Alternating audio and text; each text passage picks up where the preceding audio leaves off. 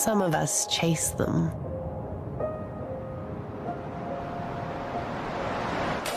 For 75 years, we've been driven by dreams.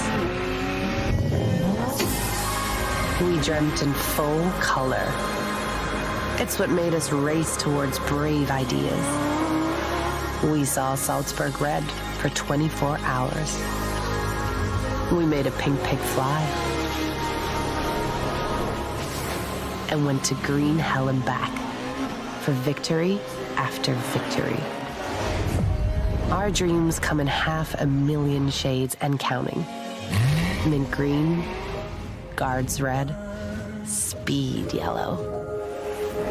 We've always been for the bold, the bright, and the brave. Even this guy. Our universe is one where dream is a verb, an invitation. A place where artists, racers, and innovators come together. The product of one man's dream. We've been undoing what's always been done. Together, our dream will color the next 75 years. Open your eyes, take the keys. Join us here.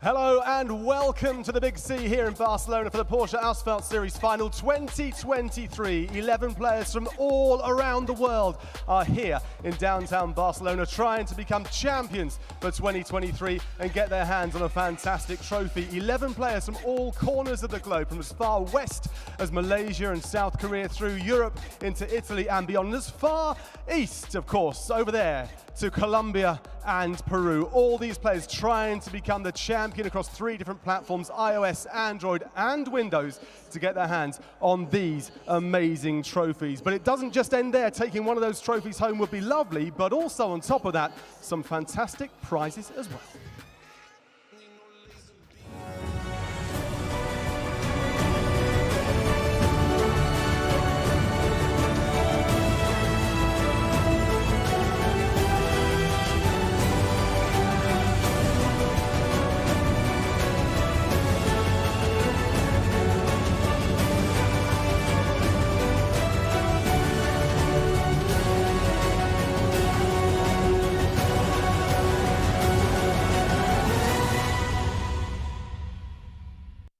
You know, I was given one of those watches as well. They're a thing of beauty. They said to me, I've got to give it back at the end, but I can see the doors just over there, and I reckon if I hot-tail it out the door by the end, I should be away and down the road before they catch on. It's not just me here taking you through the proceedings for this amazing final. There's a great team on commentary as well, and they're led by Gio. Over to you. Thanks so much, Bryn. Yeah, I'm so excited to introduce you guys to our casters. Let's start off with Marv and see what he's all about. Yeah, this is going to be a really interesting season this time around. Oh! It's such an unbelievable thing to see. He rarely ever wrecks, and we can see him going through on the clip side because every player knows the tricks of this map. So if you don't do it perfectly, you're going to fall behind. But Pulsar does have the opportunity to maybe go a bit low on this jump to go around. Ooh, we're going to see very identical routes. Oh my gosh, K wrecked on the barrier there. It's easy to mess up. You might not see it coming, but... We have the man himself right here. Marv, welcome to Europe for the very first time. What is it like to be coming and doing your first international tournament? Oh my gosh, it's crazy. I'm so excited to be here. The energy is intense and I absolutely love it, and this is going to be so exciting. It is going to be insane, but we can't have just you. We also have to introduce Lethal. Let's look at the man in action. He was the highest KD during the first couple of days. Yeah, he's leaned out just a tad, but it doesn't matter. He's shown some great skill. Still pushing on forward, but Stanix is just going to wall ride a tad just to try and get... Oh, he actually crashed trying to wall ride onto it. The thing is, though, sometimes you need to show that raw passion. Why you're here, why you want to be here. This is going on forward, but it looks like Nilo crashed right at the very end. And that's going to cost him the entire series. Not your first time in Europe, though, is it? It certainly isn't, no, but I'm just really happy to be super excited to see the outcome of this tournament on all these platforms and some incredible players to boot across the globe. Yeah, it's going to be pretty wild. It's going to be an insane day, but let's have a look at how the competition is going to work. The stage is set, engines roaring. The world's best drivers are ready to battle it out on track in the Porsche Asphalt Series 2023. For months, these drivers from all over the world have been training, competing and pushing themselves to walk away the Porsche Asphalt Series 2023 champion. 12 contestants, 4 open qualifiers, 1 grand final in Barcelona. With over 10,000 euros in amazing physical prizes provided by Porsche, Tag Heuer and Bose, as well as 15,000 euros in cash. It comes down to Barcelona, where legends are made. Yes, indeed. Legends are made. This is the place of dreams. We've got these amazing 11 players coming, playing along 3 different platforms. I mentioned iOS, Android, and Windows. And if you probably maybe are unsure of this before, you can play right now at home. You can download Asphalt 9 Legends for yourself on any of those devices, including Xbox 2. So get downloading, get playing, and who knows, you could be here in the Big C next year, maybe taking home one of those amazing trophies, and you'll be playing here on these desks of dreams where you and your skill alone will give you the advantage over your opponents. Now, we'd love to hear from you watching along at home right now. We'd love to know your thoughts, so make sure you get involved on the social hashtags. Asphalt 9 Legends, that's one of them. Porsche Asphalt 9, that's the way to go. We'll give you a couple more as well so you can get across it all. Asphalt 9 Legends, Porsche Asphalt Legends, there's a couple of ways. The other one using the hashtag A9esports. I'll give you those a little bit later on as well, but get involved, get in touch. We would love to hear from you over the course of this afternoon's event. Now, on top of that, for you at home, you want something for free, don't you? How about this? You can download for free 8 liveries, 8 unique liveries using the code that's on your screens. Get there quickly, though, because that code will only last for 24 hours, and then it's gone forever. So if you want those liveries, get cracking, get downloading, use that code right now. We're pretty much ready then to start the competition, so enough from me. Let's hand back over to the commentators and the commentary team with you, Gio. Yeah, I am super excited to learn everything about this tournament, but first, let's have a discussion about the brackets. We've got 3 different platforms that we're going to be working on, starting off with iOS, but we do, of course, have a competition update to start things off regarding the iOS bracket. Due to a last-minute player forfeit from the iOS category, the following format will be used. Each player will face one another in a single round robin. The matches will be a best of 3. All matches will use the same track list. A match win will gain a player 1 point. The 2 players with the highest points will progress to the grand finals, but in the event of a 3-way tie, the times from the first track will be used as a tiebreaker. So it's going to be a little bit different to what's happening in Android and in Windows, but ultimately we're going to find those grand finalists either way. We should probably start talking about who it is that's going to be competing in this bracket, though. For our first iOS game, we have RPM Alex versus RPM Fra. Now, these are pretty 2 heavy hitters. Yeah, absolutely. RPM is definitely like one of the biggest clubs in Asphalt 9, and these 2 legends are, well, they're legends. They've been playing this game ever since the beginning, and they've had a rivalry between the clan itself, so it's going to be really exciting to see who comes out on top. Yeah, and Lethal, of course, the thing with Alex is it seems he's always the bridesmaid and never the bride. Like, isn't it his turn to win something? It is. It's like I mentioned before, he's so overdue a victory, it's absolute madness. The amount of second places he's had, he's been definitely one of the most highly consistent players, not just on the platform itself on iOS, but just across the board. And it's just amazing and just mind-blowing that he hasn't got that victory underneath his belt yet. But the question is going to be, is this victory going to come here today? Yeah, but I mean, Fra, he's also incredibly strong. Top 4 at multiple tournaments. Do you think he stands a chance against Alex? Oh, I think Alex is hungry, man. He's been losing all those second places ever since the beginning of Asphalt 9, so I think he's hungry. Fra's really got to pull out something special in order to beat Alex. I mean, who knows? Anything could happen.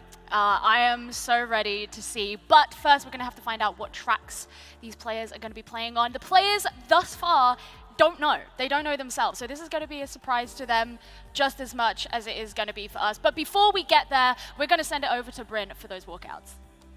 Thank you very much indeed. I've made my way here back onto the stage. You probably saw me lingering in the background. I tend to do that a fair bit, just looming over your shoulders. But here I am on the stage, ready to welcome on then our first two players. They've talked about them a fair bit so far. Let's see them in action. Both of them from Italy. Please give it up then to both RPM Alex and RPM Fra. Here they come, make some noise.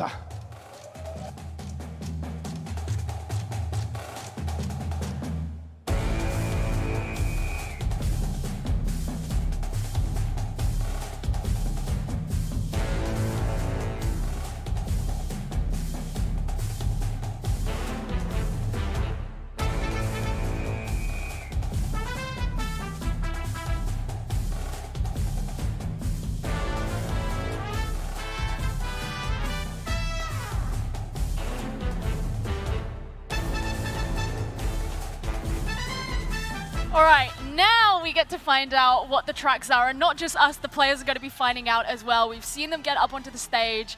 It's actually starting to happen. So let's see where these players are going to be playing. We've got New York, Leaps and Bounds, Cairo, Nile River, and if they get onto the third track, obviously best of 3, don't know if they're going to get there yet, we'll be going to Greenland for the Volcano Run. Yeah, this is a really good mix of tracks. Cairo and Greenland, both very top speed oriented tracks. New York has a really good twisty section as well, so these players are going to have to be very critical and very tactical with their movement in order to gain advantage of those Porsche cars. We'll see in a minute here, but yeah, it's going to be very exciting. Do you think any one of these players has an advantage based on these tracks? I wouldn't say so far, no, but that first track of Leaps and Bounds is going to be an incredible indicator to see exactly how these guys are going to perform. When over online, it's a little bit dicey in terms of how they do perform in a lot of ways, and normally on land, it gets a little bit different. The pressure normally sets himself, and a few bumps on the road does happen, but I think for Fra, he knows how strong Alex is as a racer, just overall in general, so it depends how dirty he wants to play at the beginning, how he wants to use that initial boost on the get-go straight away, and what his strategy is to maybe try and overcome Alex. I mean, look, given the fact that we spoke about Alex and how he has, you know, come second place in a lot of these tournaments, he's had some really good results, but not quite enough. Do you think that hunger behind him that you mentioned is going to kind of like fuel him? I absolutely think so. And I was speaking to him earlier today, and I was like, you going to go for any dirty plays, any knockdowns to try and guarantee that win? And he was like, I don't know, we'll see. Oh, yeah, so. I don't know. Yeah, exactly. Well, yeah, so we'll find out. When they say they're not going to do dirty plays, that's when you know that it's an absolute lie. I mean, do you think, so here's the thing. We're working in these best of 3s, and obviously there is the chance they could go to 3 maps, or it could be taken in the first 2. Do you think there's any chance of the mental game kind of coming into that? You know, of these 2 players, is either one of them more likely to be mentally booned or like really boosted by that early win?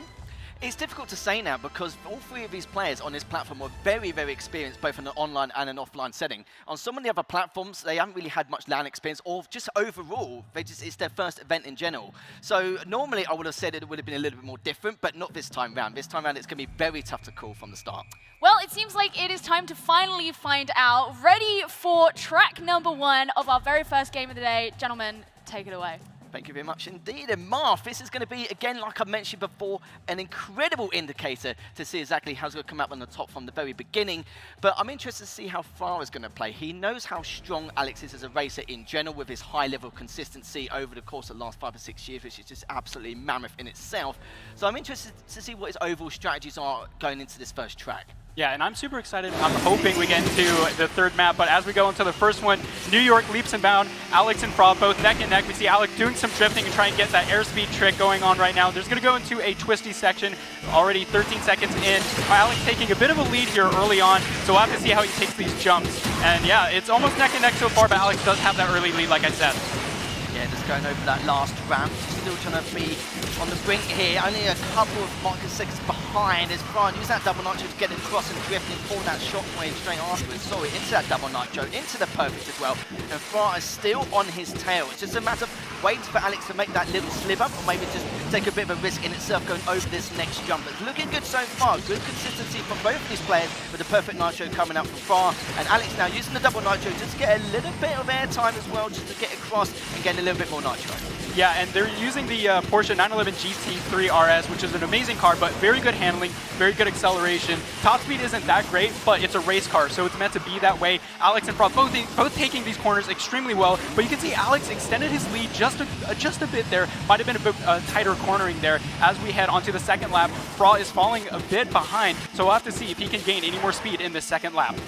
Incredible nitro management from both these players so far, as Alex has gained a couple tenths of a second over the last half minute as we're still progressing towards this second lap, and Alex now does hold off on that nitro to show the shockwave across this next ramp. And again, we mentioned about the man's consistency and how he's been performing over the last 5 or 6 years and really putting on the show so far. And again, give us the indicator we desired, using that shockwave, blocking it now to go with this next side angle, and it's going to be quite tough for Fra to try and close this gap. But he has closed the gap a little bit here, Mark.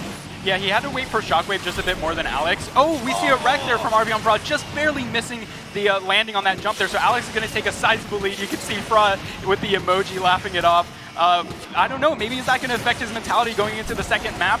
But yeah, this is definitely going to be a guaranteed victory for Alex. He really doesn't mess up all that often. We talk a lot about these players. If they make a mistake, that could be, you know, the end of the run. But I highly doubt Alex is going to make any mistakes as we come onto the double barrel roll here to the end of the first track. Alex with that sizable lead as a result of Fra's mistake, and he's going to go 1-0 up in this series. Lovely stuff from Alex. What we expected and anticipated from him, and even if Fra didn't crash anyway, the results still would have been the same. But great stuff from Alex already.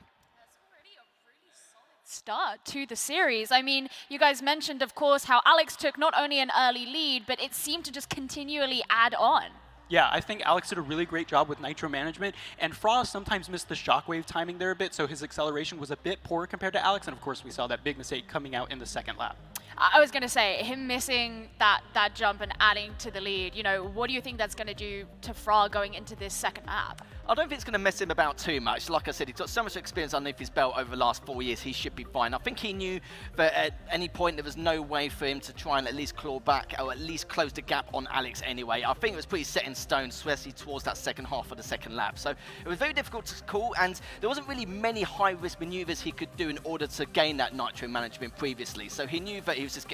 I think in the second lap, he was probably already getting ready for the second race at that point. Yeah, I mean, Muff, heading into Cairo, what do you think it is that Fra has to do to ensure that he can get the win on that map? He has to be extremely risky with his maneuvers for these airspeed tricks. You get 30% more top speed in the air than on the ground. So in order to do that, he's going to have to be very risky, maybe taking those on the railings. We'll see sometimes they might wreck, so he's going to have to be very precise with those airspeed tricks because he has to keep the lead compared to Alex, because Alex is not going to give up. He's not going to make those like super crazy mistakes like Fra unfortunately made in the previous one. So he has to really be risky. He has to go on an endeavor to find as much speed as he possibly can in the second lap or second track. It really seems like the precedent is being set here early, right? Yes, definitely. I think one thing to point out is that there is some players here, not on this platform, but especially on Android and Windows as well, is that they can play a little bit safe, but Future Flash and Alex have a reputation to never play safe. Even if they've got a 4 or 5 second lead after an initial crash, they just continue to play how the game should be played, not take any,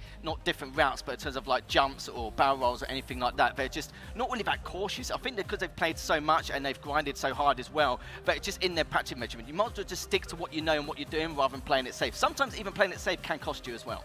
I mean, what sort of advantage do you think there is here, considering the fact that, you know, these two players, they're a part of the same club, they're friends, you know, they know each other very well, they probably race against each other a ton. Like, do you think they've got, like, the extra little, like, ESP on each other? I don't know. It's because all the time in these clubs, they share these different tricks with one another. So we'll have to see in the second track if Fra pulls out anything that Alex might not know. Okay, well, the second track we will have to go and see. It is ready for us now, so boys, take it away. Cheers, Gio, and we're going to see if Alex is going to have a clean sweep, a great start to his tournament run so far, or if Fra can bring this back. And it's funny because obviously all 3 members of RPM is basically an RPM platform at this point. Yeah, it's very funny. RPM seems to be snatching up all the good players, including myself. So yeah, it's going to be RPM all the way for iOS. Yeah, it'll be interesting to see what Alex is going to do here. It's like I said before, there's going to be a lot more ramps, a lot more airtime, of course. You know, bringing out the 30% difference in comparison to how you get the visual nitro. And now we're going to witness how Fra is going to try and bring this back if he can. That's going to be another story here.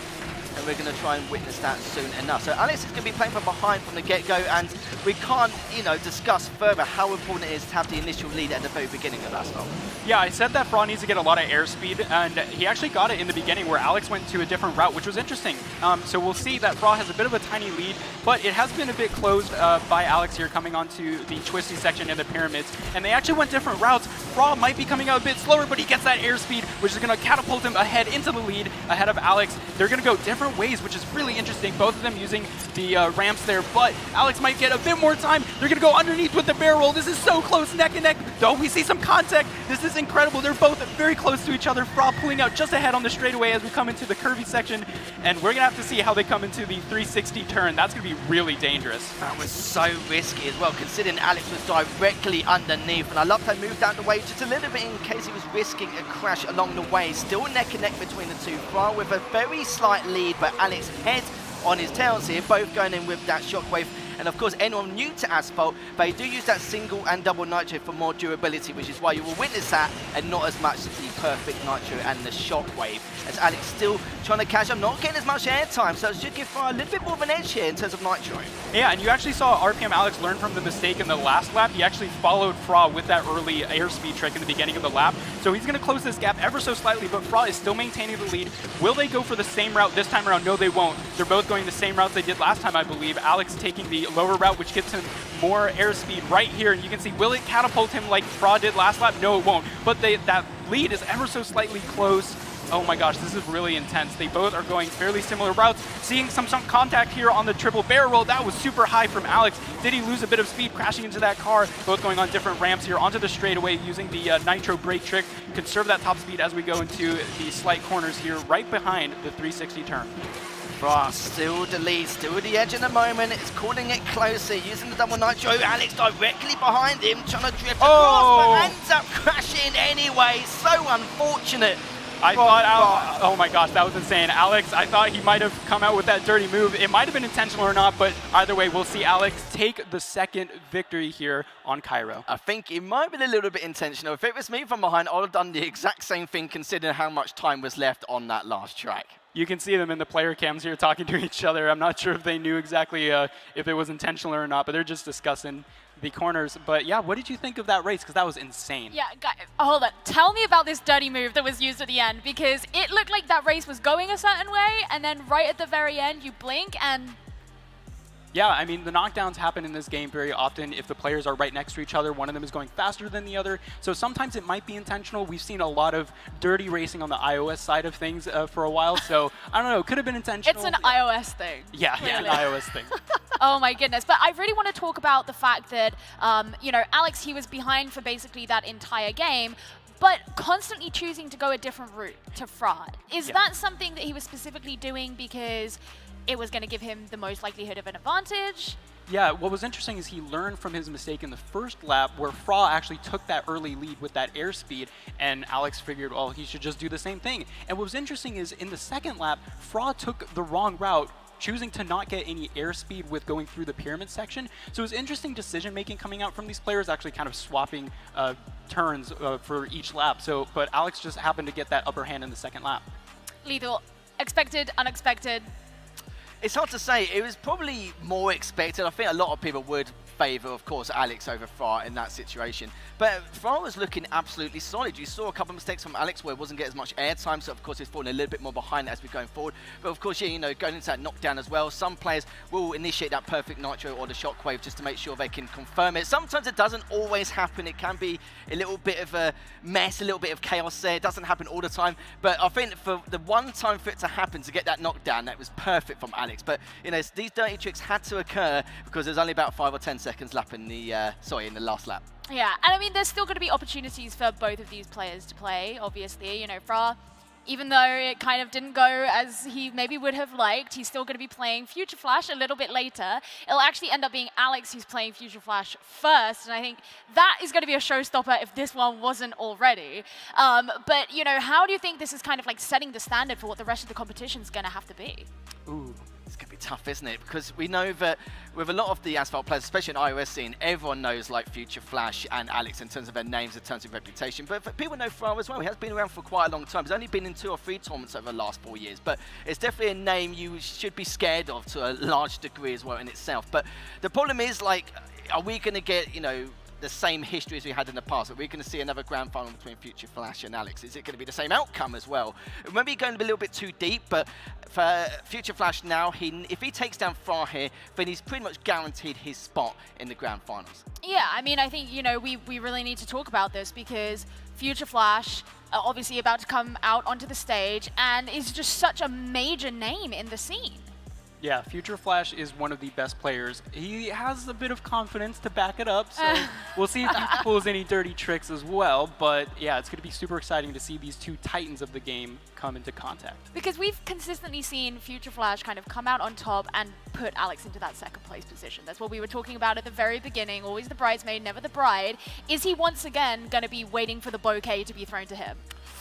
I don't know yet. I think we've still got a little bit more to see. But the thing is, though, Alex has more than enough potential to do. It's like in the previous grand finals we saw, the last Open finals last year, was the fact that he had a 2-0 lead, a comfortable lead. You know, at that point, especially in the Asphalt scene, it's like just a matter of time really before he takes it. But it just means that you can't give Future Flash any kind of inch in any way, shape or form. I think we've witnessed that. I think he's learned from his mistakes in the past as well. And you've got to remember, Future Flash isn't the only person who's taken him down, but he has taken him down the most in the grand finals they competed against each other. So of course, now it's going to be lingering in the back of his mind a little bit, but we'll have to see how that comes. Well, I am so stoked to see these 2 titans so early in the competition go up against each other. So let's have a look at them walk out onto the stage. To Gio and to the team, they've been talking up a big fight between these 2. Let's see them in action, shall we? As I come here onto the stage, we welcome in from Greece, Future Flash, and back from Italy, RPM. Alex, make some noise here in the auditorium. Here they come, the next matchup.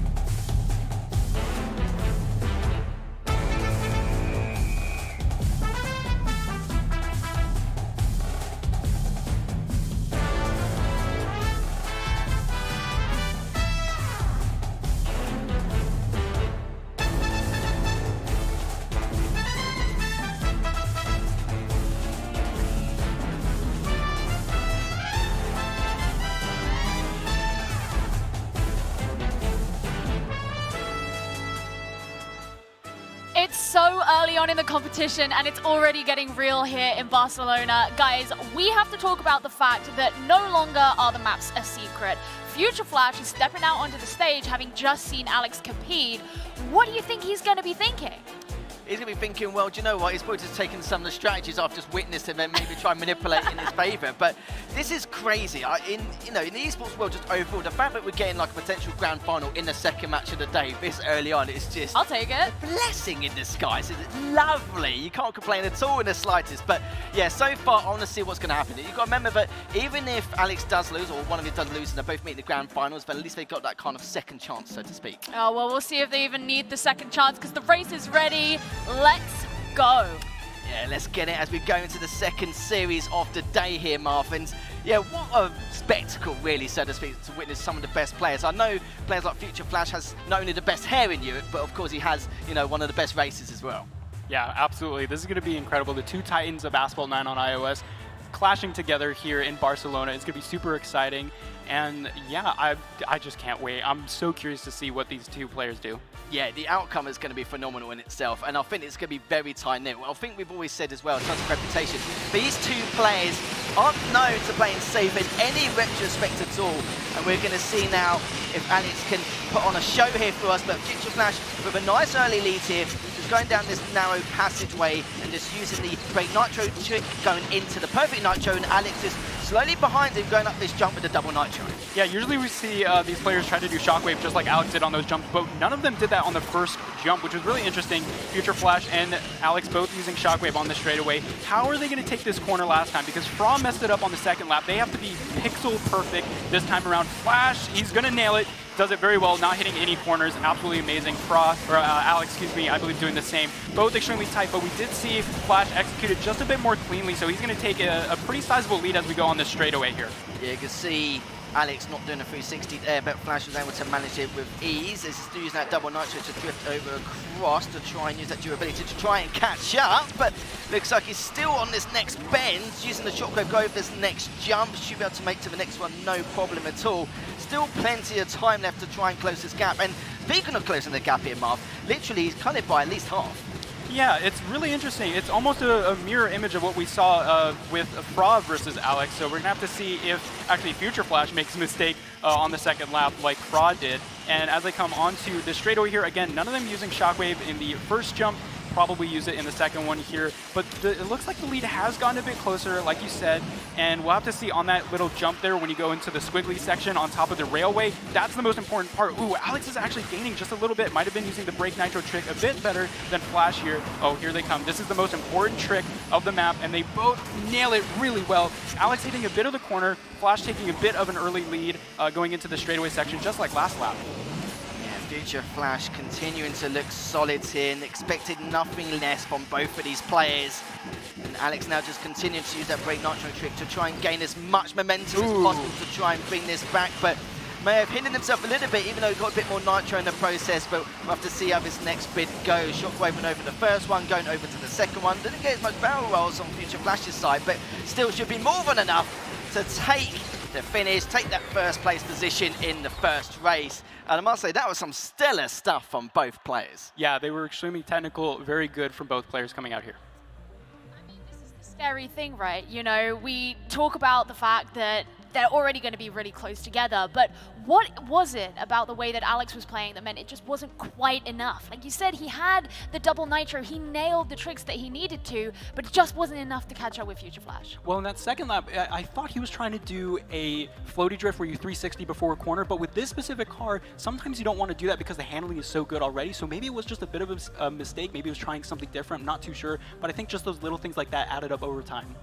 You know, Alex struggled a little bit on Cairo when he was in the first series. He did end up taking the win on it, but only just. Is there any concern, Lethal, that you think that he might not actually be able to bring this back in this second track? I haven't got too much of a concern as of yet. There wasn't really any major faults. It was just a couple of bits and pieces that cost a few tenths of a second, but did add up. You saw him actually clawing back for the majority of that, but of course, there's certain factors need to take in place with Asphalt as well. Of course, you know, talk about the break nitro trick constantly, and you have to use it just a little bit more sometimes in order to gain a bit more momentum to try and catch up. And it's not something, it's something you do definitely want to avoid at all costs if you are falling a bit behind. But it's the very little things that make up a big difference. But it's the also one of the minor things we can do in order to try and claw back. But you saw from there, it was very, very tough, very difficult. And there's a couple of moments where Future Flash very rarely made a mistake. You saw in that huge jump as well, barely touched the sides at all in the slightest. We saw Alex on that final jump as well, but we realised by then that it was curtain call there for Alex and Flash taking that first track win. And I think that's going to be the problem, right, in both of these series, both this one and the one that's coming up with Future Flash playing, is you're not going to see him make a lot of mistakes. But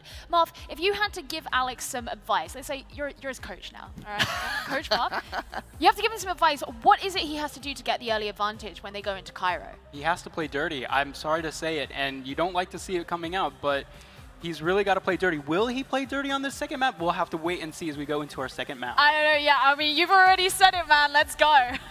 Well, he's done it once before here, Martha, and do you know what? Will he do it again? If I was behind, I absolutely 100% would, and I wouldn't blame him at all in the slightest. Because with his two plays, you don't really see them in terms of reputation actually play that dirty, but in this kind of instance, you may have to, especially when it's a big talking point as well, closing that gap and trying to obviously edge up towards the finish line in the second lap. But Future Flash with that early lead here, using the nitro early just to gain a slight advantage. Me personally, I always like to have the lead very early on, even as risk using that single nitro very early on. But Alex doesn't seem to mind. He wants to just try and maintain the amount of nitro he has so far.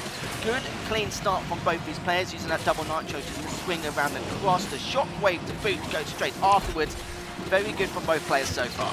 Yeah, nothing super risky coming out from these players. I was surprised to see none of them actually use the trick that Fra used to gain the early lead in the beginning of the track, going for that airspeed. Very interesting. Ooh, Alex with a bit of a weird 360. I don't think that's going to cost him too much, but Flash is going to still keep this lead very slowly here on this straightaway section. Both players getting really up to speed using these barrel rolls on the flat straightaway. This is actually really close, both going separate ways. They're neck and neck. It's so beautiful to watch. It's like synchronized swimming, that last bit. Not too sure why that came to mind, but Alex now with that perfect nitro, still trying to close this gap, and he has done bit by bit, and that barrel roll is going to help him massively with the nitro gain he had in comparison to what Flash just did. So it just shows that Flash is playing a little bit safe here, just in case. A little bit of a bump was going to cost at least a few tenths of a second there going into the second lap mark. I think he was trying to get that shockwave go into the inside line and overtake Flash, but Flash actually blocked him. That was really insane contact. No knockdown, thankfully, so both of these players are thankful that that didn't happen, but that means that Flash is going to have a very sizable lead coming into the second lap, going onto the straightaway. They're not going onto the rails, which you can actually jump onto to get some airspeed, but they're not going to take that risk this time around, especially Flash, understandably so. He doesn't want to lose that lead through any risky maneuvers. Alex, though, taking the different route. He's going to go underneath, which is a bit slower, but he uses that airspeed to get a bit faster. He's not going to be able to slingshot like he did in the previous game, so he's still going to be far behind on this super straightaway. Yeah, he saw, of course, a Flash shockwave in over that last jump compared to Alex there using the double nitro, again, using the fake nitro once more to try and get a little bit more momentum, double nitro in over that last jump.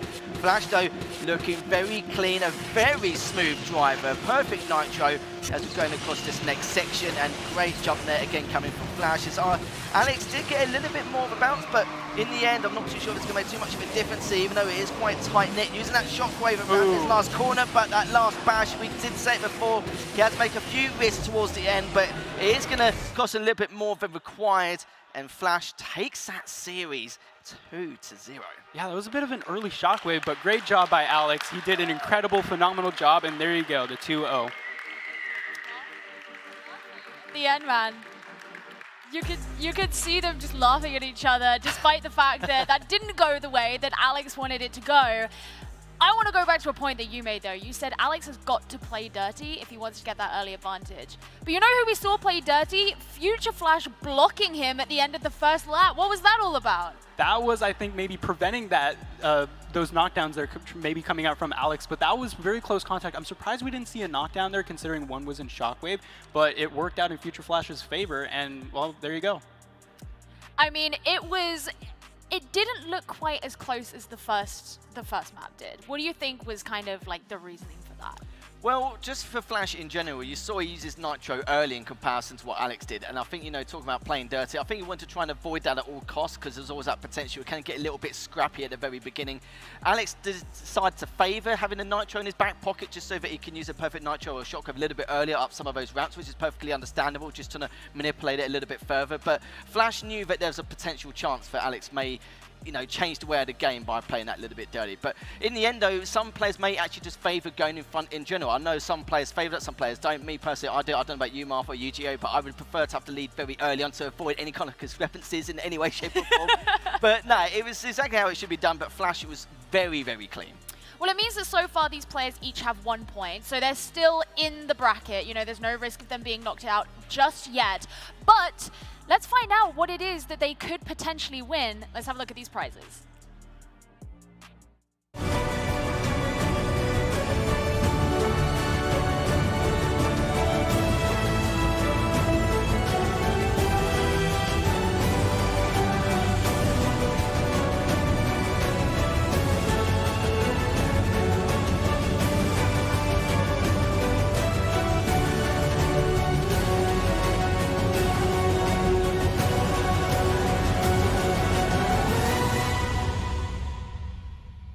Well, I'll tell you what, the stage is set for an absolutely thrilling third race here with two of those performers out on a point each, and Alex needing to get one to stay in it for it to go to a countback. It all gets very, very technical, but before that, you're watching at home right now, and you might want a freebie. Of course you do. We all want freebies, don't we? There's going to be a code on your screen. Have a look at that code and then make note of it, because you could get these amazing 8 liveries. They're unique. They could be yours. There's a code there for you, but you must do it in the next 24 hours, because then they'll be gone. That code will be gone, never to be seen again. and with it, those unique liveries too. So make sure you grab hold with both hands. Do it right about now. Well, we are getting ready for the third race then in this first matchup, this amazing competition here. There's going to be coming to a close in about 4 or 5 hours, something like that, with the big grand final. We'll give you all the details then, but let's welcome onto the stage, shall we, for the third and final race of this particular round. We've seen them once already. It all comes down to RPM. Alex, can he stay in the competition? We're about to find out. Please welcome Future Flash and RPM Alex. Here they come.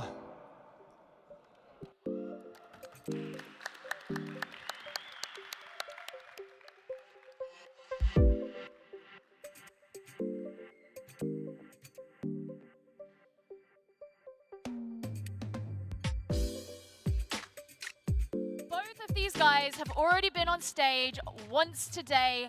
We have 1 point in the bag for Future Flash, but nothing yet for Fra. What is going to happen here? It's really hard to call, isn't it? Like, Flash just looks disgusting, doesn't he? It's incredible how he's been performing so far, and it's going to be extremely tough to take it. But of course, for anyone at home, for Fra, if he does take this, will go to a tiebreaker. And the question is, will he be able to do it? This is going to be the big asking point as well. Fra is, don't get me wrong, an incredible player himself, don't get me wrong. But the way Flash has been performing so far today already, I know it's just 2 tracks, but it's enough for me to say, do you know what, he's looking pretty damn fine right now. Marv, before we head into the game, give me your quick prediction. Oh, I think Future Flash is going to take it. He just has that confidence, and Fra was looking a little shaky on that first track there, so I'm thinking Flash is going to take it. Well, we don't have to wait to find out. The players are ready. The game is ready. Let's head straight on in. Yeah, let's see how this last series in this group is going to go, and we'll have to see what Fra can do here to perform his absolute maximum to take down Future Flash. And let's be honest here, Marv, not exactly the easiest feat in itself, is it, going into this first race of this series? But let's see what Fra can do here, as already both of them decided to go for that early nitro. And you can see a little bit of a bump there as Fra going a little bit nitro, but the problem is still a little bit behind Future Flash. Yeah, a bit of early contact there. I would not be in Fra's position, or I would not be happy to be in Fra's position right now. The confidence on Future Flash must be through the roof, especially after 2-0ing Alex. And we see a bit of a lead coming out from the man himself, Future Flash, coming into the bend here. And again, what that section is just after this, the sharp corner trying to go up onto that track, it's going to depend on how these players, how tight they can take those corners. And look, we'll see here, Flash taking an extremely tight corner, hitting the bit of a wall. Ooh, Fra actually making the same mistake he did previously and wrecking in mid-air. That's very unfortunate. That means Flash is going to take a huge victory, or a huge lead here. And you can see Fra doing a bit of a little complaining emoji there in the chat. Yeah, Flash is, well, he's well and truly ahead now. Yeah, he's at least 3 or 4 seconds ahead at the moment. That's going to take something monumental for him. So even if he crashed himself, I think he should be fine. But of course, the crash just depends on the circumstances there as well, in the scenario he's in. But Future Flash just doing what he does best, shockwaving over that last jump, just forcing it a tad just to get ready for go around this next bend under the bridge. Shockwaving underneath, and now that singles into the perfect nitro straight afterwards. Future Flash here is continuing on the warpath, going around these corners, but it's pretty smooth sailing apart from these 2 jumps. As long as he successfully goes over them, no problem at all. But it's like I said before, him and Alex are known to not really take any element of caution. And Fra now just doing everything he can just to try and close this gap, but it's going to be very highly unlikely. As we know in the asphalt scene, normally that first crash will normally do it for them. And Future Flash is continuing to do this fantastic jump, shockwaving over, a little bit of a slip up, but doesn't matter. It's not going to cost that much time. Yeah, usually I would say, hey, you know what? There's always a chance for Future Flash to mess up, or the player ahead to mess up, but it's Future Flash, so yeah, that's very unlikely. And Fra was doing those emojis in the chat. I think he kind of gave up pretty early on, especially after that first wreck there on the ramp up to the track there. And yeah, Fra very, very behind, and Flash is definitely going to take this second lap here on New York. Certainly is indeed, as Flash will be taking this. Fra now just finish off the race and just probably collecting his thoughts, deciding what needs to be changed, what needs to be done. But you are absolutely right though, Martha. It was that one jump again, which he sadly failed upon, and it's going to cost him the entire track. So it means he needs to create a reverse sweep in order to keep himself in this competition. And we haven't had a map 3 yet today. Are we likely to see one? Ooh, I doubt it. Fra's looking shaky. Fra's looking shaky. It's not looking good for him. I mean, talk to me about this fact that he repeated the same mistakes that he made in that first game against Alex. how did that even happen? I think he tried to go beyond the barrier where the game allows you to go above that track area. I figured he would have learned from his first mistake, but it's really unfortunate. I mean, these players don't make that many mistakes. It's very rare to see two of the same mistake coming out at the same time. I mean, what are the odds that this is, you know, stage fright, a little bit of nerves? We are still, of course, in the first bracket of the day. The iOS bracket comes up first. So could it be that he's just kind of like feeling the pressure a little bit? It could be. Sometimes it doesn't matter how much LAN experience you have as a player. It can creep up on you from time again. You've got to remember, it's the first LAN event we've had in 4 years, so of course we've had a little bit of a break leading up to this event, and it just means that, of course, you've got to not regain that experience, but kind of de-rust the offline experience overall. It could be that, don't get me wrong, maybe it's just take a little bit of a risk because he knew how far behind he was, and I think it's understandable, but sometimes some of these tricks or some of these bits and pieces you do on Asphalt will cost you the entire track, but then again, the outcome would have been the same anyway, so if you don't risk it, you know, what was the point in the first place? But from what we've seen so far, it is quite tough. Like, Flash has been one of the smoothest players on the circuit. He's always has been, always will be, but he just reeks of confidence. We've seen it throughout the entire week and leading up to this event and leading up to today as well. And yeah, he seems to be quite comfortable to take it. But yeah, like you said, we're going to go to a track 3. It's not looking likely, but I'm hoping Fra changes that a little bit. I mean, there's going to be so much pressure going into this next track because not only has Fra got to win it if he wants to keep himself alive in this best of 3, but also to keep himself alive in the bracket overall because he's the only player without any points. But also on top of that, if he were to win it and get that tiebreaker point, he still needs to have a higher or a faster lap time than his adversaries. So this is going to be a really, really tough one here for Fra, but he's going to have that opportunity to try and prove himself here in Cairo. Guys, let's see if he can do it. See if we can do it indeed. It's going to be extremely tough to call because we know that with this track in particular, Fra had some incredible advantages, didn't he, against Alex in our first matchup of the day. But the question is, can he replicate that? I think that's going to be the next question going into this second track. So it's all to play for here for Fra with Flash with the 1-0 lead in this best of 3, and let's see what he can do.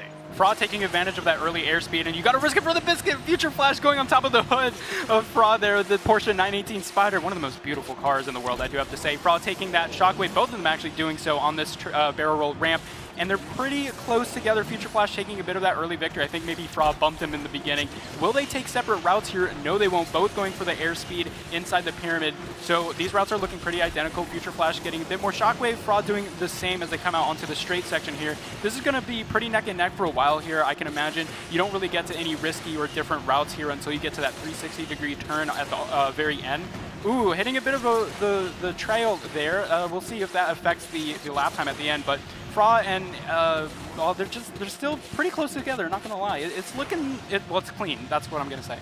The speed Fra has at the moment is actually gaining on Flash by quite a fair amount. Flash using that double nitro over the last jump. This is a slight perfect to get a little bit of a boost around his corners. Fra just hit the edge a tad, got the shockwave though, as actually Flash using the shockwave himself. Fra's going to replicate that and continue going into this second lap. But Fra, from what we've seen so far, 10 times better on this track in comparison to what we've seen the first, which is why there's a potential chance for this to go to a track 3. But let's see what he can do here. Still trying to close that gap, but the problem is Flash has now actually managed to extend it just a tad.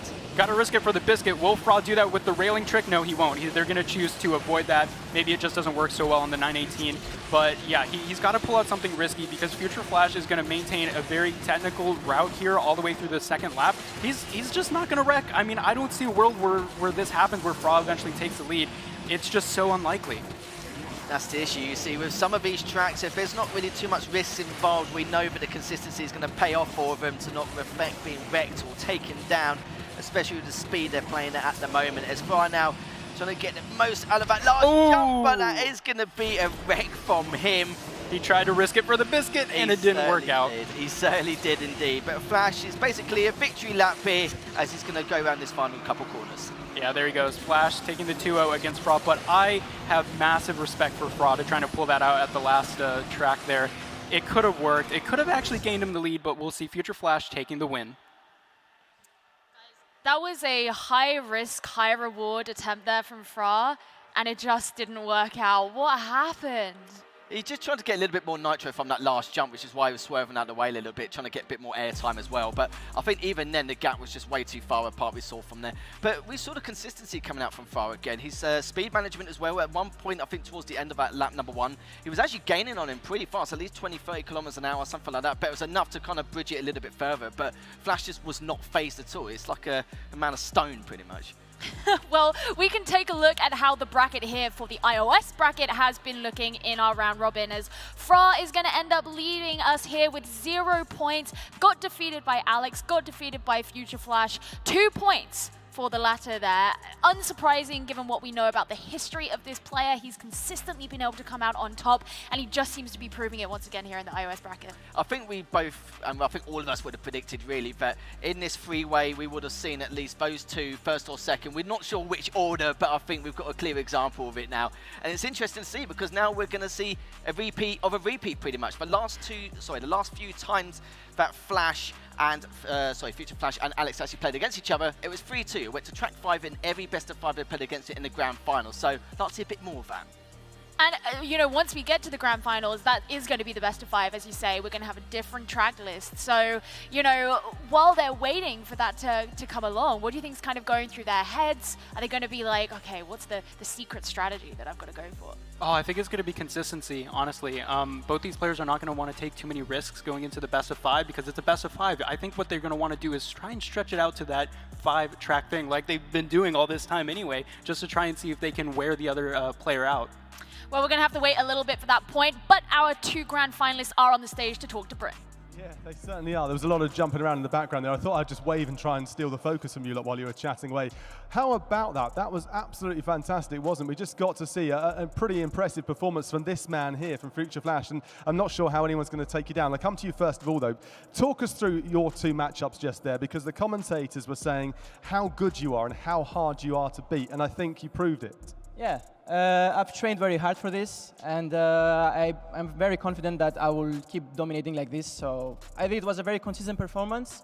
I think my laps were pretty good, and were good enough, of course, to win all of the races from both of them. So I'm really excited for the finals now, and let's see what happens. Confident that you won all the races so far. It's a daunting prospect. Let's go to Alex quickly. I think in the build-up to that last matchup, I got so excited that I announced you as Fra, but there you are. It's definitely Alex. You've definitely got through as well. It was a tough matchup just there. You beat your good friend Fra there as well. So you must be feeling a bit, you know, conflicted. Well, actually, yes. Fra is a dear friend of mine, Italian as me. We basically started the game at the same moment. Fra played really well against me, in my opinion. Especially in the second match. We were very close and I managed to pass him at the very end in the last curve. So it was really tough, yes, in the second match. The first one was kind of okay. Well, look, you've got the finals to prepare for. They might be a couple of hours away or something like that. So go and get ready for that one there. We've just heard from the 2. They're going to make it to the final and we'll find out what happens a little bit later on. Back to you. We have had some confidence come out from Future Flash there. He's like, I've been preparing for this. He did not seem at all surprised that he came out the victor. Yeah, like I said, he is like probably the most confident player in Asphalt 9 right now, and it shows. Yeah, I absolutely can feel it. But then let's also talk about what Alex said, because it was a lot more emotional. He was like, yeah, Fra did really, really well, especially in that second map. He seemed almost sad that he didn't make it through with them. Yeah, when your counterpart doesn't really fall through, then it's just one of those situations, isn't it? But all from the same club anyway, not just nationality, so it makes a little bit more sense as well. Alex, of course, like you mentioned, like confidence in terms of like how they're going to perform. But Alex is extremely consistent as well, just as good as Future Flash. You know, the tracks may or may not have gone in his favour. He seemed a lot weaker on the second track against Fra, even though Fra did perform really well. And I do agree with both of them that Fra did perform excellently compared to what we've seen in previous times. But for Alex, now it's going to be what he wants to do against Flash. He's had a taste of what this series could hold in terms of a tournament setting. But now the question is going to be, how on earth am I going to take this grand final? I don't want to be a repeat of what I've seen back in Milan Games Week in 2019. I don't want to see it back in the Snapdragon Pro Series 4. He wants to try and make this work. And he knows he's beatable. Every single time we've had a best of 5, it's gone 3-2 every time. Alex having that 2-0 lead in the previous tournament as well is just saying enough in itself. He's definitely got the capability, the potential, and the skill, or the pedigree skill rather, to actually come forward and actually take it. But the question is, will he be able to do it this time round? This is going to be the question we could be asking later. Well, as mentioned, there is a couple of hours before they even have to prove themselves in the final. They got some time to prepare, but for now, we're going to send things over to Bryn. Yeah, thank you very much indeed. What a matchup that was. A shame for Fra didn't make it through, but RPM Alex did, as did Future Flash, and they'll be back a little bit later on for the finals of that one. We haven't got a third place player because there were 3 players in that one, but we have got 4 players coming up for you with the Android matchups coming in just a few moments after a very, very short break. We'll see you in a few.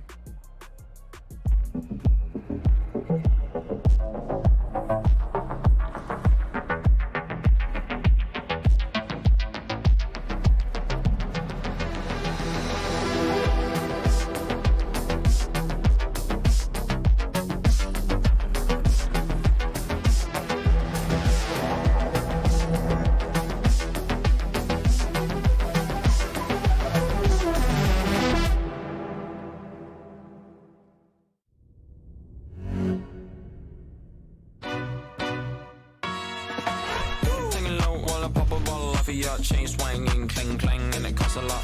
Them always up the guala, yeah, and you are not bad. Deep, keep on going till you hit the spot. Whoa.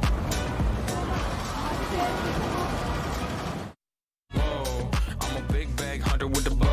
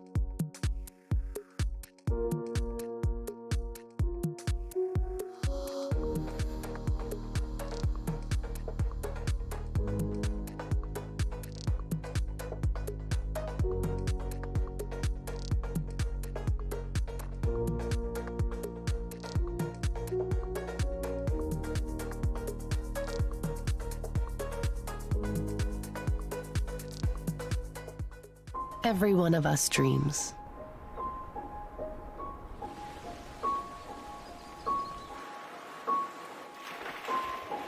Some of us chase them.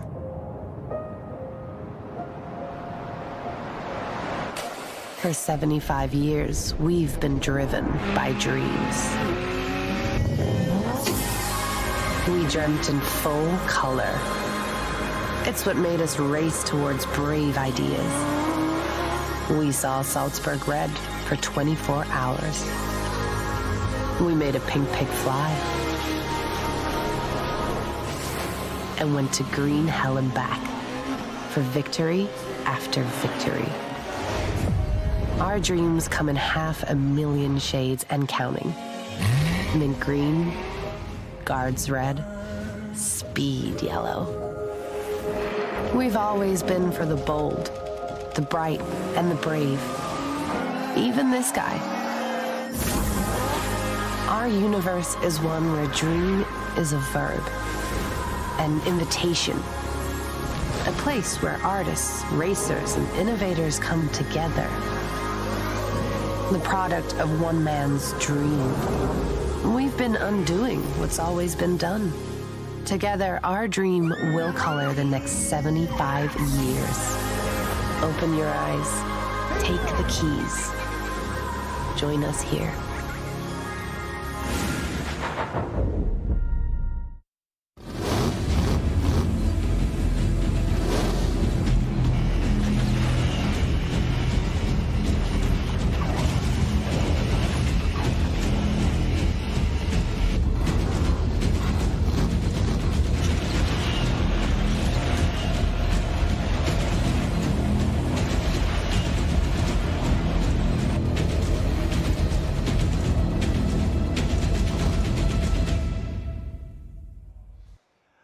Welcome back to the Big C here in Barcelona for the next part of this fantastic competition, the Porsche Asphalt Legends, the final, the big one. Everybody coming from around the world to see if they can claim one of these amazing trophies on the stage. Now, we'd love to hear from you. Had some people asking what the car is they can see in the background. I'll tell you what, it's a Porsche Taycan, a beautiful car, fully electric. 0 to 60 in around about 3 seconds, just over 3 seconds. It'll set you back a base model from about 170,000 euros. So it's quite a decent bit of kit. You can get one if you want. It's entirely up to you. Yes, lots going on here. We'd love to hear your thoughts as well. You can get in touch with us using the hashtag Asphalt9Legends. Get in touch that way, or using the A9 Esports hashtag as well. And we'll keep an eye on the social medias as well. All your comments coming in. Well, we've dealt with iOS on the round robin, and what fantastic competition we have. And we're about to move now to Android, into 2 semi-finals and a third-place playoff. So over to Gio. Yeah, we're about to head into the Android bracket, but before we go in, let's have a little recap of what happened in iOS, because this competition has kicked off pretty spectacularly so far. I think it's safe to say Future Flash, I mean, yeah, it just looks so damn good, doesn't it? And it's a bit of a worry to see who can actually take him down. Of course, Alex is the last member left standing in the iOS section. And the question is going to be, can he take down Future Flash? It's something we've been asking, and it's something he's been dreaming of for quite a long time, considering he's got a nice shopping list of second places and a lot of top 4 finishes in the platform in itself. And we'll have to see if Future Flash can continue that high level of consistency to take the gold here in the iOS platform. And Marv, Frost seemed to have a bit of a tough time in the bracket stage. I think maybe nerves just got to him because he had so many opportunities to take the lead, and he just messed up a couple of those little details there, which is really unfortunate because I think we were all rooting for maybe a little bit of an underdog performance there, but unfortunately that just didn't come to fruition. Well, we're going to have a look into the Android stage of the bracket, but before we do, here's a reminder of how the competition works. The stage is set, engines roaring. The world's best drivers are ready to battle it out on track in the Porsche Asphalt Series 2023. For months, these drivers from all over the world have been training, competing, and pushing themselves to walk away the Porsche Asphalt Series 2023 champion. 12 contestants, 4 open qualifiers, 1 grand final in Barcelona. With over 10,000 euros in amazing physical prizes provided by Porsche, Tag Heuer and Bose, as well as 15,000 euros in cash. It comes down to Barcelona, where legends are made. ready for the next stage of our competition, and that is, of course, our Android bracket. This is going to be pretty exciting. It's also going to be a little bit different to the way the iOS competition worked, just because we do have all 4 players, and so our bracket stage is going to be actually a bracket. You get to see it on your screen here. The semifinals are going to start off with Mjun versus Dark Hyper from Fury, and then we'll have the Big 71 versus Jagermeister. And as you can see, there will be a 3rd place match as well as the grand finals, but we have got to start with these semis. Mjun versus Dark Hyper. Guys, this is going to be a crazy one. These are 2 players from different corners of the earth. We've got 1 player coming from South Korea, 1 player coming from Colombia. This is going to be their first time in an international competition like this. It certainly will be, and you've got to remember that with the green player, it's not the same person from Gamescom 2018, just to give everyone a heads up, because the winner there did have a default name, and we were just double checking, but no, it's not the same player. But of course, he's won multiple titles in the Asian region as well, and this is definitely someone to really keep an eye on. Do not underestimate this player at all in the slightest. Yeah.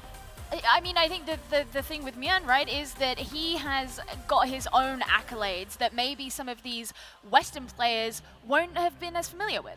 Yeah, usually we've seen a lot of different esports, different regions try to put together different play styles, and so it's really going to be interesting to see how those 2 play styles mash up together in today's tournament. Yeah, that's going to be the interesting thing. He had the best times in the first 3 qualifiers for this tournament, so he's already come in ready to prove himself. But Dark Hyper, let's have a talk about this guy. He's come all the way from Colombia, and he has also done pretty well in recent times. He certainly has done, you know, known for his time trials and his great placements. You've seen, of course, that's why he's here through the qualifiers. But in a 1v1 setting, it's going to be a little bit different. Actually, it's entirely different, actually, when you actually practice and realize the difference in being in terms of skill and the strategies you've got to require in order to invest the time in. And some people will go by qualifiers, and not many people actually invest a lot of time into the multiplayer aspect or the 1v1 aspect, so to speak. So I'm interested to see what Dark Hyper can do. Of course, we know that Mjun has the experience, of course, of winning previous championships. So the confidence on the back of him is going to help him massively in comparison. So I have to see what Dark Hyper can do in order to see what the time invested is going to pay off here in this first semi-final. I am ready to meet these players, and I'm sure they're ready to meet each other. So let's head on over to see them walk out onto the stage. Yes, indeed. And do you know what? I've switched to a more conventional atlas now. So I'll tell you, from the east, from South Korea, we have Mjun, and coming from Colombia in the west, we have Fury Dark Hyper. Let's welcome them here in the arena onto the stage. Here they come for semi-final number 1.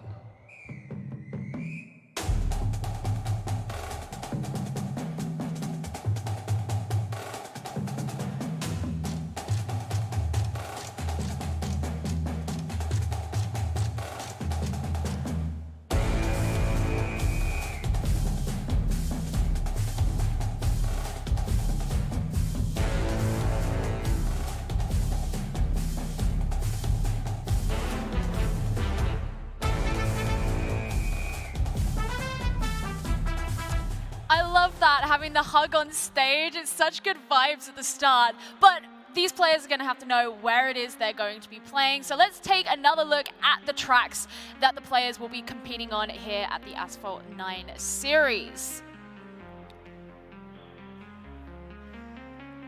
There we go, finally get that. New York, leaps and bounds. Cairo. Oh, it's not going to be New York, I lied. Scotland, the path of the wind. US Midwest, whirlwind curve. And we have Buenos Aires, the purple boulevards, if they get to a map 3. Now, our series that we saw in the iOS bracket didn't get to a map 3 at all. What are the odds we're going to see that here? I think the odds might be a bit greater just because the competition is different, and with Fra, Alex, and those that RPM game, they've all played together. So it's very interesting to see because they probably have very similar strategies. But I saw Whirlwind Curve. That's my favorite track. I'm so excited to see it. It's because he went to university in the Midwest. Of course. That's it. He's come from there. I mean, what are you thinking, Lethal? Do you think that do you have a favorite for this race?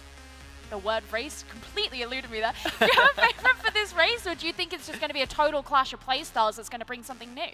Well, if it's a clash of player styles, it's going to make things interesting here, because the first one, there's a huge amount of risks involved, but the second one, there's a lot more space to play with, and normally consistency will pay off, especially with a lot of the tracks in the US Midwest, of course. And with Mjun, I'm interested to see how he's going to perform. Like I said, he has won previous championships. I don't know what the competition's like in the Asian scene, but we know that over the last 30 years in esports, especially with the Korean factor there, they're known for their work ethic. It might be one of the strongest work ethics, of course, to the planet. And it's going to see if it can pay off and show things how it's done, because we haven't seen the Korean player actually compete here since 2018. One hole in competition, different player this time round. Question is, will it be the same outcome? Gonna do it for the country, gonna do it for himself, gonna do it for all of these things. I have to ask you though, Marv, we have these new tracks compared to what we saw in the iOS bracket. So you've already said map number 2, that's your favorite, but we've got to go to Scotland first. How do you think different playstyles will favor on each of these maps? You know, what is going to work better on each compared to, you know, one another? Yeah, Scotland is a pretty flat track, so you want to try and take advantage of as much airspeed as possible, whereas Whirlwind Curve, many W's in there, it is a very top speed oriented track because there's so many places for those tricks, for those airspeed tricks. We'll see a lot in the beginning and especially throughout the mid portion of that race. And so it's really dependent on how these players can perfect those airspeed tricks going into Whirlwind Curve. Well, we're ready to start. We're ready to find out how this East versus West is going to go. Guys, take it away. Thank you very much indeed, Gio. As now going to kick things off with the Android side. The iOS shenanigans has been to put, and we know exactly who's going to be in the grand final, which will be Future Flash and RPM's very own Alex. But different kettle of fish here, Martha, as we're going to start off the Android side. And we know that Jagermeister, he's pretty much been the face of the Android scene over the last couple of years, but we'll have to see what these two can do. So again, another indicator to see what they could do to replicate and go into this, but we may be having a restart here considering the circumstances. So we're going to come back to us for now and just talk things a little bit further, because, you know, with Dark Hyper and Mjun, we always talk about the accolades of Mjun and how he's been performing in the past in the Asian scene. We don't really know too much in terms of the player base, in terms of the skill, get the pedigree of skill across the board there in the AP scene, but it'd be interesting to see what he can do in this leverage and compared to the other players in different regions. Yeah. No, go on, go ahead. Sorry, yeah, it's going to be really interesting. Like I said, those regions in esports tend to have very different playstyles, so the clash of those playstyles is going to be a bit dirty, kind of like we saw with Alex and Flash in those couple of races where maybe it was intentional, not too sure, because it was sometimes hard to see. So, I don't know, I always like a demolition derby. I'm that kind of guy. I like it when there's wrecks all over the place, debris flying everywhere. I'm an action guy, so that's really fun to see. I mean, this is one thing that's actually kind of worth asking, right? Is so we've just had, you know, all European players in iOS. You're very used to the North American scene, but here we're going to have Asia and we're going to have South America. You know, have you heard whisperings about how they compare and you know, even how you're used to in North America? Yeah, North America tends to be, there's sometimes those demolition derbies where there's a lot of wrecks, but then at the same time, there's very clinical, clean racing. So it's, I really don't know what to expect, to be honest, because it's going to be my first time seeing it live in person. So I'm actually really excited to see what types of tricks these players pull out, because that's something as well we have to keep in mind is the meta is always evolving when it comes to airspeed tricks. Are these players going to come up with something new? Maybe they've hidden together in their pockets, pulling up something last minute. I don't know. It's going to be interesting to see. I think it's also worth considering the fact that whoever it is that wins this best of 3, they're going to be going up against the winner of the Big 71 and Jagermeister's best of 3, which will be coming afterwards. Now, you already mentioned it there, Lethal, that Jagermeister's kind of become the face of Android Asphalt. Now, we'll get to talk more about him a little bit later on, but don't you think that's quite a stressful, pressurizing thing to be going into this series with? If it was me, and I was one of these two players, I would just be glad I'm not in the second semi-final against Jagermeister. I'm not going to lie to you. I don't know what anyone else thinks, but yeah, of course, with CEST not being here for Jagermeister, it's a little bit of a different story now, because CEST is an extremely, extremely strong player in the Android scene. We've seen it previously in the past tournament, but he's not here. So for Jagermeister, it's obviously not just, you know, his to win. Of course, he's going to be the heavy favorite coming into this, but because we haven't really seen much of his other 3 players and what they can do, how they're going to perform, what tricks they're going to deliver, this is going to be a key moment here to see exactly what they could do against him potentially later on. Well, that may be what happens, what comes along in the grand finals a little bit later on, but now we know this semi-finals is ready. So guys, let's see what's going to happen. Lovely. Right, let's see. We're going to Spurs semi-final very shortly here, Martha, and we've talked a lot about how these guys could perform going into this. Of course, both of them representing completely, entirely different regions.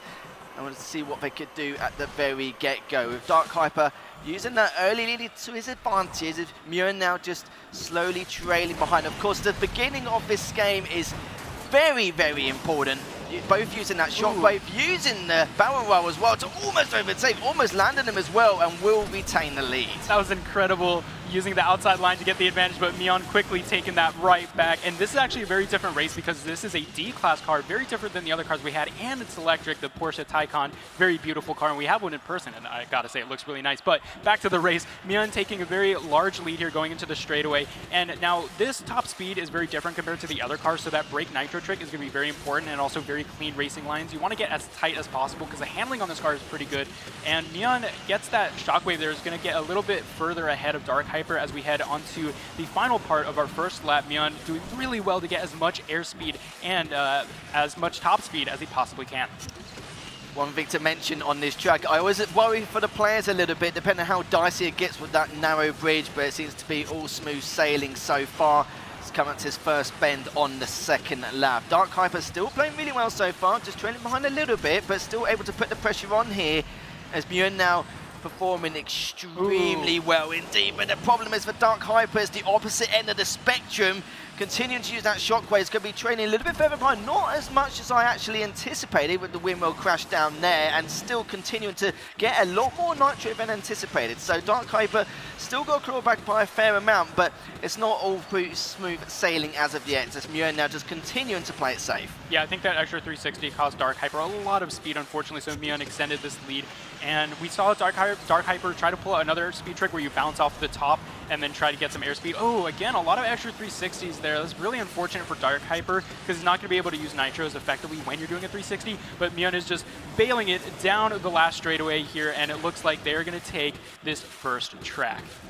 Certainly are indeed, with Dark Hyper using that brake nitro to then perfect nitro around this next corner. Double nitro over that last previous bend, but it's all said and done here just a little bit too late. No crashes, no wreck downs, no takedowns in any way, shape or form. Quite clean from what we've seen. Just a couple of mistakes from Dark Hyper, but I don't think they were proper mistakes or intentional mistakes. They were just different ways for him to try and increase that nitro management in order to try and at least have an attempt to overtake Mjun. I mean, this was a very different game to what we saw in the iOS bracket. First of all, the first time that we've actually seen a player overtake another player, and that was very early from Mjun. How did he manage to do that? Well, it was weird because Dark Hyper tried to take that outside line to go ahead, but Mjun said, nuh-uh-uh, and he went right for that inside line, using Shockwave to go right up against that barrel roll. It was really intense. I wasn't sure who was going to come out on top, but Mjun obviously did. And the interesting thing actually about his playstyle that was coming throughout the rest of that race was that later on, as you said, he was playing it safer. He seemed to be doing that. You were saying, is it going to be dirtier? Is it going to be more clinical? It seems like Mjun went for the latter in that a little more. Certainly did. And it seemed a little bit more respectable in some areas also, which is a little bit strange in itself. We're so used to what we witnessed on iOS in comparison. But with Scotland, it can be a little bit tricky. It depends on which track as well. If it was the other track where literally you start from the very beginning, you have to go to the right side, both players normally fight for that initial jump, don't they? But of course, it wasn't the same track, a little bit different.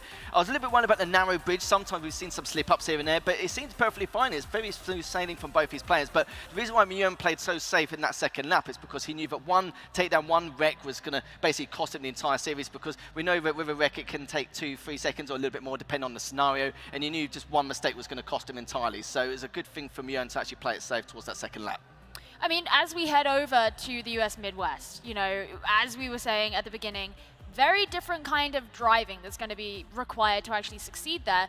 Do you think that's something where Dark Hyper, his playstyle that he's shown, is going to be a bit different? Yeah, we saw him try to take advantage of those airspeed tricks and that outside line, and it's really interesting, and we are about to see it actually with Whirlwind Curve, which is very exciting. And yeah, I'm just super excited to see what happens on the second track. I could tell my man here is stoked to get into this race, so let's do it, let's go, let's see if he can make the comeback. We've seen your cheeky grin on your face, mate. I'm going to your favourite track now, and it's good because with this track, it's like not completely different, but there is a little bit more space to work with going into this. I have to see now exactly how things are going to go, and so I think it's going to be the same result, or maybe it's a completely different circumstance, and maybe have our first track free of the day. As you can see, Mjun actually with the early lead. Using that shockwave, but a little bit of a slip up there coming from Dark Hyper. Not of something you want, of course, as it could cost him this semi-final. Yeah, he tried to do a little bit of a speed trick there, but he actually hit the other car there, causing him to go way off course. Almost failed that barrel roll, but luckily he recovered it just in time. But that means Mjun has another very large lead coming out here into the first lap. Ooh, are they going to try to go to forced barrel roll? They are. Oh my god, that is so close. Oh, they both actually pull it off. Wow, that is incredible. That was some insane driving.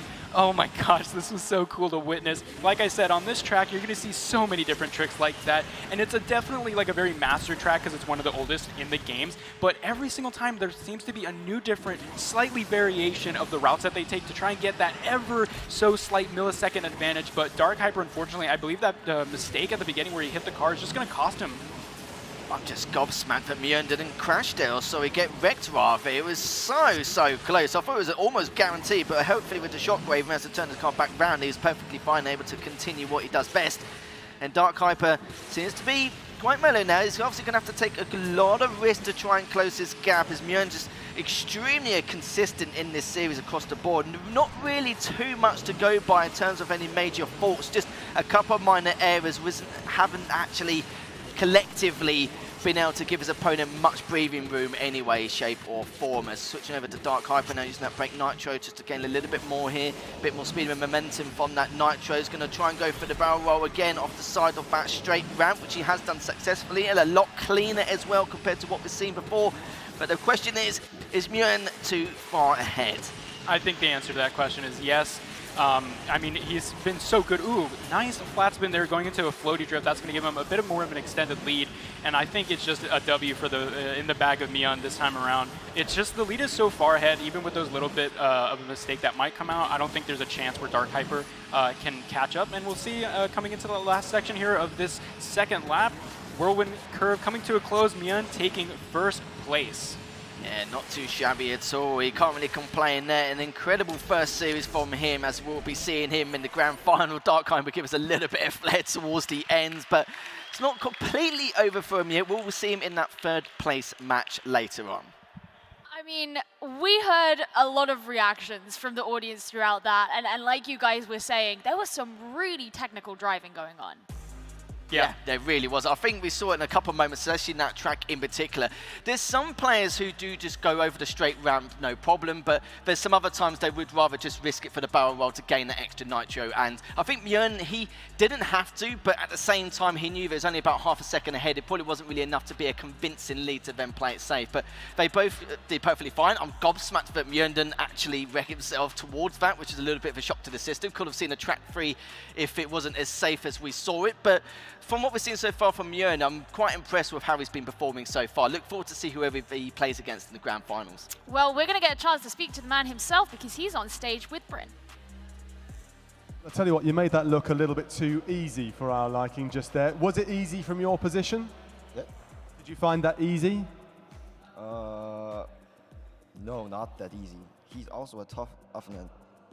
Very tough. And now looking ahead, you've either got the big 71 or you've got Jagermeister. So do you prefer to have maybe the Frenchman or the Pole in the final? Who would you rather be up against? Maybe Jagermeister, because he's my teammate. So you'd like to beat your teammate in the final. Fighting talk just there from Mjun. This is going to be exciting. We're about to find out anyway. Back to you, Gio.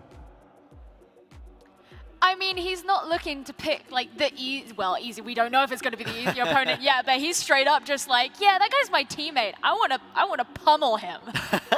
Well, to be fair, he might know all the tricks of the trade of what Jagermeister gets up to. It might be something he's quite comfortable with. The only other issue is if Jagermeister loses, then he's going to be thinking to himself, my goodness, like this guy is going to have some impeccable skill to actually be able to take someone down like Jagermeister. I've said it before, over the last 4 or 5 tournaments, over the last few years, he has basically been the face of the Android scene with his collective wins. I'm sure he's got a trophy cabinet of everything he's won on the Android side.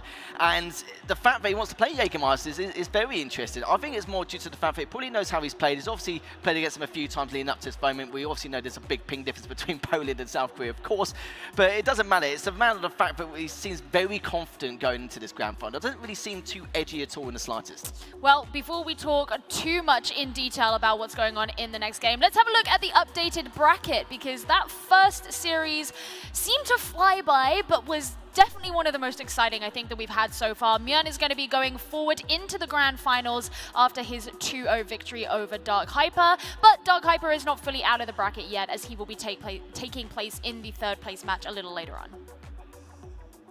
Yeah, we'll have to see exactly how things will go later on, especially. And for these guys as well, Dark Hyper, there was no doubt about it. He still played extremely clean. There was not really too many mistakes. There's obviously, some mistakes can happen when you're forcing yourself to have to catch up. It happens every single time, which is why I always say the very beginning of each track is so crucial, so important, because that way you won't have to take too many risks in order to try and escalate things further and maybe even spiral things out of control. We've seen it time and time again. But very interested to see how Jagermeister does in an offline environment. It's been a while. Well, this is going to be the exciting thing. We've spoken a little bit about Jagermeister here. We've said that he's basically the face of Android Asphalt. He's got his trophy cabinet, you know. But what about the Big 71? Because this is someone who's coming into this tournament with no previous tournament experience. Yeah, it's going to be really interesting to see because everyone loves an underdog story, but Jagermeister is a titan. I mean, it's going to be a David versus Goliath if I've ever seen one. Obviously, we had the iOS side where there was a bit of a favorite coming in with Future Flash, and we'll see how that turns out later on. But I can't imagine that this underdog story is going to particularly play out very well, but we'll have to wait and see. I mean, it does feel like the odds are stacked up against the Big 71, but could it be that he's got something like kind of secret going on that simply Jagermeister doesn't know about? Well, the problem is when you have to play against someone who's got nothing to lose, it's going to be a very tough call because, of course, Jagermeister is going to have a huge amount of pressure on his shoulders with the reputation he's been able to perceive himself as being one of the best players in the world, not just Android, but just overall. And for Big 71, he's got nothing to lose. He's got no pressure. This is his first event, so he shouldn't. Of course, he's going to have the pressure being on stage for the first time, being in an offline environment for the first time, you know, competing for the first time in a tournament setting such as this, at this magnitude as well. So, but the only thing is he's got to tell himself, you know, the fact that he's actually been able to qualify here is one thing, but making it to the grand finals is going to be another big step for him. And we know not too much about him, so hopefully if he plays like he does in his time trials, then there's no reason why he is not able to take down Jagermeister. Well, it's almost time, so let's send it to Bryn to invite Jagermeister back for what seems like the millionth time, and the Big 71 for his very first. Indeed, indeed. We know who's going to be taking play out in the final a little bit later, Mjun, but we also know we're going to have a 3rd place playoff coming up just after semi-final 2. Fury Dark Hyper is going to be taking part of that one, but who's he going to be up against? We shall find out very soon because we're going to welcome on for semi-final number 2 from France, the Big 71, and a person who's named after a drink that's got me into a fair bit of trouble over the years. From Poland, it is Jagermeister. Please welcome them for the semi-final number 2.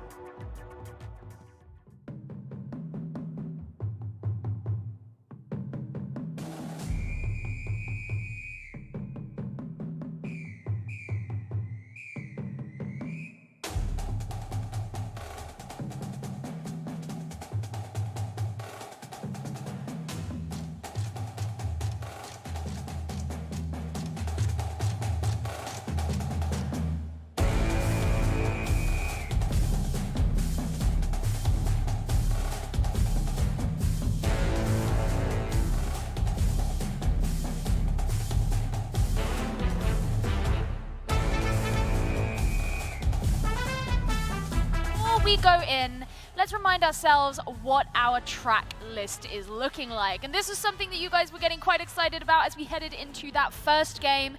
We're going to be going into, I assume it's going to be Scotland. I assume these are not the tracks that we're going to be seeing because these are the iOS tracks, but Scotland, the US Midwest, and if they do make it over to that track 3, it's going to be Buenos Aires. Certainly is, and we've seen a bit of a spectacle in that first series of how things can go, what risk needs to be required in order to try and overtake each other. It's that US Midwest one. Of course, there's a lot of space at the same time. There's a lot of ways to also come back in the matchup as well. And I think the initial beginning is going to be a key talking point to see what Jagermeister is going to do on Scotland. Well, seeing those different regional playstyles go up against each other in the first game was something to behold. But this is 2 European players, so we're going to see a completely different game. Let's go into it now. Thank you very much. As we go into our second semi-final, and it will be a best of 3, of course, again. And then we've got our next 2 series, the 3rd place playoff and the grand finals, which will be a lovely best of 5. And going into this first game now, we'll have to see exactly what the Big 71 can do, as it could be not just a tall order, but it's a David versus Goliath matchup, but it could really put on an impact. at his first event.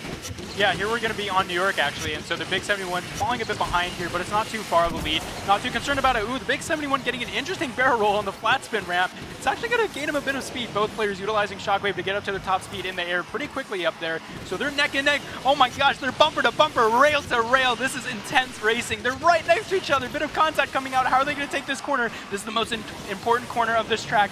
Ooh, both very clean right now. Nobody wrecking, nobody going out of bounds. Oh my gosh, that was intense. But it looks like Jagermeister is going to take a bit of that lead. They're going into the straightaway. Yeah, that was incredible stuff. A little bit of a clash between the two in those previous couple of bends, but now Jagermeister is able to establish a decent lead. As you can see, the Big 71 just doing a few 360s to get a bit more nitro cost and speed. In the meantime, though, we'll have to see if that even pays dividends, which I'm sure will probably not, but we'll have to find out as the Shockwave comes out from Jagermeister, going up both of these jumps, nicely timed here, and Big 71 doing the exact same thing, going into lap number 2. Yeah, those 360s were quite interesting. Obviously, you said they gave him nitro, which is true, but it also slowed him down to the point where I don't know if that was really worth it. Look at this lead. It is extended to the point where Jagermeister has to seriously mess up in order to fall behind the Big 71 at this point. Looks like the Big 71 is gaining ever so slightly, but I don't think it's going to be enough at the end of this track for Jagermeister to lose. I think he's almost guaranteed this victory at that point. We'll see them coming up onto that important section, like I was mentioning, going up on top of the railway. Previously, we saw Fra actually mess that up. Will that happen to both players? Ooh, Jagermeister, that was very smart. He thought he was going to mess it up, so he avoids it altogether and instead goes for the safer route. And it's still going to keep him in the lead, although the Big 71 does seem to be catching up ever so slightly. But I think it was so important that Jagermeister chose to go safe instead of risk that wreck. More than happy to sacrifice half a second rather than 2 to 3 seconds, let's put it that way. Absolutely indeed. And not only that, but that's not the only reason why Big 71 has actually caught up a little bit. It's also due to the fact we had a bit more nitro from the couple previous jumps with that barrel roll, with Jagermeister using just a total standard straight jump. But that's not going to change the aspect at all, or the result, as Jagermeister takes that first victory in this series. That just looked incredibly clean. So I don't want to go as far as to say super easy, but this is maybe where we're seeing that difference in experience, right? Yeah, absolutely. I think Jagermeister was obviously the favorites here, and at the beginning, that looked so intense. I was so excited to see what was going to happen, but yeah, unfortunately, those extra 360s cost him that lead, and Jagermeister pulled it out. Yeah, I mean, Lethal, what is it that you would like to see the Big 71 kind of change going into track number 2 to sort of clean up some of those issues that he was having? I wouldn't say it's too much of a change either, because that first track was very good. I just don't feel like it paid dividends with the 360 he was doing. I think he sacrificed way too much mileage in that small process, and you got to remember, if he didn't make that mistake, and Jagermeister actually continued, obviously, avoiding that jump because he wanted a plan B, then he maybe, or most potentially, could have actually overtaken him, which would have been a little bit of a shock to the system. And I kind of feel like with the big dogs as well, if you take him down on that first track or come out heavy hitting, then make a massive impact and just cause them to force them to make mistakes with the pressure they're going to have on their shoulders, we could have seen an entirely different ball game. So heading into Cairo for track number 2, do you think that there's a big chance that things could change? You see this going to a map 3 maybe? I mean, admittedly, this seems like the one that may be the hardest for that to happen. I want to see Greenland so badly, just because it's a very new track, and I don't know how much these players actually know about Greenland. It's going to be interesting to see, but honestly, I think Jagermeister definitely has the advantage going in here. It's definitely a more technical track. There's not many like hypercritical moments like we saw on New York, so I think overall Jagermeister is just going to have a nice clean victory. It's probably going to be closer unless we've seen those nerves from the Big 71. I think those accidental 360s maybe could have been because of the nerves. So if he doesn't make those mistakes, it's still going to be a close race, but I think Jagermeister is going to take the win again. I mean, help me root for the underdog here. He qualified. You know, it's not like he's just shown up uninvited. So there's maybe he did. He didn't. There's always that chance, right? Yeah, absolutely.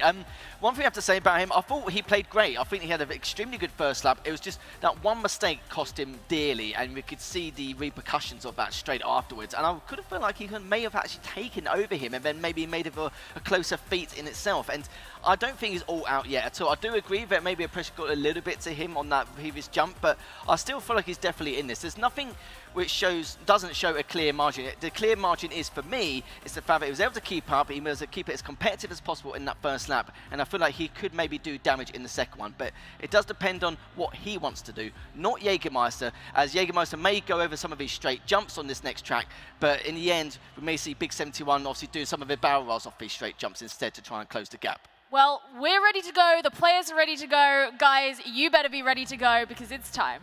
Always ready, mate. Always ready as we're going into this second track, as it could be the last semi-final track we may witness, depending on how Big 71 is going to go and perform going into this next matchup here. As I do have a little bit of faith in the young man, I certainly do. It just depends on how he's going to go about, especially at the very get-go. It looks like Jagermeister will have a nice little early lead. Yeah, both of them doing the airspeed trick. We saw that Fraud attempted it. Actually, that gained him very well a lot of speed. But, ooh, is he going to pull it off? No, he was trying to go for the railing airspeed trick, and it didn't work out. So unfortunate. Now, luckily, this is very beginning at the early stages of the race, so he has a lot of time to make up for this lead. But we all know Jagermeister. He's not going to mess up. It's going to be very weird to see if he does anything out of the ordinary here.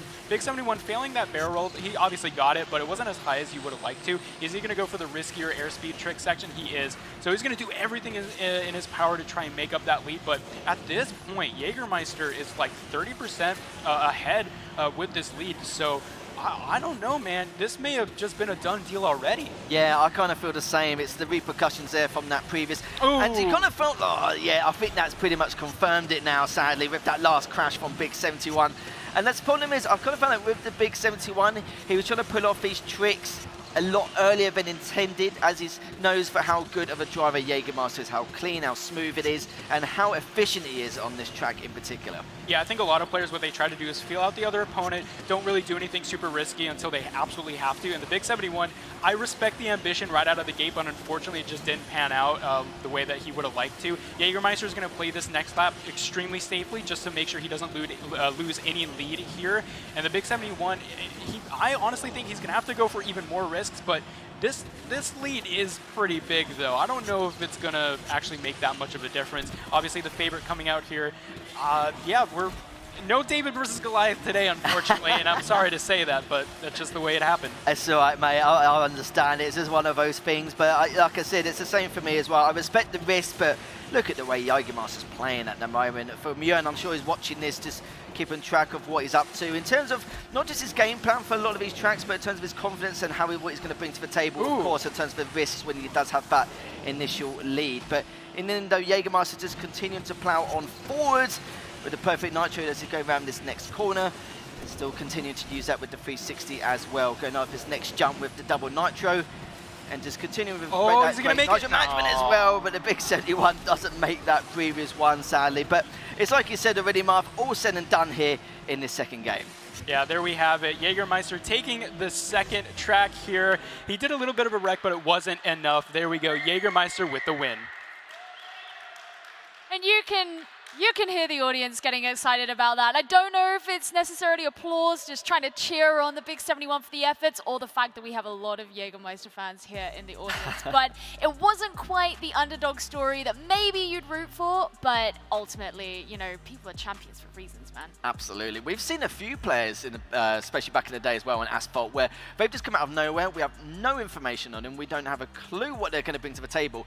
They either come out swinging, or it's just the opposite end of the spectrum. Today, a little bit different, but it's like Marv said before, we respect the risks he was taking. He felt a little bit uncomfortable knowing about how efficient of a driver Jagermeister is, so he kind of felt like he had to pull off some tricks out of the bag very early on.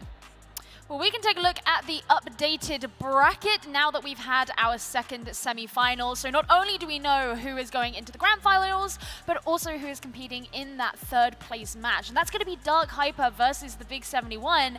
Now that we've had a look at both of these semis, what are we feeling about this game?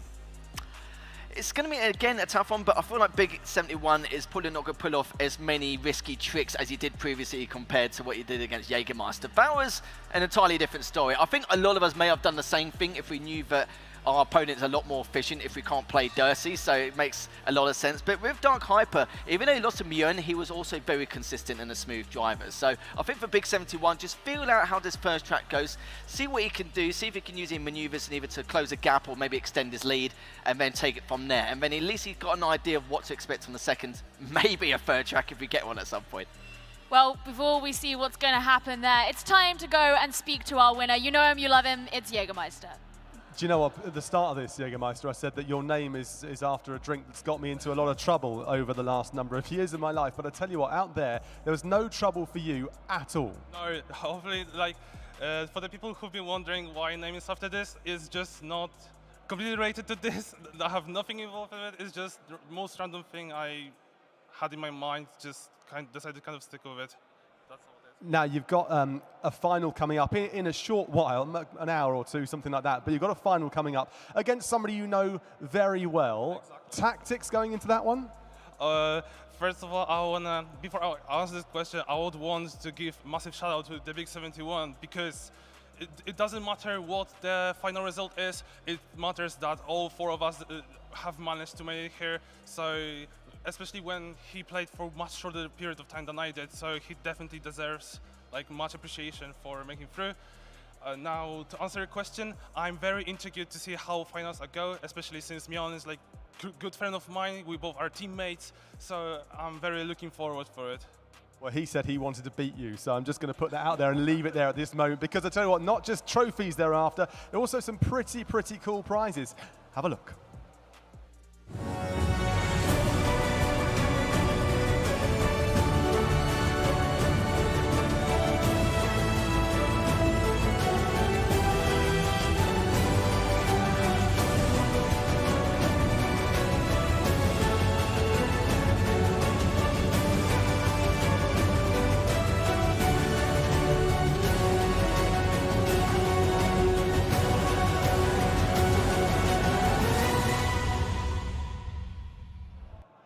Yeah, and I'm just admiring the watch that they gave me as well. I'm pretty sure they've given it to me for keeps. I'm pretty sure that's the way it works. Some amazing prizes. There's no way they're going to let me run away with this watch, that is for sure. But some amazing prizes going to the winners here of this incredible competition, the Porsche Asphalt Series 2023 final. Now, you at home, you want something. Of course you do. We all want something for free. There's a code for you coming onto your screen right now. If you use this code in the next 24 hours, there are 8 unique liveries up for grabs, completely free for you. So make sure you grab those liveries right now at home by using the code that's on your screen. Get them, use them, enjoy them. If you don't do it in the next 24 hours, they will be gone for good. So now is the time to shine. We're getting ready then for the third place playoff, best of 5 in the third place playoff. Back over to Gio. Before we get into that, fellas, I just want to give a quick shout out to Recaro chairs. We actually get to sit on them quite comfortably and they're treating us very well, but for helping out the broadcast, for helping out the competition and making this all happen. But now it's time for that third place playoffs game. We got the Big 71 going up against Dark Fury. Guys, this is going to be crazy. We actually just saw Jagermeister give the Big 71 so much props on stage because he said it's all about the fact that he's gotten here and we haven't been playing for the same amount of time. Now, that may be where the Big 71 stands up against Jagermeister, but how do we feel about where he stands up against Dark Fury? I think what we've seen so far from Dark Hype as well, he looked very clean, very smooth. Not too many risks, but he knows what to take in order to try and escalate things further. But with the Big 71, I did respect a lot of the plays he was making. Of course, very risky, very high risk, high reward kind of plays we've seen throughout the majority of that second track. Even though it doesn't go his way, you had a few crashes leaning away. But I still not really too sure how this is going to go about. I assume Dark Hyper is going to be the one to actually try and take this in terms of maybe the slight favourite because he put on a really good performance against the strength of Mjun. But in all fairness, it could be anyone's guess. And yeah, just of course relaying what Jagermeister said, the fact they got here to be one of the best 4 players on their platform in the world is a feat in itself, which is definitely something you should put on your CV. Yeah, put that on the CV. Now, one thing is, though, that each of these players in their semi-final games played on different map lists. This game is going to be a best of 5, so it's going to be completely different. They've shown different strengths. Marv, what do you think could be different factors that are going to have to be considered when they come into this best of 5 that will be different from those first games they played? Well, like you said, the first game that they played is different because, well, with the Big 71, he tried really hard to pull out all the stops at the beginning of the race, and he has to have a different mentality coming to the best of 5 because it is a best of 5. It's all about endurance. It's all about keeping your playstyle consistent over the course of, if it goes to 5 maps, of course. So, look, it's going to be really exciting to see if he pulls out all those crazy maneuvers. I'm really rooting for that because it's always exciting to watch, but I don't know. He might have to change his playstyle in this best of 5. Well, I want to see the craziness, but before we get to, we're going to have to see the players make it onto the stage. So, Bryn, bring them out. Well, best of 5 is always exciting. We've had straight wins, haven't we, so far? Will we get this one going down to a third, fourth, fifth game? It's got to go to a third, that's for sure. We're going to find out what happens. Colombia versus France. Can you please welcome for this one the third place playoff then?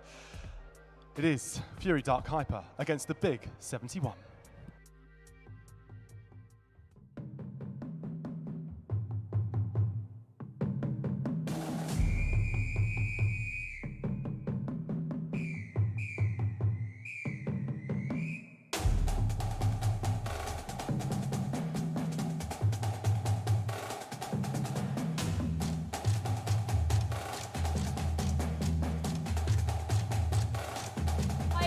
Versus the Big 71, heading into their own best of 5 to figure out who it is who's going to be getting third place in their bracket. But we should probably find out what the tracks are actually going to be first, see what they're going to be playing. So let's bring up the track list so that everybody knows. Now this is going to be a bit different to what they've been playing so far. In our track list we have San Francisco Roller Coaster Ride, followed by Rome, Ancient Rome, Auckland, Straits and Hairpins, the Caribbean, Paradise Resort, and then finally Scotland Wildlands. Guys, how are we feeling about this? Marv, I want your reaction. This is a very diverse track list. I'm really excited to see how these players take these corners, especially on the more twisty tracks like Auckland. I'm actually really excited though because some of these tracks are new for this tournament so far. We've seen the previous list obviously, and so these tracks are very different, and I'm hoping Big 71's got those interesting plays out of his back pocket, but we'll have to wait and see. For me, tracks 3 and 5 stick out like a sore thumb. I think with track 3, it's more about how efficient you are as a driver, but with track number 5, it's all about the risk you've got to take in Wildlands. It can be quite dicey. Well, we're ready. There ain't no reason to hang around. Our first best of 5 of the day starts now. Gentlemen, take it away. And we are guaranteed to go to our third track, Marv. So lovely. It's been a while, hasn't it, since we actually go into this. But it wouldn't surprise me if we went to track 4 or 5 anyway for what we've seen so far. We know that with both these players, it's quite interesting with Big 71, it's been his first event, but Dark Hyper being quite a renowned, of course, content creator, going into this next matchup where we're going to see who can bag himself that third place position. So just let everyone know at home, it's not a best of 3 anymore, as we're back in best of 5 territory, as we're starting things off already with Big 71 with an early lead, but it's very tight-knit going into this next bend. Yeah, they're getting a lot of airspeed, which is really good on this track. They're very close together, so these players are they're perfecting the art of getting all the airspeed they possibly can.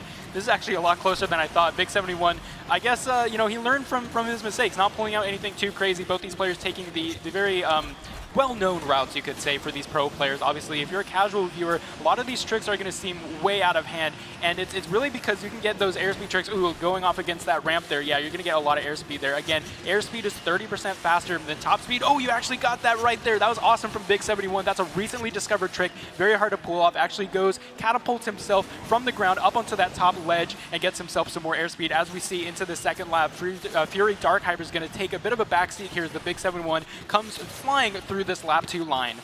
Yeah, get the momentum going, and managed to get a few tenths of a second just there as the Big 71 is still pushing on forward with Dark Hyper not too far behind, as we can see here with the double nitro going up this next bend.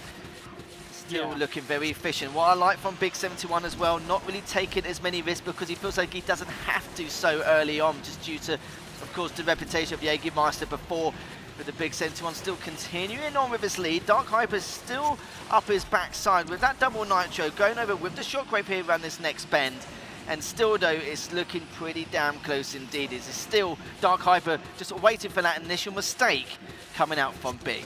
Yeah, Dark Hyper's line there in the previous section was a bit close, so I think he lost a bit of speed there. Big 71 gaining a bit of a lead because of that, and this next section here is extremely clean. Both of these players taking a nice clean line through that inside section there, and I think this is a pretty done deal. Big 71, it's not the biggest lead, but it is certainly one to be proud of.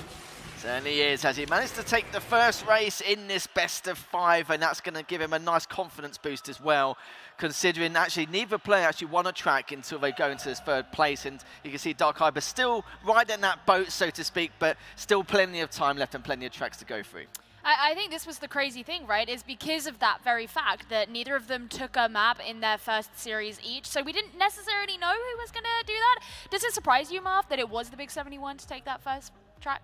Yeah, I was really pleasantly surprised to see that he learned from his mistakes and didn't go for anything too crazy. Now, San Francisco is a really well-known track, so there isn't anything too crazy that he could have pulled. I mean, who am I to say I'm not up there on that stage? But I'm so glad that he took that win. I think that's going to give him a big boost of confidence. You say, though, that it's a pretty well-known track. There's not anything too crazy that you can pull out. But you did also mention that one trick that he managed to do that's recently discovered, and he landed it as well.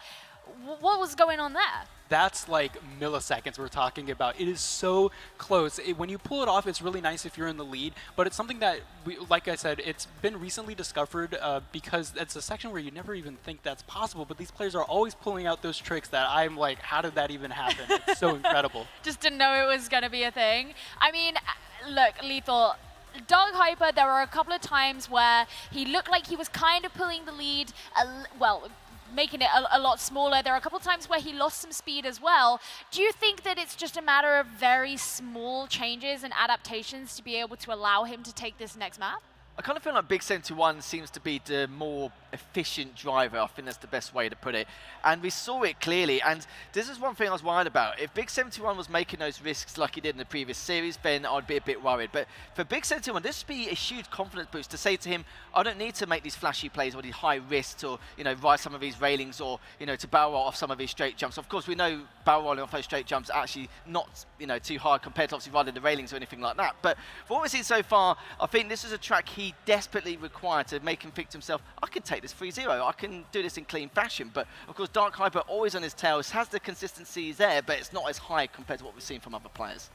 As we head into Rome for our next map, quick prediction from each of you. Where do you think this is going to go? Ooh, I think the Big 71's going to take it. We've seen him learn from his mistake, and I think that first win that he got just then is going to give him so much more confidence. Yeah, this could end up being a 2-0 here going into the third track, so we'll have to wait and see. All right, well, we're going to find out. Guys, take it away. And we're going to see if our predictions do come true here from what we've seen so far. But I still feel like Dark Hyper's played extremely well nonetheless, but obviously some of his drives seems to be a lot cleaner, a lot more efficient. And obviously that's just half the battle, isn't it, going into this next matchup here, as we are going to go into the second track to see exactly if Dark Hyper can equalise things or if Big 71 is going to extend his lead in this series. And it wouldn't be too much of a surprise here, but Dark Hyper trailing behind a little bit from the get-go with, of course, Big 71 using that Nitro very early on as well. We will talk about how important it is at the very beginning on Asphalt on any track here to try and accomplish, but the perfect Nitro is going around this next bend, using the drift as well to accomplish that shockwave going up this next jump. Perfect execution there into the double Nitro.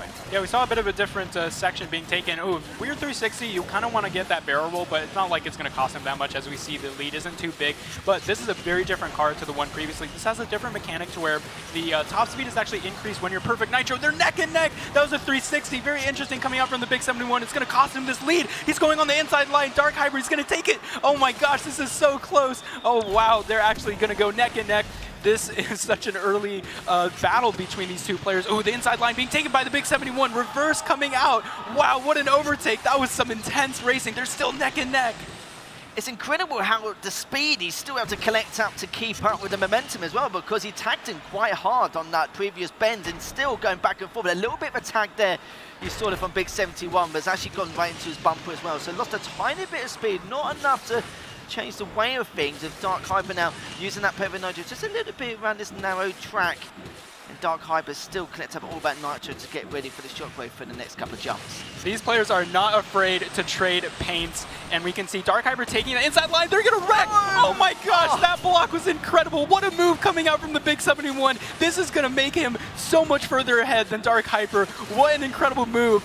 Wow, I've never seen a block like that before. That was so tactical. What an insane move. And Dark Hyper getting a bit flustered there by that block. He's riding on two wheels. Oh wow, that is going to be an incredible moment for history. We knew that it was going to be an accident waiting to happen, but how he planned that was so good. And now Big 71 basically just going to try and create that victory lap, considering the two crashes that Dark Hyper had in that last minute. It's a little bit unfortunate for him, but Big 71 planned that extremely well. And it's probably one of the few things he could do just to basically get him off his backside, Mark. Laughing all the way to the finish line is Big 71. I'm still so amazed at that. And he's going to cross the finish line here in 1 second. What an incredible race by the Big 71. It certainly was. But I must say, Dark Hyper still played a lot better from what we've seen from that first track. So still a little bit of faith with him going into the potential next three. I mean, the whole way through that map, right, they seem to have this neck-and-neck position, but then what the hell was that block? Oh my gosh, that was insane. You actually went through on the other line, blocked the other player, and caused him to wreck because he got so flustered and blocked it from going into that other direction. I've never seen anything like that before. And this is coming from somebody who hasn't played on a tournament level before. I mean, already, listen, we thought the first games of the day were exciting, and I want to rescind that and say that we've definitely had games that are overtaking it. It's definitely improving over the course of time, isn't it, as we switch from platform to platform. But yeah, these players have been it's so incredible from what we've seen in that second track. And to pull off a maneuver like that, it's used a lot of your initiative and quick thinking. And I mean quick, like split second. The fact that he made that decision, and it was a decision that was going to make or break for him in that track. And the fact that he pulled it off is just nothing short of spectacular. And listen, Lethal, you said at the very beginning of the series that it was maps 3 and 5 that were really piquing your interest. Yeah. Well, we're about to head into map 3, so what are you thinking? Well, going into this one, it's more about the efficiency. It's not really too many risks, I think we can agree on. But obviously, a lot of bends you've got to take. There's a lot more nitro management involved to try and take a course of time. But with straights and hairpins, it's very difficult to really decide how it's going to come out on top. I think we're going to see a lot of contact, as you rightly mentioned. I think we're going to see a lot of paint swiping back and forward from these two. It wouldn't surprise me. But I'll be very curious to see who's going to get the early lead to try and initiate that first push. I mean, so far in this series, it doesn't seem like the early lead is necessarily the decider. Yeah, I mean, we saw those paint trading. Oh, that contact was... I'm still thinking about that. That was so incredible. It's going to be rent-free when you go to bed tonight. Oh my gosh, yeah. I'm going to be sleeping thinking about those cars crashing into each other. But it was so close. That was one of the most exciting races I've ever seen. Well, maybe we'll get something just as exciting in this next map because we are ready to head in. Let's see if it's going to be a 3-0 or if we're heading further deep into our best of 5. Yeah, let's find out if the Big 71 is going to get reverse swept, or he's just going to end it here on track number 3, heading over to Auckland for straights and hairpins. And with this track in particular, it's nice because when you've got a clash of styles, it's nice to have something a little bit different here. Not too many risks in terms of jumps, but just who's going to be the most cleanest, efficient driver here, as already early on. Dark Hyper has been the one who's actually been behind every single time, but of course has the strategies he requires in order to try and overtake, as we saw from almost that second track. Yeah, so Auckland is actually based off real-life track locations, so it's a very different vibe compared to other Asphalt 9 tracks, and what that means is racing lines are the most important aspect. You can see them cutting the corners here very well with the Porsche Carrera GT, one of the most legendary sports cars of all time, and this is a bit closer than I was expecting. Dark Hyper taking some really nice lines as they go into the barrel roll here, both of them not messing that up, really clean coming out from both these players. It's going to be neck and neck. Dark Hyper going for the inside line. He's not going to take it, but very close, going above on the barrel roll. Is he ahead? He is. Oh my gosh, what an overtake. Big 71 now falling behind. He's hungry for that 3-0, trying to do the railing trick. Unfortunately, it's not going to pan out. That is a big mistake from the Big 71. I respect the courage to go for that, but Dark Hyper is going to extend this lead by a lot. He certainly is, and you saw Big 71 didn't get as much barrel roll from that jump where they clashed earlier on here, so it's all on Dark Hyper now to make sure he can win this as smoothly as possible. On a track like this, normally would say yes, it should be fine, should be smooth sailing going into the finish line, but I've seen some weird third my time. I'm sure you have done as well, Marv, in the world of Asphalt, and we're going to see if Dark Hyper is going to continue this to push us into that third track victory. As you saw, had that shockwave, blocked it, then went to double nitro into the shock, and now we're going to see a shockwave back forward round here again. Good use of that nitro management going around these last few corners. That's what I love about Asphalt 9 is truly anything is possible, and that's what we've seen coming out here from these two players on the past couple of tracks, and I'm really excited. This is not going to be a clean 3 or 2-0. We're going to see the series be extended, which I'm always excited about, to get these players hungered for some more victories and get them maybe a bit angry that this series hasn't finished quicker. And yeah, Dark Hyper extending this lead. Very clean racing coming out from him, playing clean just to make sure he doesn't lose this lead here coming out on this Auckland track. Yeah, it's interesting with Dark Hyper. He may not be the fastest driver in the world, but he makes very minimal errors. And this is why in times like this, when he's got such a huge lead, you can tell that Big 71's thinking to himself, like, what more can I do at this point? He hardly ever makes or falters in any way, shape or form. And already Dark Hyper now going around this next corner, using that shockwave to get around this next bend, going over the jump. Good efficiency there as he goes over the finish line. Lovely stuff going out from Dark Hyper, which means we're not going to see a clean sweep. We're going to head over to track 4. What a dominating race there from Dark Hyper. And to be honest, it's about time right? He's had some really hard games so far and pushing it, like you said, not into a clean sweep. But what were the key things that allowed him to be able to do that, Marv? Well, I think the biggest thing was that wreck from the Big 71, trying to go for that very risky maneuver where he went on the railing to try and get more airspeed. And unfortunately, he couldn't quite get off of that ledge, so he crashed into the tree. Very unfortunate, but the racing lines were clean from both players, I do have to say. Yeah, totally agree. So I was going to add to that as well, but even with that initial clash they had on the jump, you can see from the Big 71 was the fact that he didn't get as much barrel roll or air time, so he lost a lot of nitro. He was, of course, you know, grinding for those railings to try and gain that back to at least keep it in even footing or keep the track as competitive as possible. Wasn't going to happen, but again, respect the risk once again. And this is the thing, right, is the Big 71 seems to have this playstyle where he's very ambitious. You know, high risk, high reward. It's worked out really well the last couple of tracks, even though it hasn't been quite as crazy as he was when he was going against Jagermeister. But when it doesn't work out, it really doesn't. But like you said during the game, Lethal, is that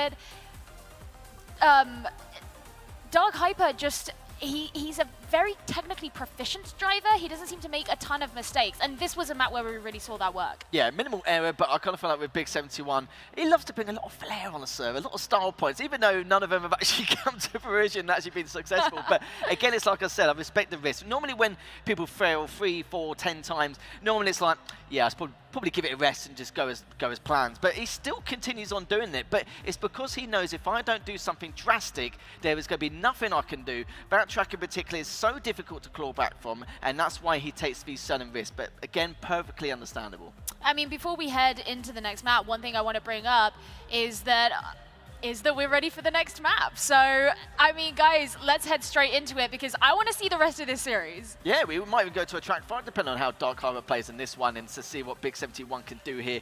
And Marv, this has turned into a little bit of a spicy series as we're edging on forwards in this best of 5. This is probably the closest, most competitive series we've seen so far in this tournament, and I am here for it as we get into this next race. I'm so excited to see more bumper-to-bumper contact. Ooh, a bit of a block coming out. Very Dark Hyper trying to shove Big 71 onto the other corner. Oh, Big 71 wrecking on the bridge, actually going face first into it. That's going to cost him right at the beginning of this race. Dark Hyper in the 911 GT2 RS Club Sport is going to take this early lead. Big 71 does have a lot of time to come back using airspeed to try and pull out a nice risky maneuver here. Didn't see the other player going for that, failing that barrel roll as well. Oh, this is going to be really interesting. Big 71, he's really trying to close out. He really doesn't want that big, massive reverse sweep, but who knows? We might be able to see it now.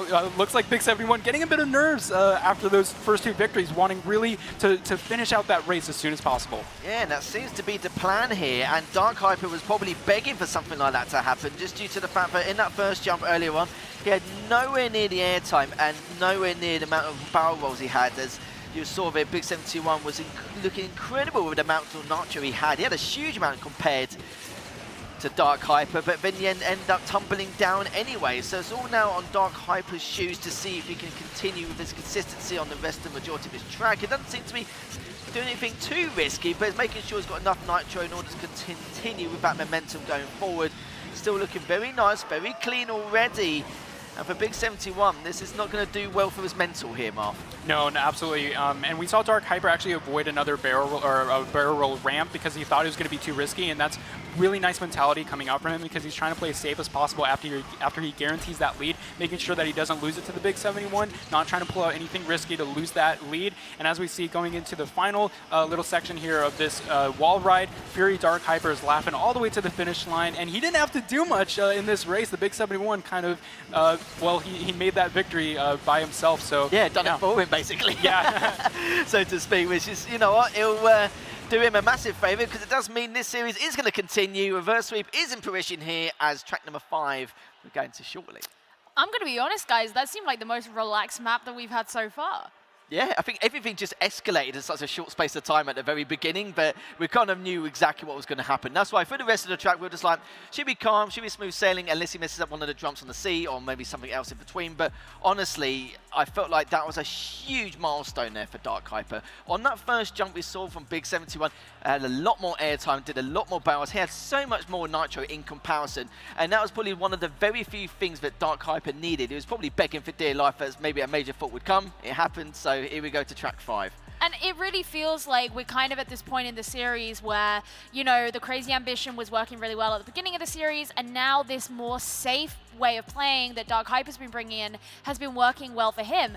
Of course, we're going into map 5 now, and this is the chance to reverse sweep. Marv, what are the odds, do you think, that Dark Hyper is actually going to be able to maintain his composure long enough to continue on this progress? Well, like I said before this series started, I think the most important thing for Big 71 is going to change his mindset to be extend this play time and not really go for those risky maneuvers. But it sounds like he had a different plan altogether, and that would have been great for if we went into a best of 3. But I think he didn't have that mentality of trying to extend play safely, try and work his opponent, make sure that they tire out. But the opposite happened. Fury Dark Hyper turning out to be that player, playing safe, like you said, and it's going to work for his favor. I'm pretty sure we're going to see a reverse sweep here. Well, here's the question, is Dark Hyper, you know, this 5th map's going to be in Scotland. This is a map that Dark Hyper played in his semi-final, but we didn't see the Big 71 play. So is that going to give an advantage anywhere? It may do to a certain extent. It may not be the same track, but because we're in the same area in terms of like expertise in a tournament setting, yeah, it may be. But the thing is, though, now Big 71 is thinking, oh, mate, I can't just drop a 2-0 and come 3-2. But we've seen it time and time again. It's quite rare in the Asphalt scene to see a reverse sweep like this. But, you know, I witnessed it before, like obviously in a previous final for iOS. But the fact that now Dark Hyper could bring this back, considering what we've seen there, it's like I said before, maybe not the fastest driver, but he's very minimal because of the errors he makes on a lot of these tracks. And it's really paying off now. Well, can Dark Hyper take the reverse sweep, or is the Big 71 going to be able to get his first tournament win? We're about to find out. Let's head into map 5. Our first track 5. Hopefully it won't be the last, I'm sure, as we lead on later on for all the grand finals. And now we're going to find out who's going to take 3rd place in this best of 5. We head into track number 5. Already both of them trying to battle for that lead at the very early stages here, and it looks like Dark Hyper is going to be the one with the shockwave, and Big 71 is going to follow to boot straight afterwards as we go around this next corner. It can be a little bit shaky on this track sometimes, but be a little bit cautious at times, which Dark Hyper's been cautious for the majority of this series anyway. Big 71 though, looking to see if he could try and overtake one way or another, but both of them looking very good, but Big 71's not going to get as much airtime there. Yeah, the underhand barrel roll coming out from the Big 71 actually caused him to gain a bit of speed there. And these players are really taking advantage of the Porsche 918 Spider's insane acceleration, not really needing shockwave in every situation. And he's actually going to go for more airtime here. That's going to ever so slightly decrease the lead that Dark Hyper has. Is he going to go for the inside line? Ooh, no contact. And they didn't actually pick up that nitro bottle, but he does have shockwave. That's going to force him back here a bit as they go for more airspeed coming up above this hill. And yeah, that was some really interesting route by the Big 71, and nothing too risky coming out. And again, I think he maybe changed his mindset, but we'll have to see, is Dark Hyper better at this clean, concise racing compared to the Big 71? Because, ooh, that was a bit of a weird spin there. Big 71 still behind, but this is still very close. We're still talking about tenths of a second here, so nothing too crazy. Big 71 taking a bit of an inside line. Not really much of a change here to the lead, though. I was going to say, there were some really good lines from both players until that little tiny slip up earlier on, but this is the difference maker here. 71 still looking to continue on the warpath to try and overtake him if he can, but gets the barrel roll in. Now, of course, Dark Hyper does not, so it's going to give him all that momentum and the nitro here to try and overtake him if he can. He's used that shockwave to go up this next jump.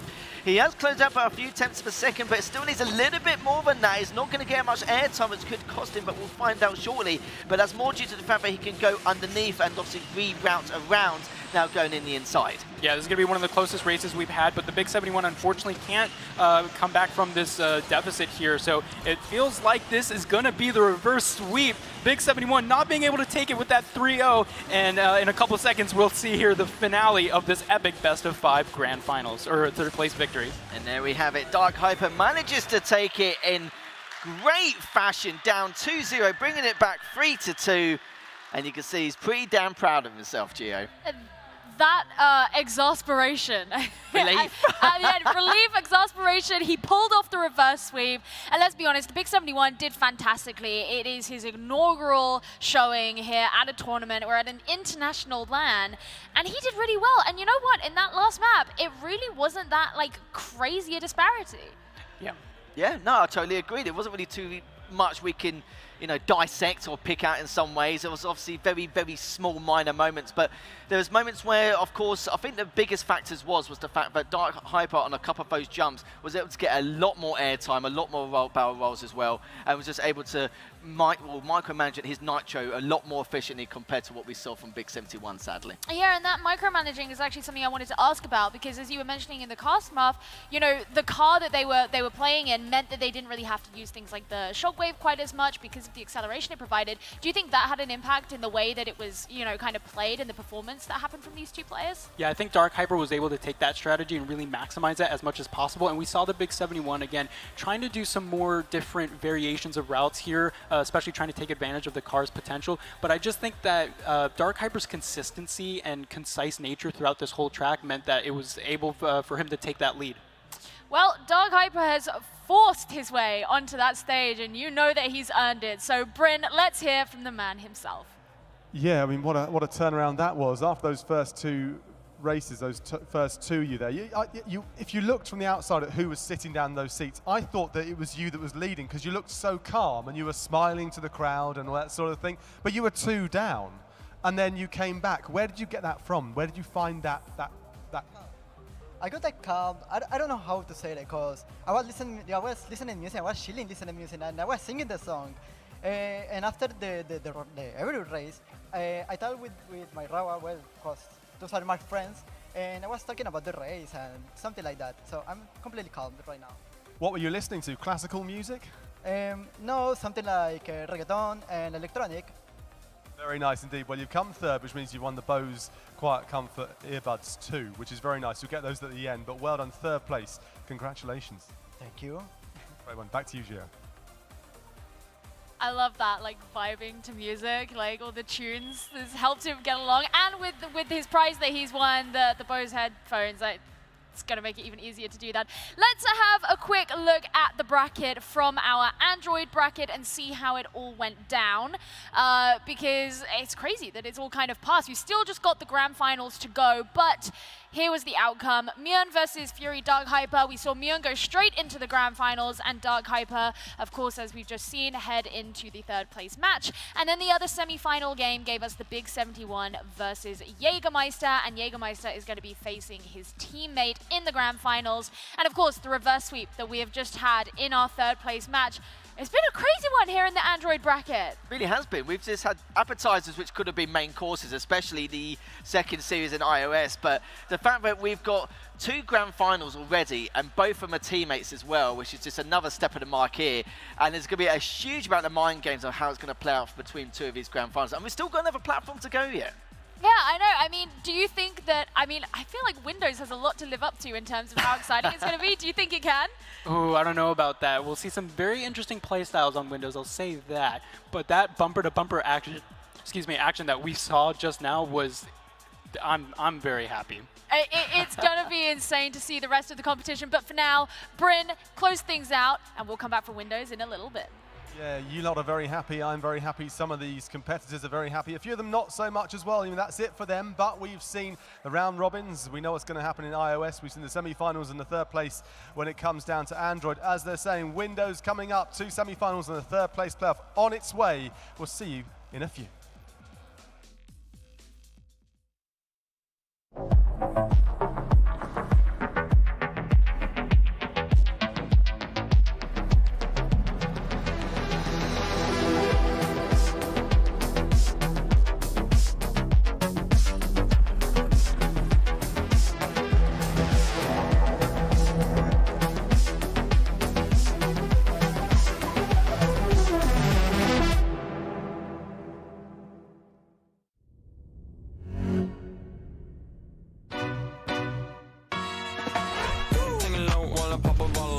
Chain swinging, clang clang, and it costs a lot. Them always at the guala, yeah, and you are not bad. Beat, keep on going till you hit the spot. Whoa. Whoa, I'm a big bag hunter with the bow.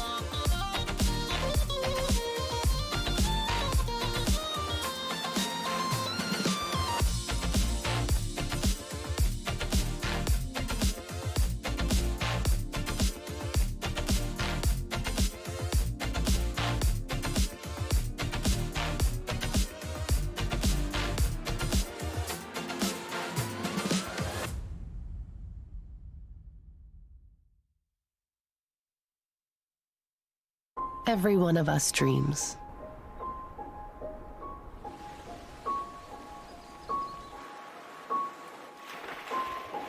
Some of us chase them.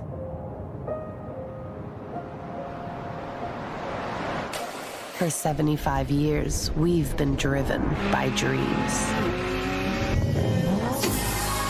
We dreamt in full color.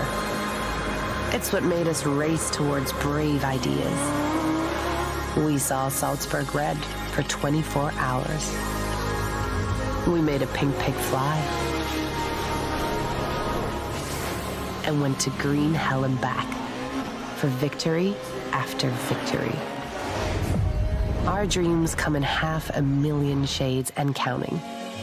Mint green, guards red, speed yellow. We've always been for the bold, the bright, and the brave. Even this guy. Our universe is one where dream is a verb, an invitation, a place where artists, racers, and innovators come together. The product of one man's dream. We've been undoing what's always been done.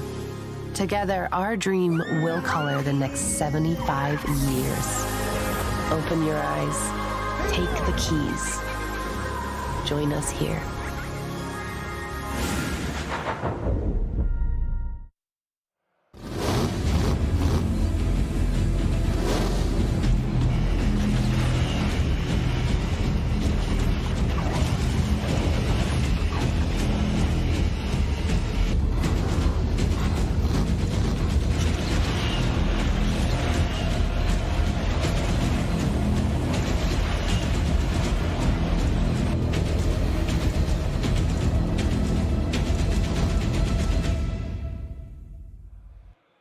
Hello and welcome back to the Big C here in Barcelona. The crowd is building inside this amazing venue. This sort of warehouse has been transformed to this incredible venue for the big final of the Porsche Asphalt Series 2023. We'd love to hear your thoughts. I've asked you a few times to get in touch, and of course many of you have. We'd love you to keep getting them in touch, get them over to us, and we'll be reading those out a little bit later on ahead of the finals. Use the hashtag Asphalt Series, Asphalt Legends. Do that one too, and also use another one of A9 Esports. Quite a lot of hashtags, I know, but if you use one of them at least, we will see what you're saying.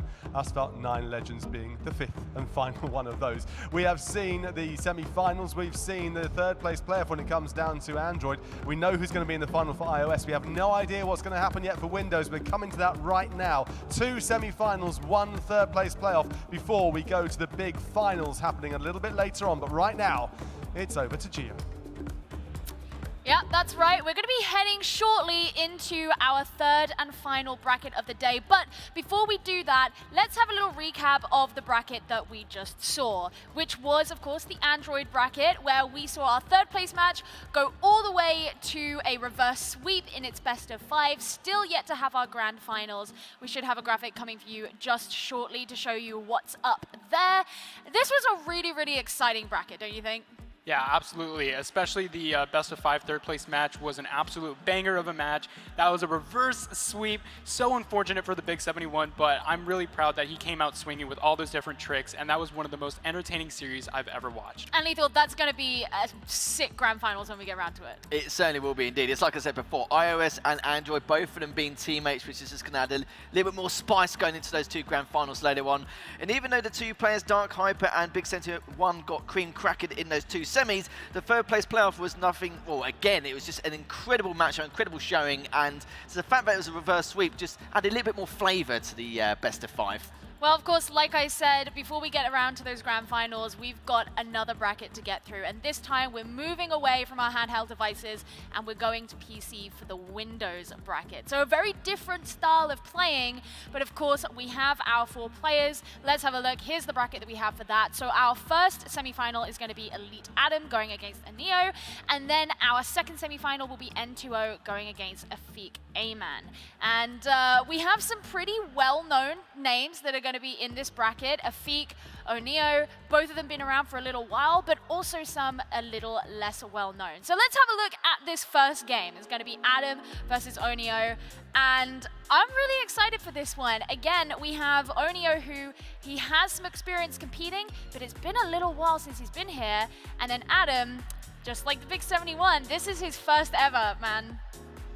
Yeah, Oneo, I kind of feel like he's in the exact same position as he was as with Alex on the it's basically the iOS version of Alex, where he's had in the last 5 tournaments probably about 3 or 4 second places, and he's had a couple of fourths here and there as well. So even going back forward, like back in the spring and fall of 2021. Placed second both times. You can probably guess who won that in the Android side.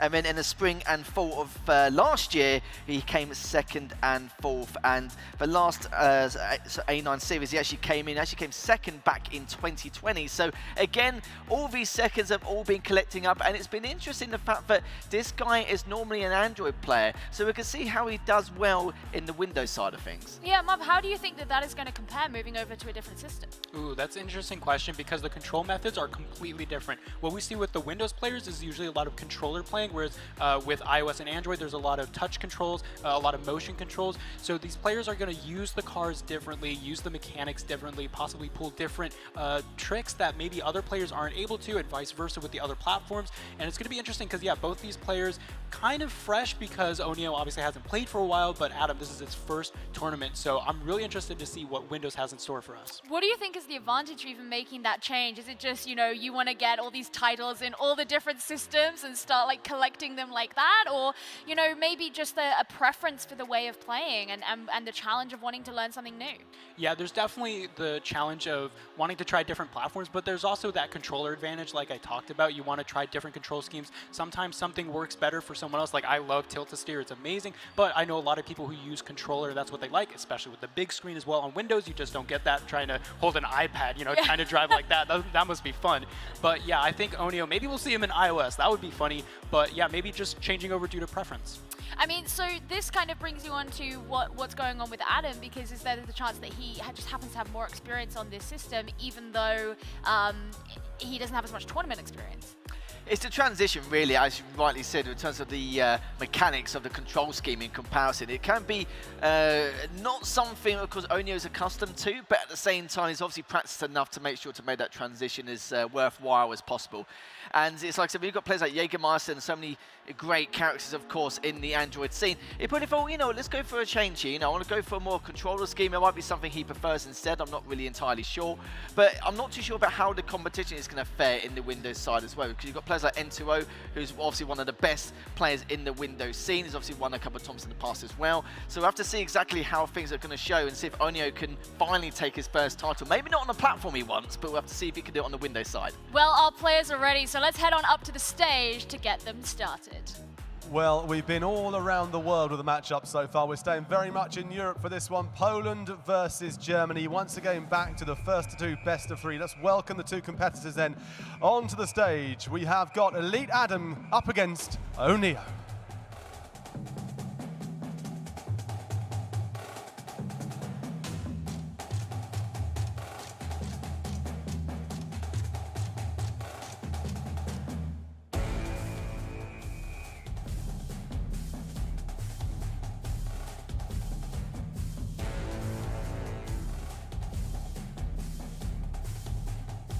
You guys know what's next. It's time to see what tracks these players are going to be playing on. Don't forget, of course, that our players don't know in advance what tracks it is that they're going to be going to. So we're about to find out alongside with them, and we can see where we think the advantages, the disadvantages, maybe the upset potential is going to be. We're going to be heading to Nevada first for Desert Drift, and then we'll be going to Osaka on the other side of the world for Budding Start, finishing off in the Himalayas with Frozen Route, assuming that they get to a map 3. What are we thinking, boys?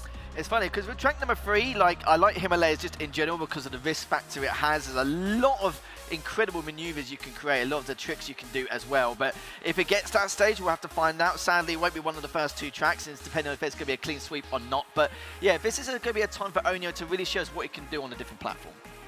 I mean, what do you think about these first couple of maps, Mark? Because, of course, it's all well and good talking about track 3, and we all want to see a track 3, but so far, other than our best of 5, we actually haven't been there yet. So what are we thinking about Nevada and Osaka? I mean, should we even talk about Himalayas at this point? I don't even think it's going to happen. But Nevada was one of the tracks in Asphalt 8. So if the players have experience in that track, they'll have actually a whole decade of experience on that track, which is quite incredible. But with the second map as well, that's a very technical track. So very different play styles are going to be coming out for the different tracks. Nevada is one of those where you have very tight hairpin corners followed by extreme straightaways. So it's going to be very interesting to see what different play styles these players come out with, because there's a lot of opportunity for vastly different play styles and routes for these players. I mean, one of the things that we spoke about in that last series that we had, the third place match that we had in the Android bracket, was that difference between the kind of like playing it safe, being a little, you know, a little bit more passive in the way that you play it, and then also compared to that super ambitious playstyle. You know, which do you think would benefit this track list? This is the problem we see, because it's a best of 3. They don't really have much time to really get a feel for each other either in terms of those play styles. That's the one main core issue. If it was a best of 5, then at least that way they can see exactly what kind of strategies they like to implicate in order to try and invest on what needs to be done and what needs to be done. But the problem is, in that first one, as you rightly mentioned, sadly, I'm not going to get Himalayas. There's probably a good chance I won't, but hopefully there's a 1 in 2 chance depending on how these 2 series go. But it's like I said, the second track is going to be very technical. First one will be a good indicator, but I think we're going to see who takes more high-risk, high-reward plays, and whoever does may benefit them going into the second track. I mean, one thing that I quickly want to touch on is that, you know, even though we know Adam doesn't have the tournament experience, his club has seen a lot of success over in North America. Do you think they've prepped him well? Oh, absolutely. Elite is one of the best clubs in the Asphalt franchise, and they've been known for a very long time to pull out some awesome speed tricks. Well, we're ready to find out. Map 1 is ready. Let's go. And let's see if Adam can continue that trend, of course, with the Elite club being well-renowned. We've obviously got players like Elite Joe as well, who's obviously well-renowned in the North American scene. And we'll have to see what Oneo can do here, and just in terms of like his performance. We know how highly consistent he is on Android, but now we're going to witness him on the Windows platform here. This is going to be entirely different in a lot of ways in terms of mechanics, but it looks like you can see there Adam already with that early lead. These players must hate those street poles, but anyway, Elite Adam taking a bit of a lead here coming into this straightaway section, using a lot of 360s there to get as much nitro as he possibly can. The Carrera GT is one of the most well-rounded cars in the game. Ooh, looks like they took a bit of a wide corner there. Oneo is going to fall back a bit. Yeah, his cornering was a bit wide there, which was interesting to see. The Carrera GT does have really good handling, so not sure why he took that corner like he did. Maybe it was just a bit of a slip-up with entering. But yeah, onto the very big straightaway section. Lots of airspeed, lots of... Oh, wow, Oneo actually wrecked. We didn't get a chance to quite see that, but he must have failed a barrel roll or something like that. Adam is going to extend this lead by quite a bit, and Oneo has a lot of catching up to do. And the problem is, Marth, as you know as well, there's plenty of space on this track. It's not really too risky to a certain point, and Oneo, we saw earlier, was just trying to do everything he could to try and claw his way back, just wiggle drifting some of those straight paths. I'm not too sure what happened afterwards, Sandy, but because of that previous wreck, it does mean he's going to be a fair few seconds behind, as you can clearly see, just all on the side of Adam to play this as efficiently and safe as possible. We're heading into lap number 2. As Oneo just trying to get every trick of the trade to try and claw back with some of that nitro. He's a shockwave to go into lap number 2. So he's a good 5 or 6 seconds behind. Now I think it's safe to say that for Oneo, he may have to just think about race number 2 already. Yeah, this is one of the cars where, again, I said it was well-rounded, and that's because the top speed, acceleration, nitro, and handling are all very standard, very good for its class, but nothing stands out. On this track, you really want a very high top speed focused car to really take advantage of these straightaways that Adam is going to go ahead and go through right now.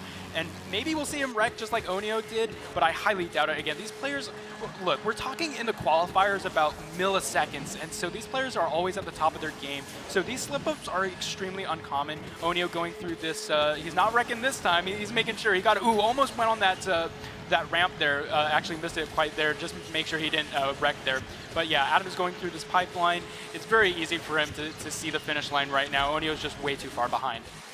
Yeah, he certainly is. It looks like Adam's going to have a nice early lead here. As of course, Oneo may have been the favourite going into this series, but for Adam to be able to perform how he's done from the get-go is just, again, phenomenal. As Oneo just trying to do what he can. He knows it's pretty much said and done here. Even though the previous jump wasn't the best, it doesn't matter because the damage has already been done. There's already crossed the finish line by Adam. Oneo's just followed quite a few seconds behind, but that was a dominating start coming out from Adam.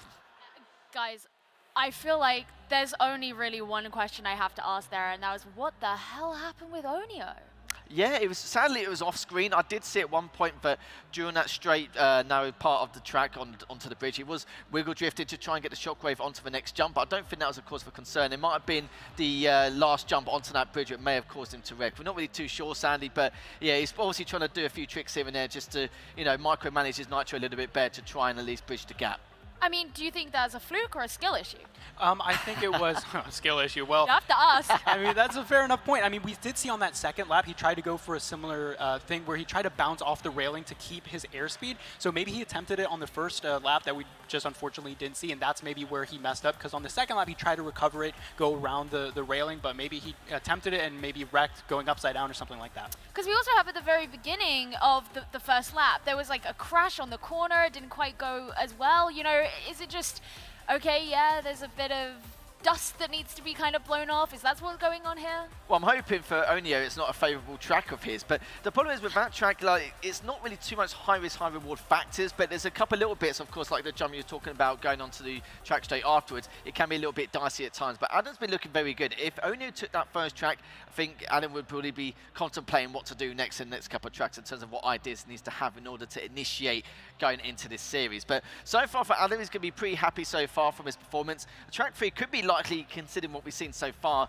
as Oneo needs to be a little bit, or add an element of caution going into this next section. Yeah, I mean, going into Osaka, you know, the kind of those mistakes, key mistakes that we saw happen in Nevada, is it likely that something like that could be repeated, or is it, you know, we're kind of safe? I mean, Osaka is almost the complete opposite of Nevada. We had a couple hairpin turns, but for the most part, it's along straightaways, wide corners. Osaka is the complete opposite. It's almost like Auckland or the Caribbean, where there's a lot of tight cornering, lots of nice tight racing lines that you need to keep up. And if Oneo is having trouble in those corners, I can't see this being very well for him on this second track.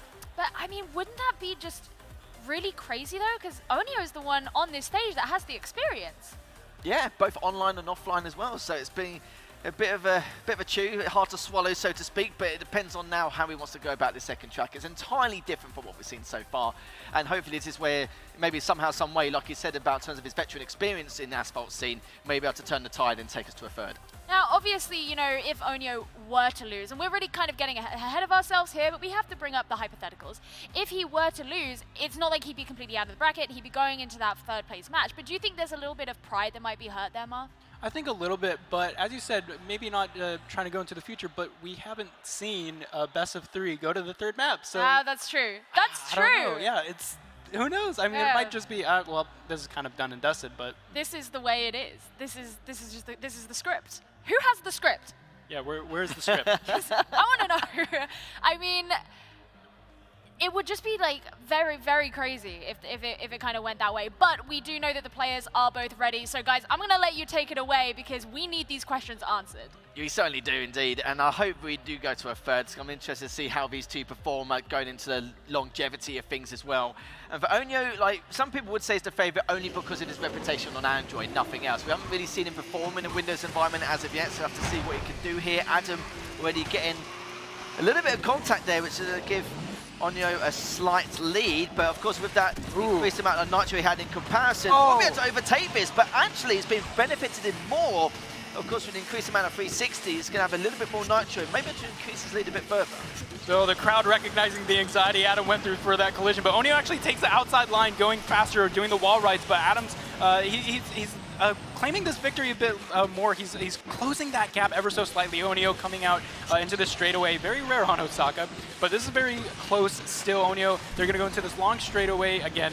Not a lot of time on Osaka to take advantage of it, so we'll have to wait and see until this next corner how these two players really get onto it. Oneo taking a bit of a wider line there, Adam going for the inside. This is going to be really tricky because you have to take that inside line to get onto the ramp. Oh, they'll both make it. Oneo going for that second barrel. That's going to catapult him ahead of Adam with that top speed, and there you go. He's maintaining that lead as we head into the second lap.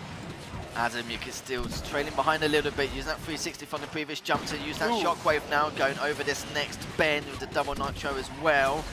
Good 360s, you can see there, just make that as safe as possible, but it's getting taken down, sadly. That is definitely going to be track 2 now in favour of Oneo, long as he continues to play it safe and secure, as we will finally witness potentially our first track through. I can't believe it. I thought the script said otherwise, but what am I seeing before my eyes? A map 3 possibly coming up? That is intense. We can see Oneo trying his absolute best not to mess up. He does have a very sizable lead, though, so in my opinion, if he just plays very cautiously, he should have this in the bag, no problem. And yeah, unfortunately, I think he tried that 360, and it sort of offset his car to the point where it went straight into the wall. So very unfortunate.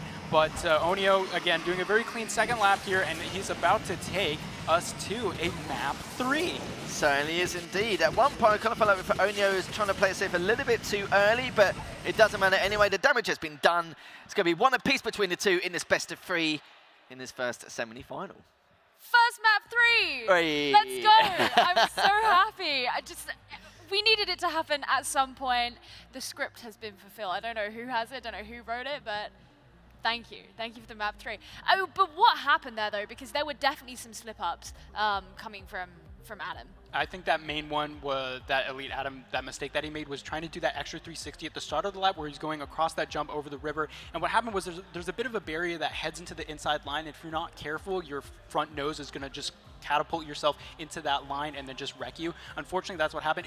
It is, I would say, a common mistake, but again, not something that pro players do that often, but it is easy to overlook. So maybe that was just him taking a bit of a different line, thinking that he could get away with it, but unfortunately that just wasn't the case. Do you think that there's a case of him just getting like a little bit confident because he took that first map, maybe didn't expect to, and he was like, oh, hell yeah, I can just... Do you think that was ever a risk?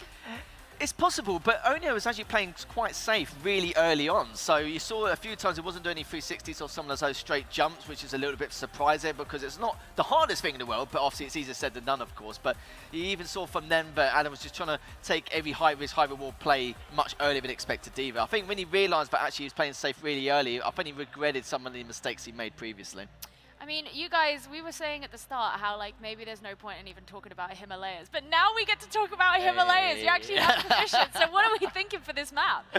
Well, if this was one in particular, like with a lot of the Himalaya tracks, there's some really risky plays you can make in order to gain a huge amount of nitro to try and overtake some of your opponents. But for Himalayas, we've seen some crazy, crazy plays from some really difficult tricks as well, which you need to try and execute in order to try and topple your opponent. And there's quite a few which comes to the top of my head, but I think I've got a shopping list of them, of course. But yeah, I think going into this one, I think both of them are going to be quite cautious as well at the same time because I'm not really too sure how things are going to go due to the fact that this one track is going to get either you to the grand final or out of the competition into that third place playoff. I mean, Marv, would you want them to play cautious, or would you want to be like, no, just go for the confidence, don't worry about the other player, think about, just focus on you? No, I mean, what I said previously about the Big 71 with his bracket run was I totally respect all those risky plays. Maybe a bit of anxiety causing him to mess some of those up. But with the Himalayas, like you said, there's a lot of opportunity for those insane tricks in the air. And it's also a very top speed oriented track. And for these roster of Porsche cars, the stats are very well rounded. So top speed isn't really that big of a crucial factor. So getting as much airtime and airspeed as possible is going to be very important. So I do think there's going to be a lot of risk taking in this race here.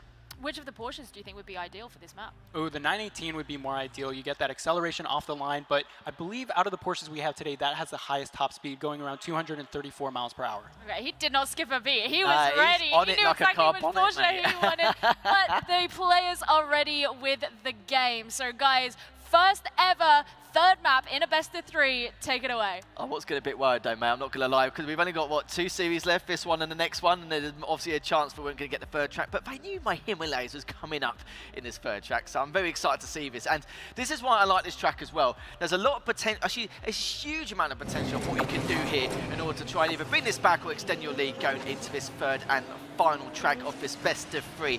And if you're just joining us as well, we've had the iOS and Android side already. This is coming to the Windows side in the first semi-final, and we will have the grand finals for every single platform after this Windows section. I love it already, using that barrel roll from that straight jump. And this is what I mean. Oneo knows that he needs to take quite a few risks to try and at least not just claw the gap, but this is one in particular which I'm always a little bit worried of. He actually almost lands on top of it. He gets wrecked straight afterwards. Oneo now, this is his series to win. Oh my gosh, that is dirty, dirty, dirty, dirty. Straight up 360, knocking down Elite Adam.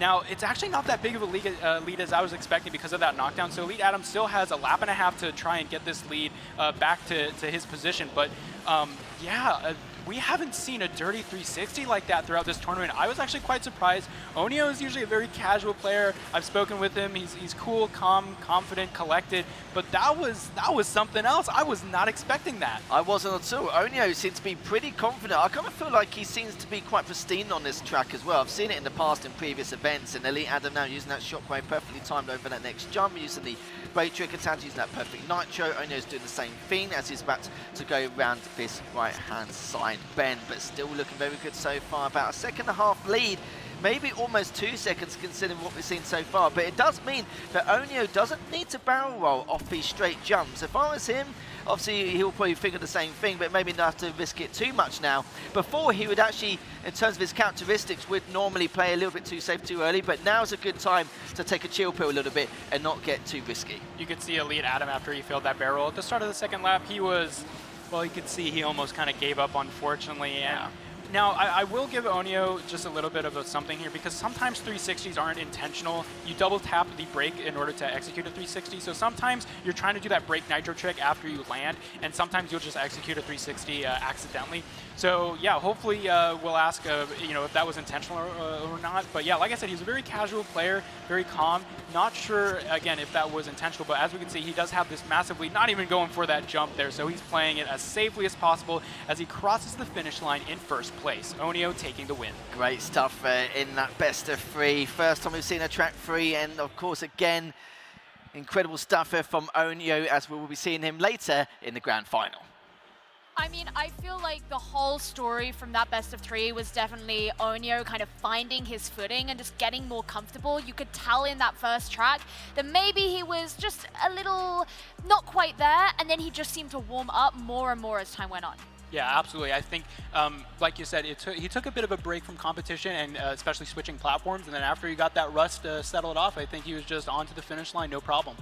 I mean, talk to me about this really filthy 360 that he did, because that seemed to be a major part of this map. Yeah, it wasn't even just that either. I'm surprised after such a short jump, he actually took that barrel roll straight away when he fell a little bit behind. But also, it was only because he didn't use the nitro from the very beginning anyway. And he knew those risks happens. I've seen it time and time again, especially on that shoe jump in the Himalayas, where literally we've seen quite a few players actually falter, even though it's easier than it looks, but it's very difficult because it's a massive risk factor. But at the same time, you saw straight afterwards with Oneo, he played it smooth sailing, went over every straight jump. Some jumps he just completely avoided, because when you've got that 2 or 3 second lead, we know that the element of caution isn't required anymore. Just play it super safe, super conservative, and eventually it will go your way. I mean, heading all the way back to the very beginning of the race, I mean, what were you both thinking in terms of your expectations for how it was going to turn out based on how it started? I was a bit surprised of how Oneo played with that barrel roll from the very first jump, because normally a lot of players will take an element of caution straight from the get-go, but I kind of felt like he seemed so comfortable on this track in particular. It kind of seemed to be his niche. Yeah, as you can see the replay here with the 360 knockdown, just very unfortunate. Again, we'll have to wait and see whether or not it was intentional or not, but I think that was a deciding factor in this race. Yeah. If you had to guess, do you think it was intentional? Do you think he was trying to play It was either he was super confident with this track. I don't want to hear it was either anything. I want a black and white answer. I think he was confident about it. I think, do you know what? It's got nothing, well, he's obviously got all to lose because he's got that first semi-final. It's not like it's a third place playoff or anything like that. But I feel like it was his track to go, is his go-to track. It kind of felt that way from the way he performed on it, because he played probably the most efficient track he performed out of all 3. So it wouldn't surprise me if he actually deliberately did that. Well, maybe we'll get the chance to find out for ourselves, as Bryn is standing by with our Victor on stage. Yeah, you will find out. I can guarantee that right now. And I know the answer, but I will reveal it very, very slowly and gradually to you. The question is, was that move intentional? No, it was not intended. And I didn't want to win like this. There's a mechanic in the game when you land that if you fail it, then you do this 360. And yeah, it's not nice to win like this, but it's like, and obviously I'm glad. Yeah, of course. Sometimes, you know, it is a competition. I know that, you know, you are through to the final and things, and sometimes, you know, things happen to get you there. You're going to be heading into the final. You know the 2 that you might be coming up against. Which one of those 2 would you prefer to face in the final? I would prefer to play against Afiq, because he's a player I know since I started playing the game, and also I think he would be the easiest opponent, but probably if he wins, then he's not, so I don't know. So if you win, then he's the best one to play against. If you lose, it was a bad choice, Afiq. Don't know if I can process that, but yeah. Do you know what? I've said some weird things so far this afternoon. We're not sure either. But look, we're going to come to the final a little bit later on. You are through. Well done. I did just say to him, by the way, that Maradona won a World Cup by punching the ball into the back of the net. So it doesn't matter how you do it as long as you do. Back to you, Gio. I guess that's one way of looking at it. It's an interesting analogy. I like it, though. I like it. I mean, how do you guys feel about the fact that he said this isn't how I wanted to win the game? It's not nice to win the game this way, but I mean, you win. You've got to take the victory. Yeah, I mean, like I said, I've spoken with him before, and he's very laid back, very casual. I was not expecting something like that to happen, so that's why initially I was like, it might be accidental. It was surprising to see because it could have been intentional, but again, not surprising to hear that it wasn't. And unfortunately, the race did end that way, but hey, a win's a win. Win is a win, and he did need to win that last game because it was, as we've said a couple of times, our first best of 3 that actually went to 3 maps. But we have another best of 3 about to start, and we got to see if that's even going to get past the second map as well. This is going to be N2O versus Afiq. Now, we just heard that Afiq would be the ideal candidate to make it to the grand finals. So let's start with him. This is another competitor that he's had a bit of a break from the competitive scene. Yeah, and recently he's actually gotten back to streaming, which the community was very happy to see. And he was actually surprised himself coming into this because he was not expecting to qualify, but clearly we got some natural talent going on here. But yeah, I'm super excited to see this next matchup. But then you look at his opponent, N2O, and this is a guy who he won his bracket at the Lamborghini Challenge last year. He's a proven candidate. Like, I don't think this is going to be an easy game. Yeah, the talk of the town is actually one of the strongest Windows players out there. So the fact that we're going to see it in an offline setting now and not in his own region, I'm very curious to see how he's going to combat against the rest of the competition here. I mean, I think that's going to be an interesting thing. You raise an interesting point there, is about him being one of the strongest Windows players, because in this last game that we just had, you know, we had a player who was a really strong Android player transferred over to Windows, and we had someone who's playing in their first tournament. That's not really the case here. Yeah, and Windows is an interesting platform because iOS and Android have a bit of a longer history when it comes to esports. So there's a lot of storylines developing for Windows that are exciting to see how they play out. And Afiq is definitely one of those, a big content creator. And again, taking a bit of a break, N2O winning that challenge last year. And yeah, this matchup could be a bit more spicy than we're anticipating. Yeah, how spicy? Oh, I'm hoping like jalapeno spicy. Jalapeno's nothing. I was thinking like a Carolina Reaper. I mean, I think this one's going to be pretty... what's going to be really cool about this is that if this does end up going to 3 tracks, which, you know, is highly possible just because of the, I'd say, like, well-matched sort of tenure of these 2 players, this is going to make it the closest bracket that we've had throughout the whole day. And as you said, Marv, you know, this is kind of like the newer kid on the block in terms of the platforms, or at least here in Asphalt. You know, they have their really long history in iOS and Android. Windows is a little bit newer, and the idea that that could potentially be the closest actually says some quite interesting things. It really does, and also whoever's going to go into this grand final between the 2 of them, it's going to be like the Android versus Windows kind of standoff, and it's like for N2O as well and for Afiq, they're thinking, you know, you're on my platform, you're in my hometown, you're in my yard technically, and we can't just let you take our platform like that. I think one thing that's also really, you know, pertinent to mention is the fact that if we go all the way back to our iOS bracket, which feels like a million years ago now, we spoke about how, you know, that difference between South America and Asia. Oh, actually, excuse me, this was the Android bracket. South America and Asia in terms of their play styles. Now, we have a very similar thing here because this is the battle of the Southern Hemisphere, really. You know, we have a Peruvian player and we have a Malaysian player. Different corners of the earth, very, very different parts of the world. They're going to be playing in different regions. How do you think that playstyle difference is going to affect them here? Ooh, that's an interesting question because Afiq, he streams a lot of his gameplay, so we know a lot of what to expect. He's a very clean, concise player. We don't see him going for way too many speed tricks or anything like that. And yeah, I think that's going to play a very big role in the way that he plays. I think it might be a similar situation to the other bracket where we had Dark Hyper just play, you know, very clean and do that reverse sweep. So maybe we'll see something like that here. Well, knowing what you know about Afiq's playstyle then, what would your ideal be for N2O to bring into the competition? Ooh, I think he has to play kind of like the big 71, but of course without wrecking. That would be the most ideal way. That's such a cruel way of putting it, man. Like you, but don't mess it up. Like you, but better, basically. Yeah, it's going to be a weird one as well in itself. I think you're right about the whole speed trick situation and how these styles of play in the regions clash really between the two, because it's a very rare occurrence here, and it's good because, you know, most of our tournaments here in Asphalt are normally region-based, and it's very rare we get to see a global audience of players who actually clash with these regions. It's kind of a one-of-a-kind thing, really. We only see it once or twice a year.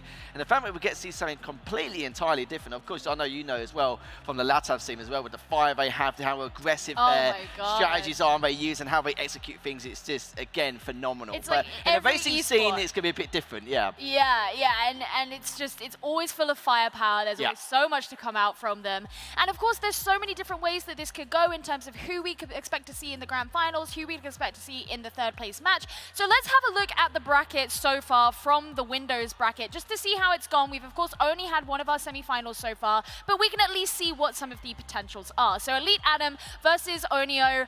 First 3-mapper that we've had, praise be. Oneo's made his way over to the grand finals. Now, he's already said that he ideally would like to play against Afiq. He's been alongside him the whole time that they've each been in Asphalt. Is that what you guys would want to see? It's hard what I want to see. I would love to see an N2O versus Oneo kind of matchup, because like I said, one of the strongest in history Windows players versus one of the strongest Android players at the time. But I would love to Afiq to prove me wrong and to be able to really whip things out and to try and get to shape and actually show what he's made of, because I've also heard he's also quite a strong player as well. You remember he's from that pro club as well. We've got players like Typhoon from back in 2019 who used to compete under the same banner as well. So I'd like to see if he can keep up with the reputation there. What do you think, Marv? Yeah, Pro is definitely a huge clan, but I'm going to be honest, I like those friendly rivalries that we've been seeing especially. So I'm hoping that Afiq pulls it out this time, because, like I said, those friendly rivalries, those frenemy matchups that we've seen are, in my opinion, some of the most exciting. Well, it sounds like our players are ready, so let's introduce them up onto the stage. Yeah, thank you very much. You were saying how hot is this game going to be. I'm going Scotch bonnet. That's how hot I'm going there. I won't be eating it, though. I prefer a korma. That's what's coming out of here. We have got 2 competitors coming up, one from Peru, one from Malaysia. Can you please make them feel very, very welcome here in the arena? Lots and lots of people coming through the doors right now. Please welcome N2O and Afiq. Here they come.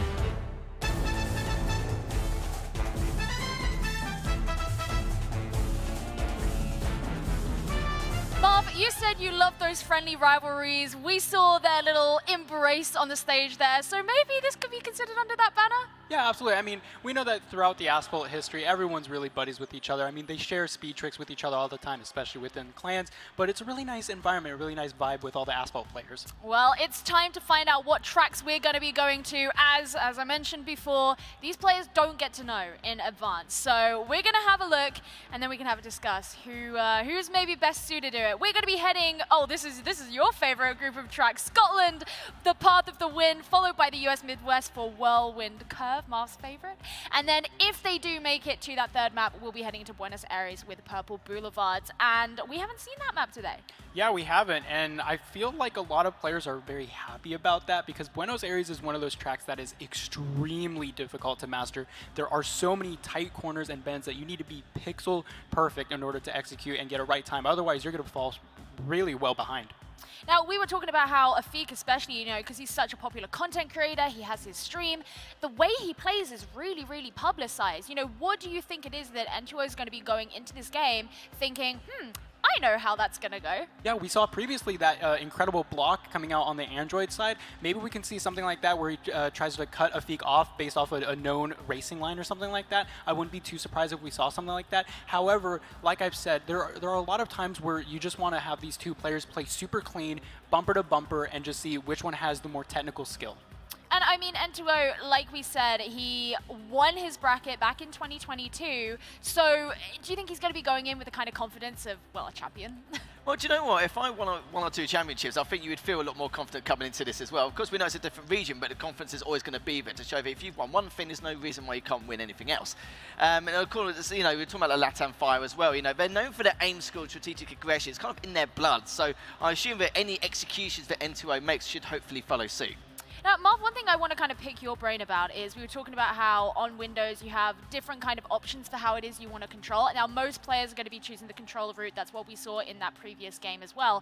But with the maps that we have in the lineup, how would the different control systems sort of affect the way you'd want to play them? Yeah, I specifically want to touch on Buenos Aires at the end because I said they have those very tight corners, and something on controller that people have to get used to is switching the thumbstick left and right. Sometimes the car takes a long time to corner, and so especially like on iOS and Android, you can flick your device right and left and really get around that corner easily, but that's something you have to be very careful about on Windows.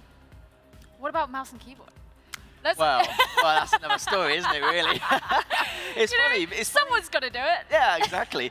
No, it's funny how the test of time, where it's like, you know, I was speaking to you before, where it's like, you know, like 12, 14 years ago, like we was all using our thumbs rather than actually using the steering. I remember one player who was actually, funny enough, from Peru, who actually used to steer with his phone instead. And we used to go, why is he steering with his phone? He's literally the only player. And I love how, like, 12, 14 years later, everyone's steering with their devices just because of how efficient it is in terms of the control scheme. I mean, it's crazy how the meta for things like that can work. You know, it works really well for one person, and then suddenly everybody else starts to catch on, and they're like, oh, wait, hold on, I can actually play really well like this. It's kind of like people changing their sensitivities in other kinds of games. Oh, that's head case on another nutshell. But you know, you never know. You never know what's going to work for you. But I mean, clearly, both of these players have decided to head down the controller route, the Windows route, the play on PC route. That's what I would do. What you haven't seen, though, is what I like to do. Is I take my PlayStation controller and I use the gyroscope, so I turn with my PlayStation controller. You're one of those people. Yep. How does that work out? Is that why you're not on stage? Maybe. Maybe. Although I'm an iOS player by heart, I love the tilt to steer because it just gives you so much more control rather than the binary left and right of the touch buttons. But on the controller, even though you have that discrepancy between how fast you flick the stick versus how far the car can go, again, that's something you have to keep in mind, whereas on iOS, you don't really have to think about it that much because you can flick your device. And I mean, but these are players who obviously they've been kind of playing on the Windows system for a little while. That's why they're competing in it. How, this may even sound like an obvious question, but like their mechanics with regards to like the controller and getting used to the speed and using the thumbsticks compared to, you know, your average player, maybe some people who are playing at home who are still trying to get really good. Like, how is it that they build that up to get to that point where they are just like, well, I think I think it's over years of practice. I mean, like with the other platforms, you have to adjust. Like you said, going from touch drive to tilt to steer, it's just over time you find the best and most efficient ways of playing the game. And even though you might have to take a different route on Windows just because of the control scheme, it might work out for you because that's what the other players are doing as well to get used to those different control schemes. I'm really interested in like what kind of tricks or even mistakes are sort of more likely on each of the different systems based on their control systems? Yeah, that's an interesting question because honestly, there hasn't been too much. Again, like we said, the esports for Windows is a bit more young compared to iOS and Android, so there isn't that big experience. But these players are obviously like, they got here, they qualified, they're the top 4 in the whole world. Yeah. So I wouldn't be too surprised if we saw like almost no mistakes whatsoever. And yeah, it might be similar in vein to those of Windows or of Android and iOS in the sense that like you try to execute a speed trick, but unfortunately something just doesn't go quite right, and you end up crashing into a wall or trying to go on top of a railing, falling off, or something like that. Or accidentally win, like we saw in the last game. There is always that. I mean, you have to take it, right? Yeah, no, you certainly have to. You know, win's a win at the end of the day, and you've got to do by any means necessary. I think that's one of the key factors here. If people say dirty driving, collisions, like scraping by, like any kind of like contact here and there, it's all part of the game at the end of the day. It's not like we've got collisions off because it would be a little bit more boring. If it's collisions off, it might as well be a time trial at that point. It's just a little bit more pressure being on the stage instead. Yeah, absolutely. And you know, that pressure is going to keep on mounting, even though this is the first game that we've had in a little while of the brackets today that, you know, both of these players actually have a decent amount of experience. Do you think that's going to affect their mental going in? They're just going to be a lot better at sort of keeping the composure, keeping themselves calm?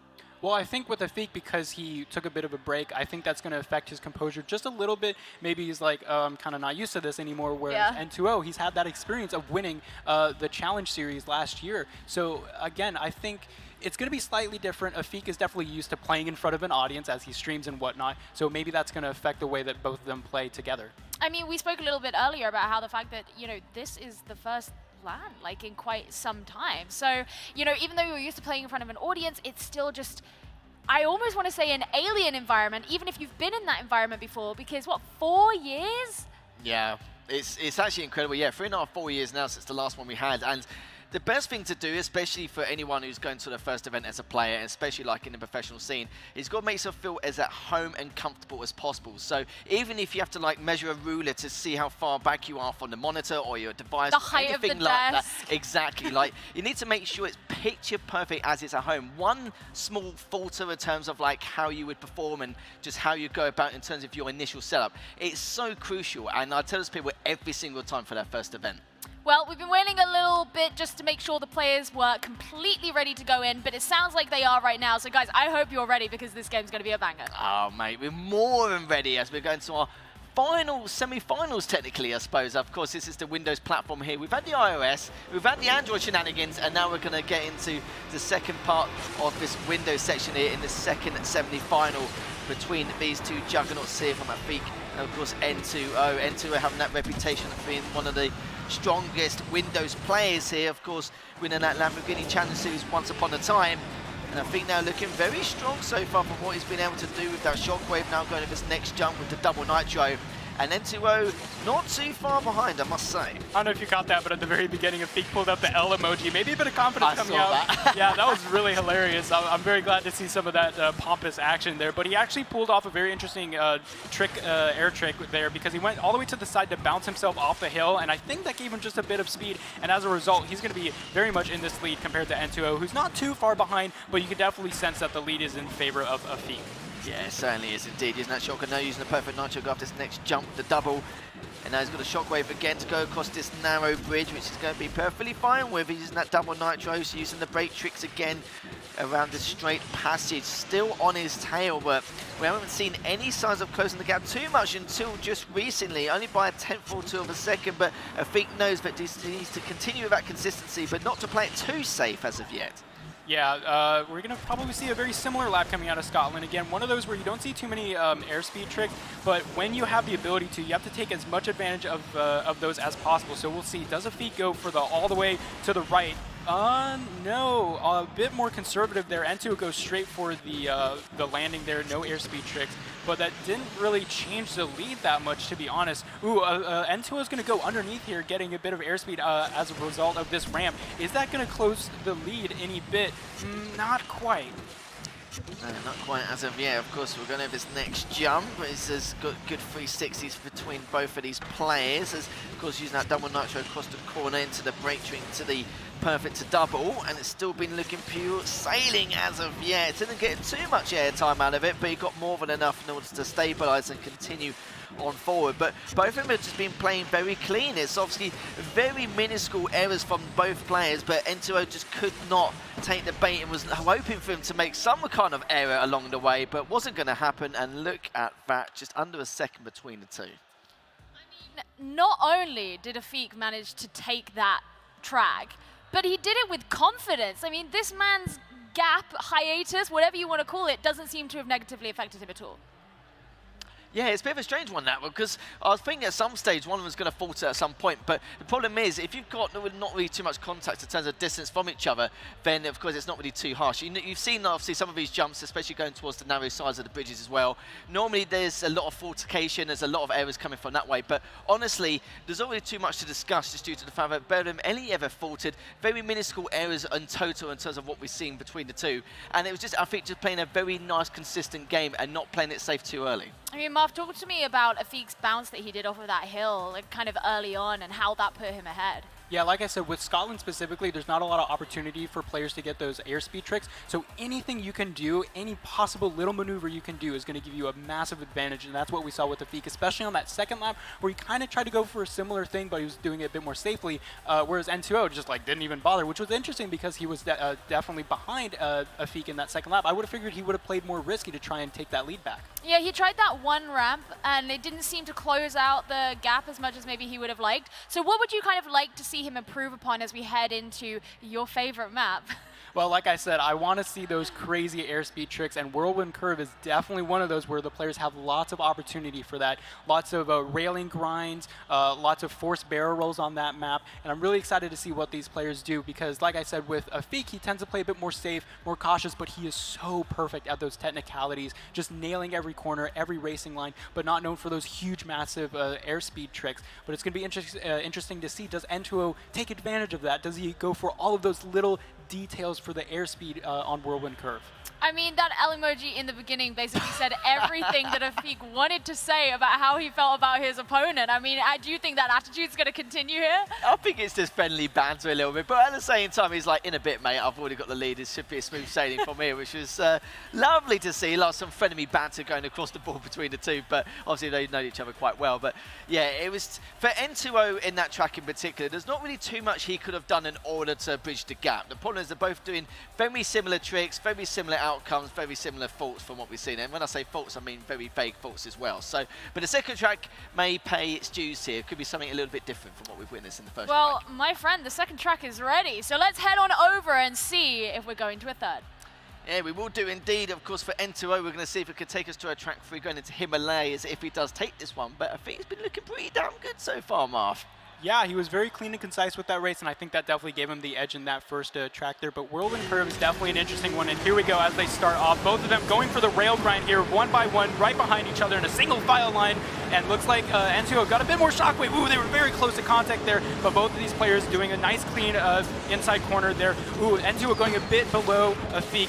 Bit of always going for the inside line, not quite there. Afiq managing to pull it out, though. Oh my gosh, they're like less than a car length away from each other. It's like the 405 traffic in LA. It literally is what we've seen so far. Shockwaving over to that last jump. Of course, N2O losing a little bit of airtime earlier on may cost him a tad, but using that double nitro to get around this next bend. Has the shockwave as both players initiated instantly going forwards. But yeah, as you mentioned earlier, Mark, still very tight there. Wow. May have been a bit of a collapse onto that cliff, but we haven't seen any wrecks or anything like that. Probably just lost a bit of time, but N2O knows that how consistent Afiq is considering the experience he had from that first track, and N2O looking flawless at this stage. Yeah, I don't know what that came out of from Afiq. I think he got a bunch of extra airspeed from trying to launch himself off that hill. He went for a very risky maneuver, that forced barrel roll that we saw, and I was surprised to see that because I figured he was not the type of player to do that. As a result, he had the lead, but N2O, again, because of that weird airspeed there from launching off that hill, he's in this lead coming into the second lap. But as we saw with that first lap, there's all these different things that these players can do to try and catch up. Bit of a wall hit there for N2O. That's going to delay his perfect run. Maybe the nitro efficiency is going to be affected by that. Looks like Afiq is actually very ever so slightly creeping up here on N2O in this straight section. Are they both going to go for the forced barrel roll after this 90-degree corner? We'll have to wait and see. Looks like Afiq, he's going to do it. Ooh, pulls it out, but it's a bit too high. He's going to go for the rail grind, giving him just an extra bit of airspeed there. He's definitely closing this lead, but is it going to be enough by the time that they cross the finish line? Not too sure. It did gain a lot more nitro out of it, but I think it might be too little too late here. It's going to be hoping for N2O to make a mistake during this last portion of this track. And you can see Afiq doing everything he can once more, shockwaving over that last jump, and N2O doing exactly the same thing as we go around this next corner, and still though shockwaving once again, but there's only so much the man can do here before we head towards that finish line very shortly here. So Afiq is closing the gap by another couple of tenths of a second. The problem is I feel like he needs another full lap in order to be able to continue that execution, and you saw how tight he was trying to make it around that last portion of the cliff, but all said and done here, and you can see between the two, 7/10 of a second. That was a very close game as far as things went, and it does mean that we'll be going to a map number 3, which is very exciting. But I want to talk about N2O actually being able to overtake Afiq at some point in that map, when from then on, Afiq wasn't able to catch up with him. What happened there? I think what happened was Afiq tried to launch himself along that hill, try and gain himself some extra airspeed. But unfortunately what happened is, what that meant was in the next corner, he was just so high up that his cornering was so wide compared to N2O that N2O was just like, well, I'll just take this normally and I'll be on my way. And that's exactly what happened. It felt like N2O had a very patient playstyle in that track. Yeah, he certainly did. And there was an odd occasion here where they didn't get as much airtime as Afiq did, but of course, that one clip, obviously towards the cliff, him being too high. Of course, he's going to have too much airtime, and it means it's going to sacrifice his speed a lot more, so it's not really worth the nitro intake than he had straight afterwards. This is going to be our first time going to Buenos Aires. What do we think? Like, based on what we've seen so far, do we have a favorite? Ooh, I don't know. It's really tough to call because they played it so clean and so smooth. Like the mistake we saw from Afiq, you could call it a mistake, but we haven't seen any wrecks. We haven't really seen anything in terms of takedowns or anything playing dirty in any way, shape or form. But then again, they haven't been close enough. Actually, no, I'm wrong. They were in that second track in the first lap, but they didn't have enough momentum and speed in order to make that happen, so to speak. So I think if we saw any dirty plays, I'll be a little bit surprised because we'll not witness anything as of yet in those first two tracks. But the consistency is highly there. I think they'd rather play a safe, clean game due to the fact that they're, in terms of their initial individual skill, they're very happy and confident with themselves how to go to that third track. Well, I'll pose it this way. Assuming, you know, X person gets into the finals, who do you think has a better chance against Oneo, considering the way they've been playing so far? Again, because they've been so tight-knit between the two, it's very tough to call. Like Afiq, you could say in some areas, but N2O's has been looking so flawless at the same time, but Afiq's had a little bit of advantage in terms of gaining all that airtime, getting more efficient with those jumps with the nitro management as well. So I would probably say this first track may be able to give us a clear signal on what to expect maybe for the grand finals. Oh, okay, so you're taking the I don't want to, you're pleading the fifth. It's more with two tracks. It's bloody hard to kind of dictate, isn't it? It really is. Like, if I had like 10 or 20, then I can go, yeah, it's this player. But I would in terms of the smallest margins, probably say Afiq. Well, you know what? I'll put you out of your misery because we're going to head into map number 3 now. Right, well, let's have a look, Marthins, and see what's going to happen in this third track. Nice to see that at least Windows is delivering the best of threes, the full 3 tracks, which we desired for the course of this tournament so far. And honestly, I think it is very tough to call, isn't it, in terms of predictions between the two. Yeah, especially coming into Buenos Aires. First time being played in this tournament, and first time being played in a really long time, actually, as well. We haven't really gotten to the best of 3s final races here. N2O doing a very nice barrel roll. I believe they're both neck and neck here. N2O, pulling out just a bit of a slight edge there because if he can hit the wall, that's actually going to make him slow down just a bit. Now, it's not a huge gap. It's not like a huge wreck or anything like that. Oh my god, Afiq with the L's. Dude, these guys have had some amazing emoji responses with the sleeping. Oh, that's some teasing and some trolling. You'll love to see it with the attitude coming out from these players. Yeah, I love how he's already called the L already. It surprised me at all going into this as we go into lap number 2. And the thing is that with this track as well, it's just the first couple of portions you need to try and be very cautious with in terms of some of these bends and the jumps as well to boot, and still trying to claw his way back. But it looks like he's going to go for the other jump instead. It's going to cost him a bit of time, but he would have sacrificed a lot more if he bumped into that previous bend. Yeah, this is one of the shortest tracks in Asphalt 9, so at this point I'm pretty sure that N2O's got this in the bag because all that's left is a big straightaway, and there's not many any opportunities really to do any special tricks here. So I think N2O is going to finally close out this series on Buenos Aires as we head on to the last jump. Seems to be the case here. This is on his tail, but not going to be enough, as you can see from the times as well. Very close between the two. Just a 0.8 of a second difference. So we've got our answer, Gio. That one was just like, you know, a vanilla race. It just kind of was there. And it was, couldn't you call it a reverse sweep when it's a best of 3? Yeah, I suppose we could, but it's not a best of 5 one. I know, it's not quite the same. It's not quite the same. Who knows, maybe we'll get that when we get into our 3rd place match. But, you know, it's not super surprising considering the fact that N2O found the success that he found, you know, last year. But I have to say that I was pretty impressed by Afiq considering the fact that he's had some time off. Yeah, I definitely have to agree. It was very impressive to see, especially because I was not expecting him to pull a bunch of risky maneuvers, but he did. And for part of it, it definitely worked out. But I think it was just the consistency from N2O at the last section there. Do you feel that had, you know, map number 3 been a map that maybe was a little longer, maybe had some more opportunities for these tricks and whatnot, that maybe Afiq could have pulled it back? Oh, absolutely. If you saw on that first lap, he hit the corner right below the ramp, and I believe that was pretty much it because the laps were so short. That one little tiny mistake was the difference between winning and losing, and that's just what you have to play with at this level. And that's why he threw the L straight away because of how short the track is. It's just the first portions of that lap in order to really make or break the situation as well. If it's more of a complex map, no idea. We'll never know now. But yeah, in the end, though, he took it anyway, 2-1. And interested to see how he does against Oneo later. Well, let's have a look back at the Windows bracket so that we can recap on what's been going on here. We did have, for our first semi-final, Elite Adam versus Oneo. And Adam, you know what? Proved to do pretty well considering the fact that it was his first ever tournament showing, but he'll be going down into the third place match where he will be facing Afiq, who we just saw lose our second semi-final, and our grand finals a little bit later will be Oneo and N2O. Yeah, two titans here in the Windows scene. I did say this is probably the match I'd love to see. Of course, N2O, this is his home turf, and Oneo basically breaching it to try and take the title if he can. And he certainly could do. He's shown a lot of promise. I know that Oneo's made quite a few mistakes in the past in previous tournaments with his risk taking, but I think with N2O, he needs to be extremely sharp on his performance this time round.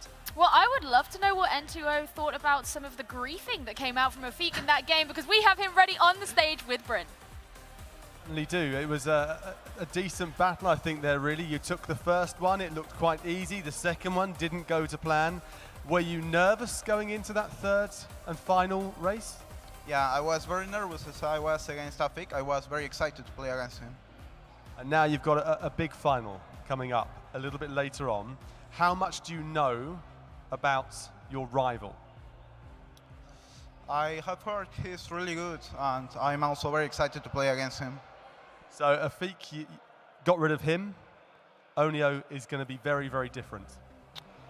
I would say both are quite similar. I really like how to play. Well, we shall see what happens in just a bit. Go and get yourself ready. You can relax for a little while. We are getting ready then for the third place playoff here for the Windows platform. But before we do, let's have a look and see what's up for grabs.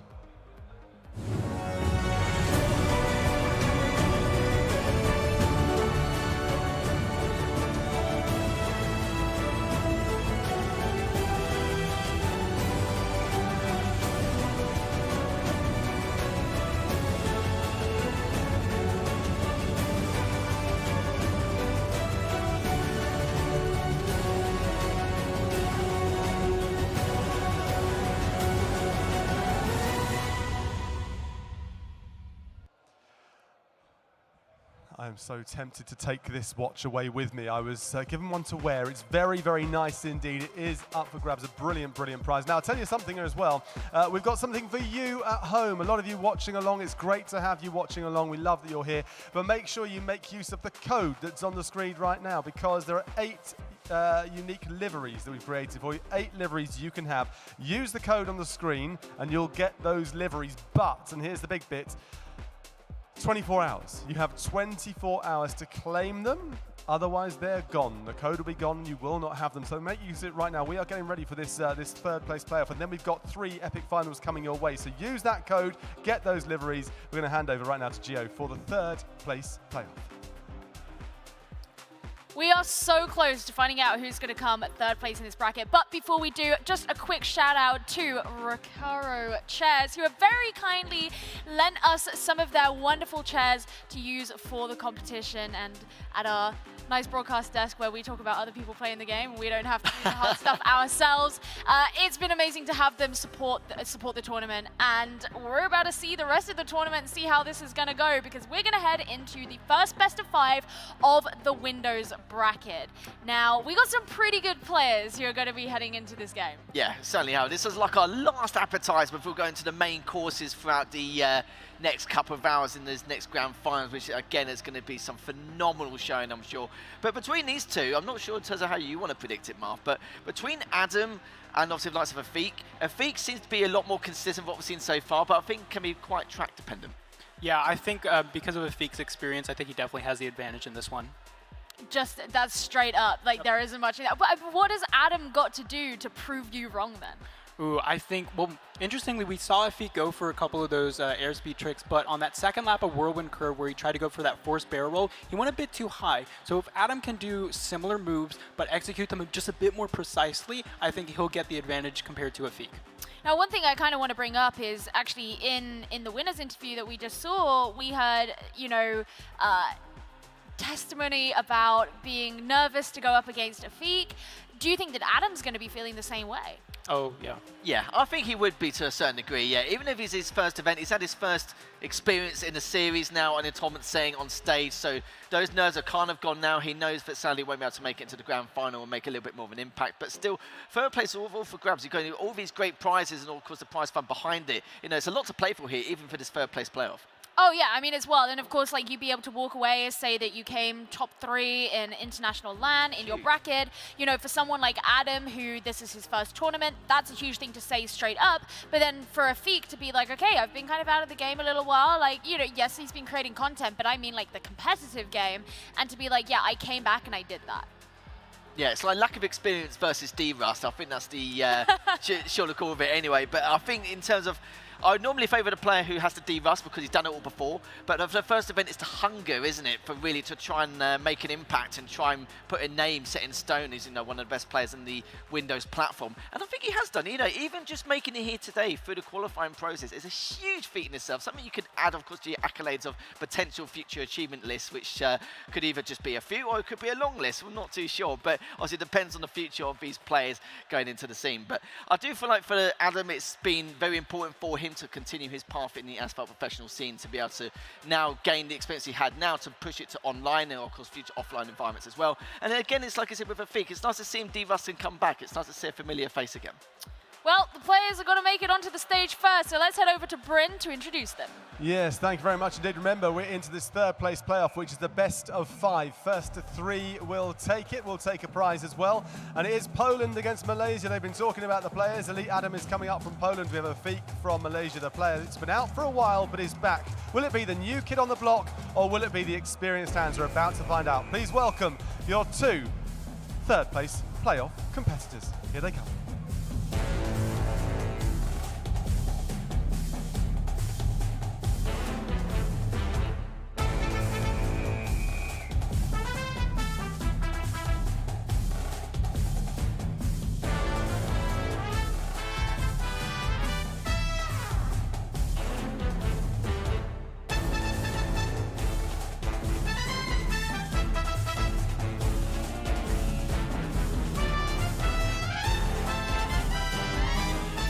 So the players are getting ready to compete in that third place best of 5. Now, before we have a look at what the tracks are and find out what they are, I want to ask each of you, if you had to pick a track for each of these players, knowing that you think they would have an advantage on it, which 2 tracks would you pick? Just anything on Himalayas, you know, that's my cup of tea. And I think even maybe one of the tracks on Osaka as well, just something which can really breach the gap and not give too much space. Like, you know, Buenos Aires as well, you were talking about before, how it's such a short track, and also there's not really too much you can do apart from the first portion of those laps. It's not really something each player can benefit from. I kind of feel like whoever's got the early lead can just continue on going forward, and that's the problem we see with those short tracks. So anything on Himalayas and Osaka will be, yeah, definitely beneficial, and I'd love to see a bit of that. How about you, Marv? Well, I think, as you said, that short track on Buenos Aires, however, we did see that Afiq managed to mess up those sharp corners in the beginning. So if we give him those longer straightaways, like you said, Himalayas, I think he's going to be very good at extending those leads with the top speed. But if we give Entuo those tight, twisty tracks like Osaka, Caribbean, or Buenos Aires, I think he can excel. All right, well, we should be able to have a look at what the tracks are, see if either of you have predicted correctly, or maybe you're completely wrong and, you know. Probably. Terrible. We'll find out. And of course, don't forget that this is, of course, going to be a best of 5, so it'll be at least 3 tracks that we get to go to. We did get spoiled a little bit with a reverse sweep in the Android bracket, so I'm not saying that we have our hopes set pretty high for that, but like, I wouldn't mind another reverse sweep. I loved it.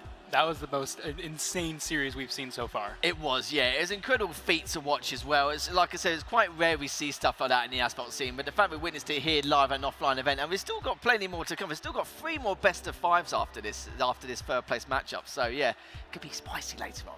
Well, the track list should be about to head onto your screens now, and we can all find out together, and I'm pretty excited for it. We have San Francisco, then Rome, Auckland, the Caribbean, Scotland for Roller Coaster Ride, Ancient Rome, Straights and Hairpins, Parasite Resort, and Wildlands. Well, I've got nothing what I asked anyway, so that's just fantastic. But straights and hairpins and wild ends, again, it's track 3, track 5 for me, which I'm going to be keeping a very close eye on to see how things will unfold, especially in those areas. Straights and hairpins, yeah, it's like I said, it's a very curvy track. It's quite beneficial for whoever's the most efficient driver overall in terms of their confidence going in, but not as much risk taking. So normally the better driver does come out on top 9 times out of 10, but we'll have to see. We've seen some slip-ups along the way, of course, with that reverse sweep with the previous matchup in the previous series, taking over on the roller coaster ride, of course, going into track number 2. But yeah, I'm interested to see how this is going to pay off. I think the first track, again, is going to be another great indicator. What are your thoughts? I mean, that reverse 5 or reverse best of 5 reverse sweep. I mean, there's so many reverses and sweeps there. Anyway, who doesn't love an esports best of 5 reverse sweep? I mean, we talk about all the most famous esports in history, and you gotta have a best of 5 reverse sweep in there.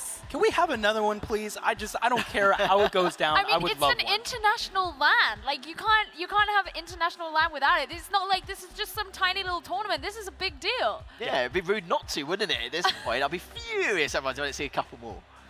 I'm totally down for that. I think it would be great. But, you know, of course, we've got to get into the game first and foremost. So let's see how many maps we actually get in through. Got to start with map 1, though. Guys, take it away.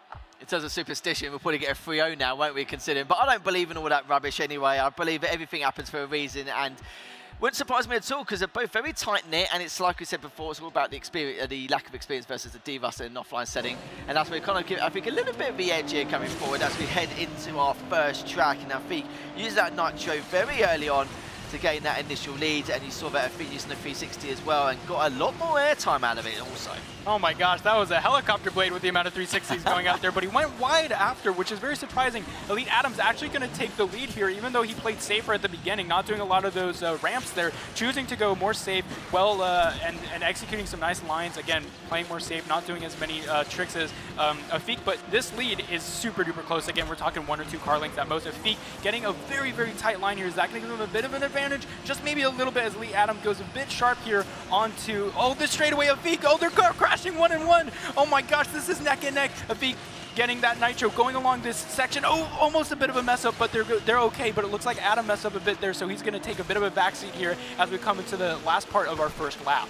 Yeah, nerves are settling a little bit here as we head to this first track of the best of 5, as Adam now shockwaving over that previous jump. We've seen some great stuff from him so far. He's that double Nitro heading into lap number 2, but switching over to Afiq's perspective, nothing too flashy compared to what we saw from the get-go. He's that double Nitro just going up the drums comfortably, using the barrel roll to go for that previous one. Has the shockwave in hand as he sees fit, and he's going around this left bend now, as we can see the perfect Nitro coming up from Adam to give himself a little bit more air time, as he's going to be okay going for that 360 over the previous jump, over the next one as well. He's going to have plenty of Nitro to work with. You can see how relieved Afiq was. I don't know if you saw, but he did a half barrel roll almost. It was very close to a wreck. You can see the relief on his face when the physics worked out in his favor, but he still maintains this lead. It's gotten a bit closer, but it looks like Adam's going to have to do a lot. Ooh, nice little barrel roll there coming off the wall. That's a really fun trick to execute as they both come into the straightaway section of Afiq. Both of them going to try and do that airspeed very clean compared to that last lap, but it doesn't look like the lead has changed too much. This last corner here is going to be very important, and it looks like Afiq is going to come out with Shockwave a bit earlier, and I think this one's in the bag for Afiq.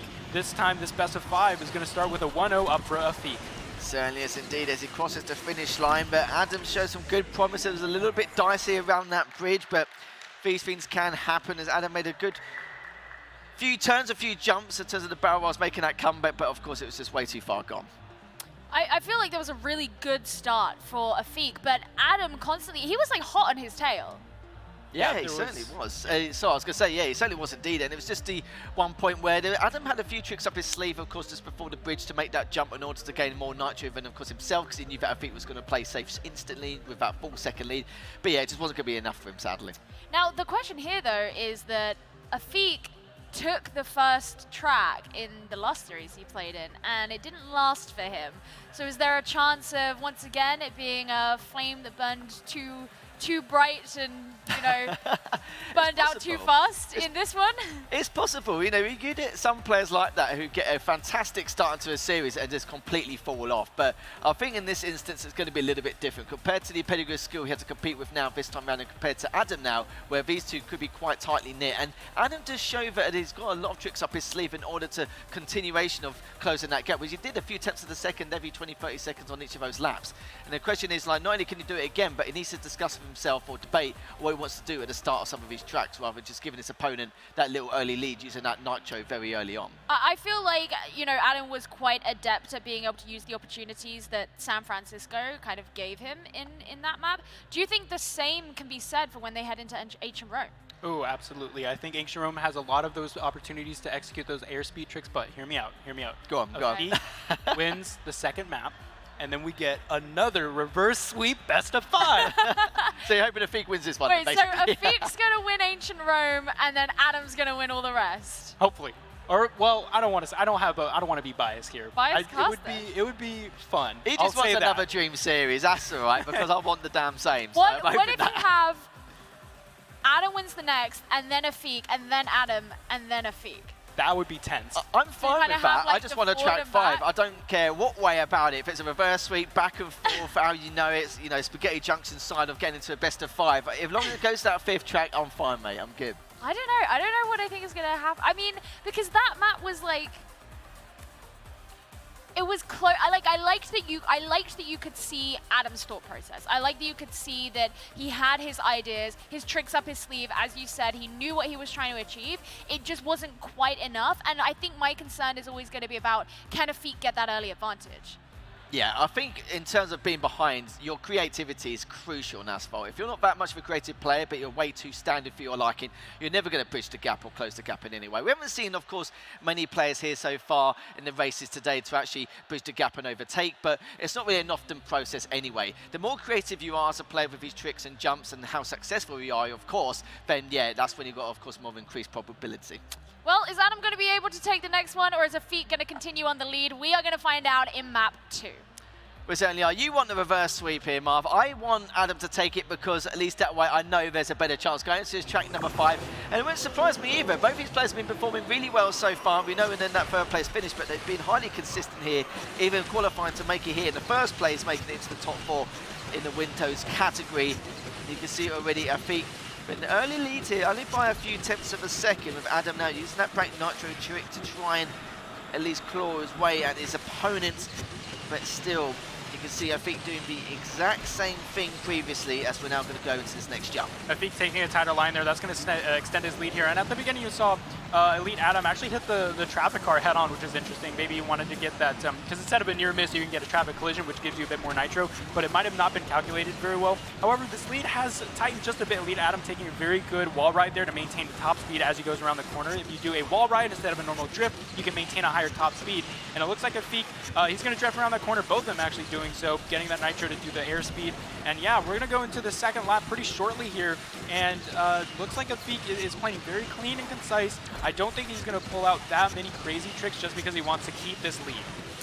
Yeah, you're not wrong there at all. The gap has actually widened by double the amount from what we saw previously, as Afiq has actually had a bit more airtime and a couple of previous jumps compared to what we've seen from Adam so far as we head into lap number 2 here. Adam's still on his tail, though. We haven't seen any major faults from him over this last portion of this track as Afiq continue to make these incredible lines here from what we've seen so far. Of course, break nitro in both these players to keep up with the consistency of his mileage here. Perfect nitro going around this next bend, and this is going to be a tighter turn as well, as Adam just scraping the wall a little bit to get a bit more nitro. Adam does make it across, but I feel like the lines have been a little bit smoother coming out from Afiq. You think I could pull off a barrel roll in real life with a Tycon behind me as they do in the game? Maybe. All right, so we're seeing Afiq here, keeping that lead, playing very safe, playing very cautious. Ooh, he's going to go for the rail trick and not going to turn out very well. Usually you want to bounce off that and go a lot higher. Yeah, that's the risk you have to take in order to try and get this lead back. But as we come into the final part of the 2nd lap, it looks like Afiq is going to take it. What did I say? You're not wrong. You weren't wrong at all. We had to take a couple of these risks one way or another because we're coming towards the end of this race, with Adam still continuing to do everything he can. But I think he's had a little bit more airtime on some of his jumps. His lines are being a lot straighter as well, and it's been more refined, you can see, in comparison, as Afiq is going to take that quite comfortably, even though Adam was on his tail the entire time, so no room to play it safe. I feel like that's been the story of the last couple maps, though. It's like Adam hasn't been far behind. We've had some games today where it's been just a crazy lead, and that doesn't seem to be it here. No, not at all. No, I think Adam still played really well. It was just, it came to refinements, really, of those jumps and, of course, how they performed on these tracks as well. You see some of the lines he was taking, not just for the jumps, but just overall on this track. And refinement is absolutely a key factor here. You saw towards the end of lap 1 and lap 2, he was just treating it like a time trial at this stage, and Adam was the one who had to create these risky maneuvers. But yeah, it wasn't to be, but you know, of course, like you said, reverse sweep pattern could happen. We'll have to see and find out shortly, but obviously I hope that is going to be the case. But I wouldn't count out Adam just yet. I've still got a little bit of faith in him to make something happen. Well, I mean, this is the thing. If he's going to make something happen, it needs to be in this next track, you know, and it seems like he's kind of tried similar things the last two, and they haven't been enough. Yeah, I totally agree. I do think his refinements aren't as good as what we've seen from Afiq. I'm hoping this is more track dependent, and hopefully these next 3 tracks may work more in his favour. But you know, going to straighten hairpins as well, this is one where refinement is pretty much key in terms of how you need to perform as an efficient race driver anyway. And if he's able to, great, that'd be a fantastic start. Sometimes it does take that one win in order in a series to continue on the warpath here. But from what we've seen so far, if it's all about refinement, I kind of feel like this could be a 3-0 for Afiq. Looks like it could potentially be that way. I don't know. I mean, listen, I'm not the analyst, man. And you, at the end of that map, were saying like, ooh, what did I say? So I believe that you're going to have to stand by your word. Defend the reverse sweep to me. What's going to happen in this map? I am breaking the legendary caster's curse in esports. Reverse sweep is coming out. What I say is going to come true. Not the opposite. Yeah, but if it doesn't work, you're going to claim that you was just a normal caster's curse. No, I'm going to claim it's reverse psychology. I don't think it works like that. But okay, whatever. You're going to have to defend that one because we're heading into a map 3. Let's see if it's going to go any further in this best of 5. Well, she's on the warpath with you, mate, so I better hope it is a first sweep coming round shortly. As we mentioned before, like, Adam still has the potential. I've still got a bit of faith on him. I've not really seen anything drastic or any major weaknesses on his behalf. It's just a couple of his jumps and a couple of refinements needs to be corrected here and there. But, of course, those were entirely different tracks going to straighten hairpins now with Afiq with that early lead. But that little scrape there may create some dividends, but it's not going to happen anyway. He's going to be using that double nitro now to go for that previous jump here. Still on his tail, but it could be on his tail all his life here. It's going to be the story here for the last couple of tracks in the series. Yeah, we saw they were actually in a single file line. Bit of contact there, Afiq, and he's going to pull out this very early lead. Look at that racing line. These players are both so precise and efficient. Afiq, or Elite Adam, sorry, trying to take that inside line. He's going to go do it again. He's going to try and get that barrel roll here. Is one of them going to fail? Oh, it looks like Afiq's not going to be able to get that extra nitro. Doesn't matter, though. This nitro efficiency on the Carrera GT is insane. Oh, look at the double barrel roll right next to each other. Elite Adam taking that early lead again. Oh, they're both going to go for the wall trick. Oh, they both executed so well. That is so incredible. They're both neck and neck. This is such an intense race. Yeah, neither player can get past each other. Adam's still holding this lead, and it's nice to see him have the lead for the chain. Of course, the shockwave coming up from him, the double nitro from Afiq, but still trailing behind just a tad here, just bumping him here and there from what we've seen so far the last 15 seconds. Perfect nitro coming up from both these players, but it looks like Afiq's able to come in from the inside. Shockwave coming up from Adam. They're both going to do it, but the problem is, even though you've got the barrel rolls, Afiq actually got a bit more airtime as you try to push him into the side. Shockwave comes up from both players once again. Afiq now still trying to hold on to his lead, and finally gets taken down. Of course, he was using the Shockwave at the time. Afiq wasn't using anything at all at that point. And finally, we're going to see Adam potentially be able to make it in its first place position on this track. Yeah, Shockwave in the back of the bumper there, that'll definitely do it for you. But that was one of the most closest races I've seen in a while. We had a double inside line overtake right after the other. That was incredible. But Elite Adam with that knockdown, that's going to basically secure him this victory here as they go into the straightaway. I don't think there's many opportunities here for Afiq to try and pull this one back, and it looks very unlikely. Yeah, on a track like this, as you know full well, it's very difficult to really bridge the gap, especially at this margin. Unless Adam makes a monumental major error, so to speak, but I can't really imagine him picturing doing that. He can play as safe as he wants at this point, as Adam now just going to that previous bend with that shockwave, continuing to use that as well as he goes up this next jump. Adam He's playing obviously the best he can. There's not really too much he can do in terms of being able to close things out, as we're going to go between one of the last few bends here from Adam before we close out onto the finish line here on the last jump going into it. We're going to see that first track win coming out from Adam in this series. So I'm not saying that you're right, because you're not yet, but we did get a win from Adam. That's true. Yeah, we certainly did, and in all fairness, I think he made that a lot more competitive from what we've seen before. And as soon as that takedown was happening, I think it was the perfect timing for it as well. Of course, even using the shockwave, and Afiq wasn't using anything at all at the time, just coming off that double nitro from the previous jump. It was exactly what it required. Sometimes you have to play a little bit dirty to kind of get the edge.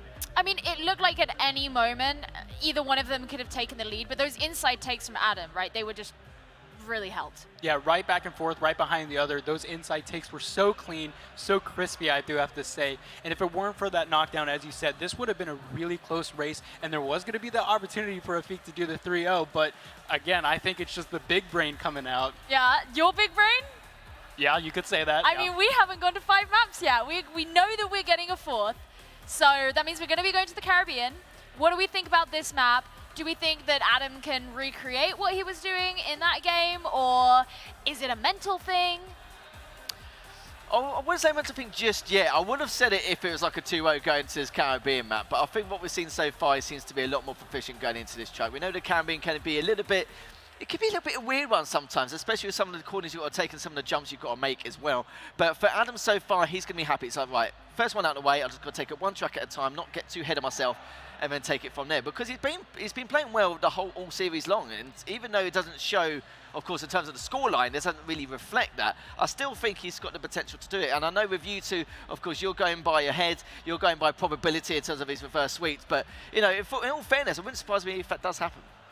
All right, well, we are yet to find out. Map 4 is ready. Let's see what happens. Yeah, heading over to the Caribbean, we're going to see exactly what Adam can do to try and maintain that. I do still feel like Afiq's been a lot more consistent, don't get me wrong.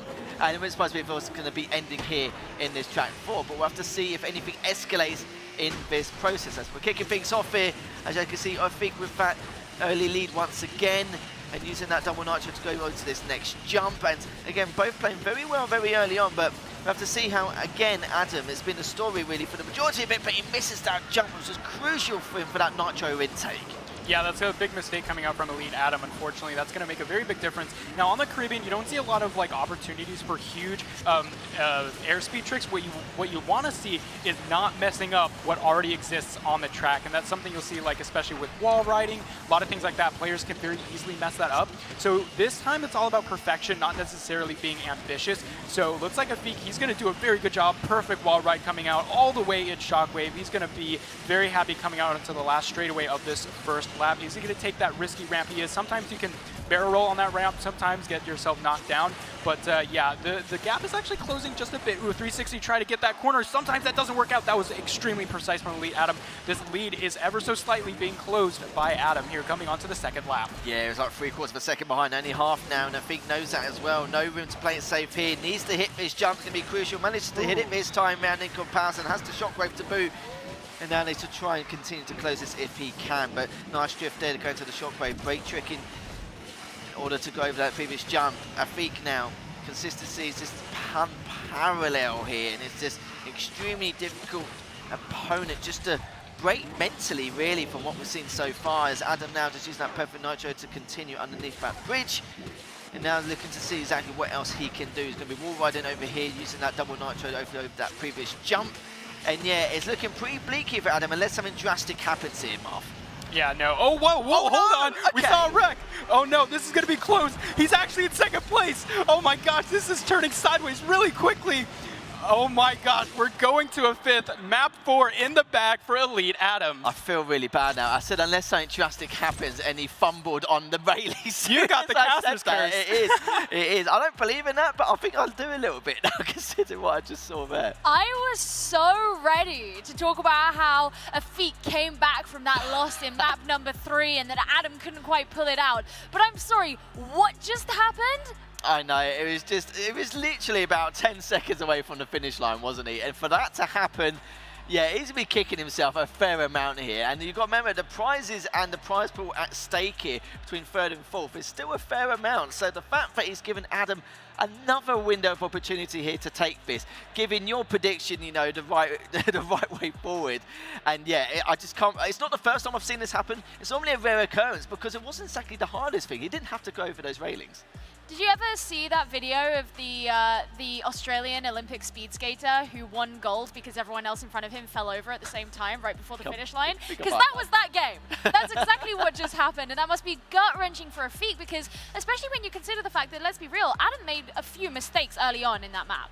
Yeah, and with Afiq coming out there, that was definitely a risk he didn't need to take. I'm not going to claim the fact that it was just my prediction coming true. I think that was definitely on Afiq there.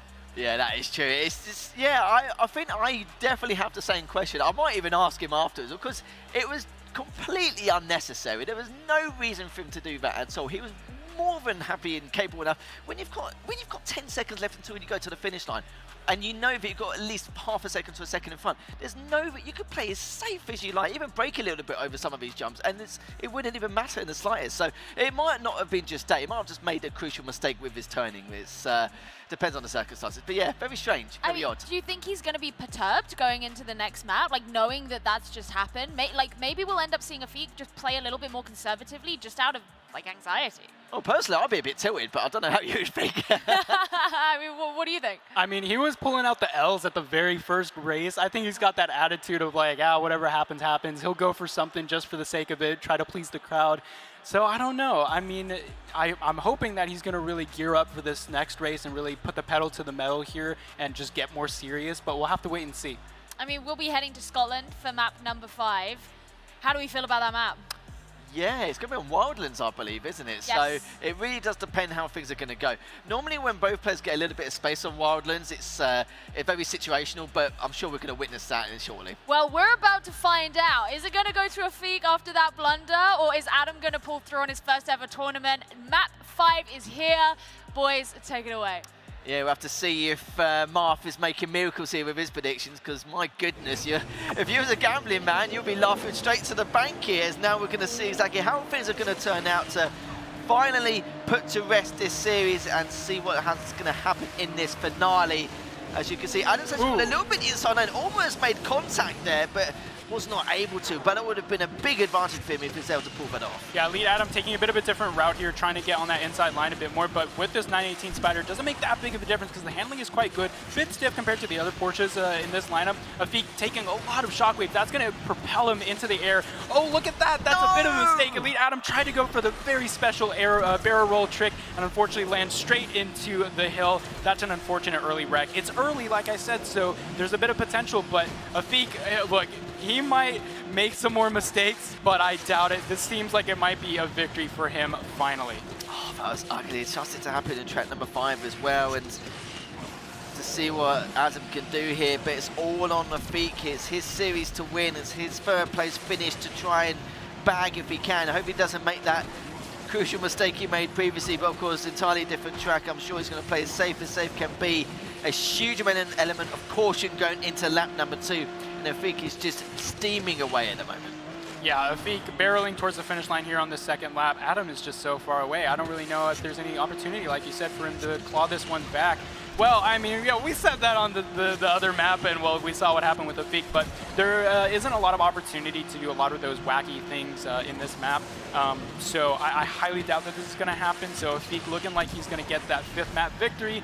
This was a really nice best of 5, I do have to say. It certainly was. I know it was a little bit anticlimactic with, of course, the wreck happening from Adam so early on, but you know, some of the things we've witnessed, emotions have definitely run high throughout the course of this best of 5. But for Afiq to take this, and even for Adam to bring it back as much as he did in this best of 5, and creating a huge amount of potential there, it was just absolutely unreal. With Afiq now just continuing with his victory lap here, going over his jumps as calmly as possible, not really taking anything into account too much, using that shockwave over the previous one. And now it's just a matter of going over the finish line, there he goes. and Afiq is going to finally guarantee his 3rd place finish. There we go. So, about that reverse sweep? Which reverse sweep? Oh, you know, the one that you mentioned. You come out the shell now. Yeah, I mean, no, honestly, Afiq did a really good job of bringing it back, and that's really where we need to shine the attention here, because, you know, it was unfortunate for Adam that he had that early wreck, and it just meant that he wasn't going to be able to pull through, but it's like you guys were saying, that composure, that confidence that Afiq comes in with, he probably wasn't even that concerned. No, it's just the same that previous jump. He was trying to at least, I think question he could have done, or plan B, he could have just left that jump and continued forward, but Byron, he would have been way too far behind, and he's realised how well and how efficient Afiq has been playing throughout the entirety of that best of 5. So you kind of feel like he had no plan B, he had to take that jump, and if he didn't, it would have been curtains any way, shape or form. So instead didn't work out, these things happen, but again, respect the risk. Well, let's see what our third place Windows player has to say as he's ready on stage with Bryn. He certainly is here with me, and I said to you a few moments ago, it looked close, 2-0 up, 2-2, and then you came back with that winner. It was a good winner, but it was all down to Adam really at the end, wasn't it? Yeah, definitely. But I don't know if I should say this, but the second race, no, I mean the one that's 2-0, and then the one that I lost where I wreck at the very end. I know I should not do that, but it's for funny actually. I don't know if I should do. I know that I did a lot of risky stuff. It's pretty stupid to think that I did it, but the last one I was thinking like, nah, never mind. Let's just not do anything. Yeah, luckily it didn't bite me back at the very end. Played it safe at the end. Well, at third place, it means you do get the Bose, the Quiet Comfort earbud too. They're very, very nice indeed. So congratulations just there. It was a great battle and great for you to come all the way over here and walk away with something. Well done. Thank you very much. I really appreciate it. It has been an amazing experience overall. And we had a good laugh afterwards between me and Adam. So yeah, it was fun. Excellent stuff. Back to you, Gio. Oh, that's so wholesome. I love it. And I love that he also guy. says that he was doing that stuff because he was kind of just doing it to be funny. Fair play. Do you know what? You don't really get many people in the esports world, especially in the competitive environment, to do anything like that. So fair play to him. It was a lovely fellow as well. And it's nice to see for him having a little bit of banter as well, even on the stage. So it shows how comfortable he was.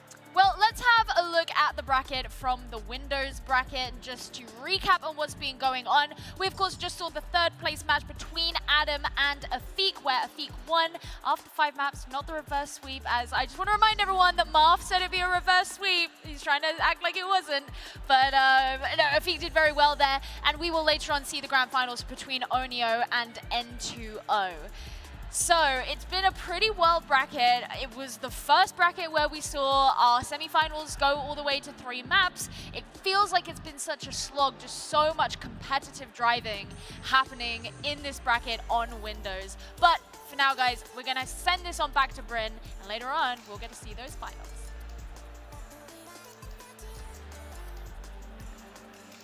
Sure if you're picking up. That's it. Later on, we are coming back. I've just been told 7 p.m. local time. That's about 22 minutes or something like that. So in around 20 minutes time, we'll be back here for the finals. We've seen some epic semi-finals. We've seen 2 of those. We've seen some pretty impressive third place playoffs, and we've seen the bracket there as well in the first event of the day, which seems such a long time ago, but just 20 minutes time, we'll be finding out who are the winners, who are going to take these amazing trophies home with them back to whichever country they've come from here in Barcelona. We'll see you back here in 20 minutes time.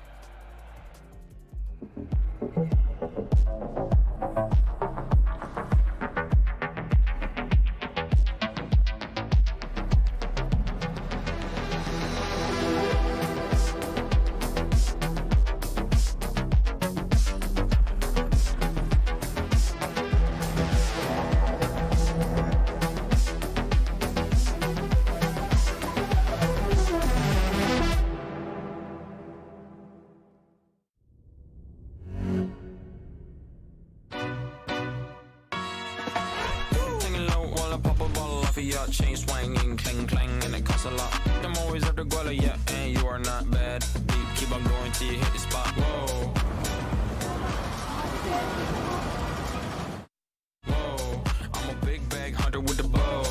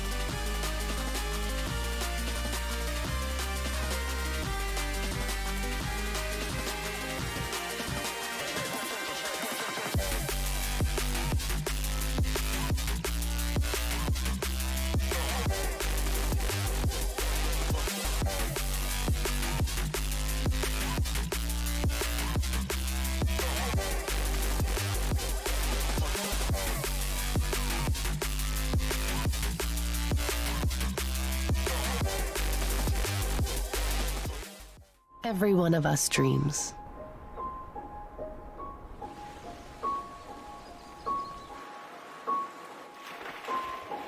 Some of us chase them.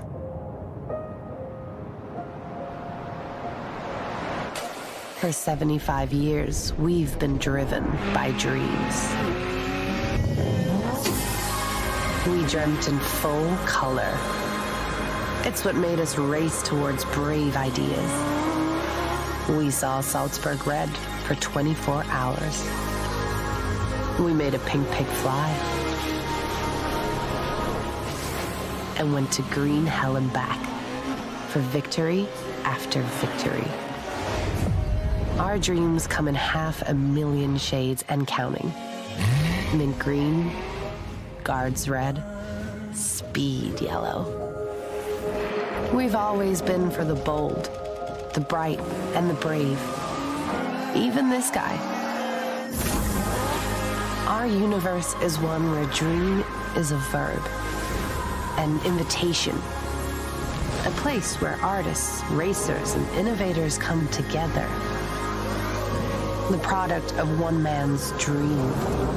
We've been undoing what's always been done. Together, our dream will color the next 75 years. Open your eyes, take the keys. Join us here.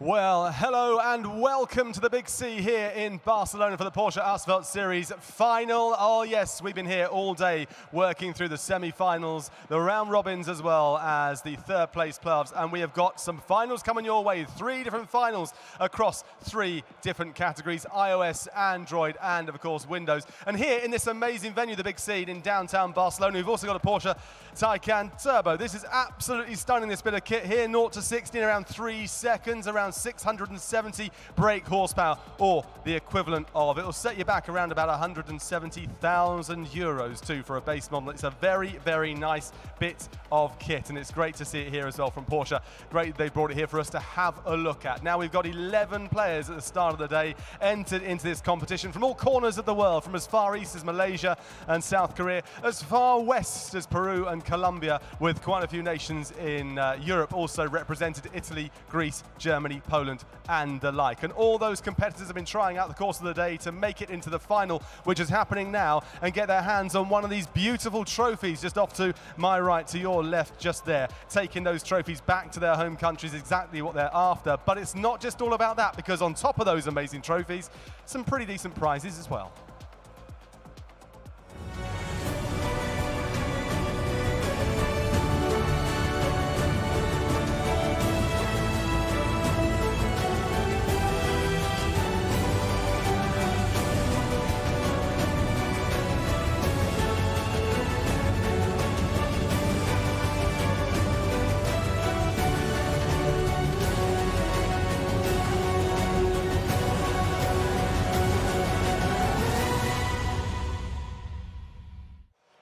Oh yes, some amazing prizes, including this lovely little watch here, this Takua watch, but I've been given at the moment. One of the players, or 2 of the players, or even 3 of the players, the finalists, the winners, will be walking at home with. These are amazing, and they've given them to us to wear for this particular part of the show, and we have to give them back. But I reckon myself and the comms team are going to be legging it out here as quickly as we can and running away before they realise that we've still got these on our wrists. They are amazing things. We are getting ready for this big final, as I say. It's not just me here looking after proceedings, though, because as we've had all throughout the course of the day, we have a brilliant, I mean brilliant, top draw commentary team lined up for you. And to kick it off, to find out who they are, here's Gio. Yeah, and we've had a pretty wild day today. There have been some insane games happening here at the Asphalt 9 series. We've had some reverse sweeps. We've had some not reverse sweeps. And going on from here, we're going to have our grand finals. It's felt like quite a while since we had the iOS bracket all the way this morning, early this afternoon. It was a long time ago, and so it's probably worth us going over the brackets once again. So let's have a look at the iOS bracket to remind us how that went and who's going to be facing in the finals. Now, the iOS bracket was a little bit different to how the other two brackets worked, purely because we only have 3 players rather than 4 players, so we chose not to do it as a single elimination bracket, but instead as a round robin, where the players earn points dependent on if they won or lost. Now, because there was no tiebreaker here and Future Flash won both of his games, that means that Fra got eliminated from the bracket, and thus the grand final is going to be competed between Flash and Alex. If we have a move on to the Android bracket, I see what happened in the middle of the day. We had all 4 of our players compete in this one, and so that means the grand finals was decided by the standard single elimination bracket. We have Mjun and Jagermeister who are going to be competing in that one, and then finally, if we have a look at the Windows bracket, we can see who that's going to be, and that's going to be Oneo and N2O. That was the bracket that we just completed before the break. The longest one, I think is fair to say, but we'll be heading to that grand finals a little bit later. Let's have a chat about the iOS finalists to start things off, because that's the grand final that we're going to be seeing first. It feels like it was a little while ago now. We have 2 teammates from the same club going up against each other, some of the best in the game. What are we feeling about this game? This is going to be probably some of the most legendary grand finals, because who else would you want to have in a grand finals? Alex, Future Flash, confidence coming out with Future Flash, and of course the, well, interesting history of Alex in grand finals. So this is going to be incredible. Would you like to elaborate on that interesting history? I sure will. Basically, with these two, this is like a dream grand final for any Asphalt fan here in the esports scene. We've seen these two go loggerheads with each other again and again. Future Flash, in terms of grand final appearances, has won both times, but not one as skin of his teeth, mind you. It's both been 3-2, and one of the times actually the reverse sweep coming out from Future Flash. So I'm very excited to see how this outcome is going to unfold. How different is it going to be? Is it going to be the same? Is history going to repeat itself? Is Alex going to be able to get that first victory underneath his belt, considering the amount of shopping list of second places he's had underneath his belt as well? And I hope for his sake, he's got more than enough potential. He's a highly skilled player in the long run, and for what we've seen over the course of the years. So will it happen? I hope so for his sake. It's going to be interesting as well, because the way that obviously the iOS bracket has worked meant that we haven't seen a best of 5 amongst any of the iOS players. And so this is going to be the first one that we're going to see that involves any of these players in it. How do you think that's going to affect things? Because, you know, the best of 3s that we had involving these players actually went by pretty quick.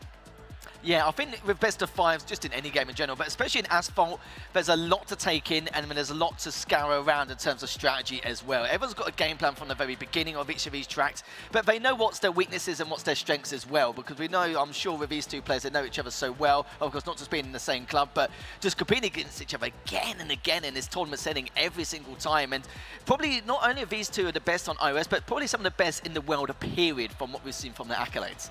And what do you think it's going to add to the reputation of either one of these players, depending on who wins? I think the big question is going to be here, like, how this first track's going to go. Because we've seen it before where Alex has actually taken the first 2, and that was in the last tournament, and then sadly let it slide in the further 3. But both these players, it depends on the circumstances, really. Because we know that with Alex, he likes to mix things up a little bit. We've even seen signs of Flash even playing quite safe and quite reserved in some of these areas, which is understandable if you've got such a huge lead and this huge milestone.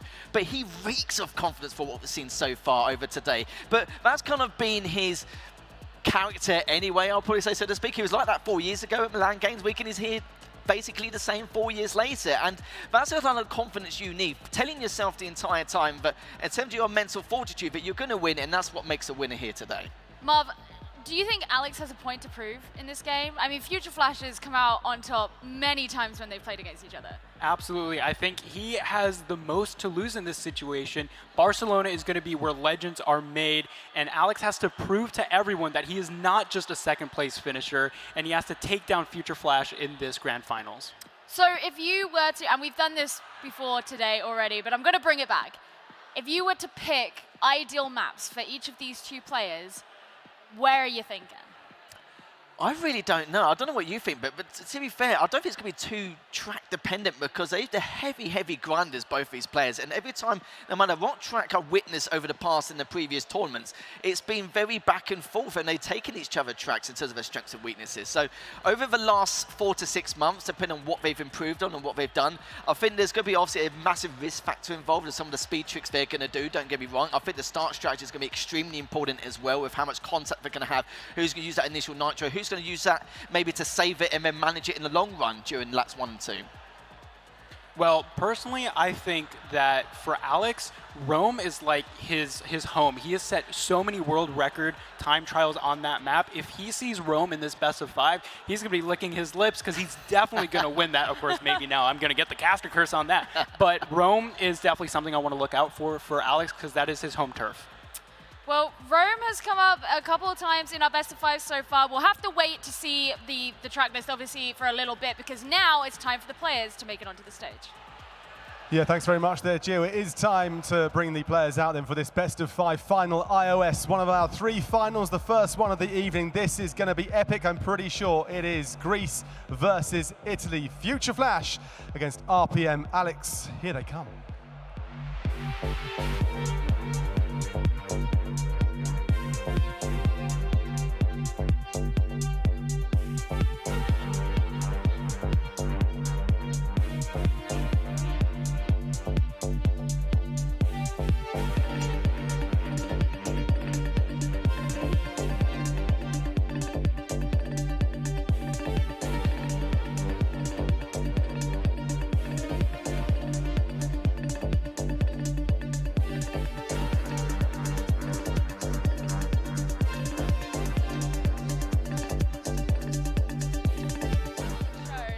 Know that this is going to be serious. You know that both of them are actually going to be going really hard here.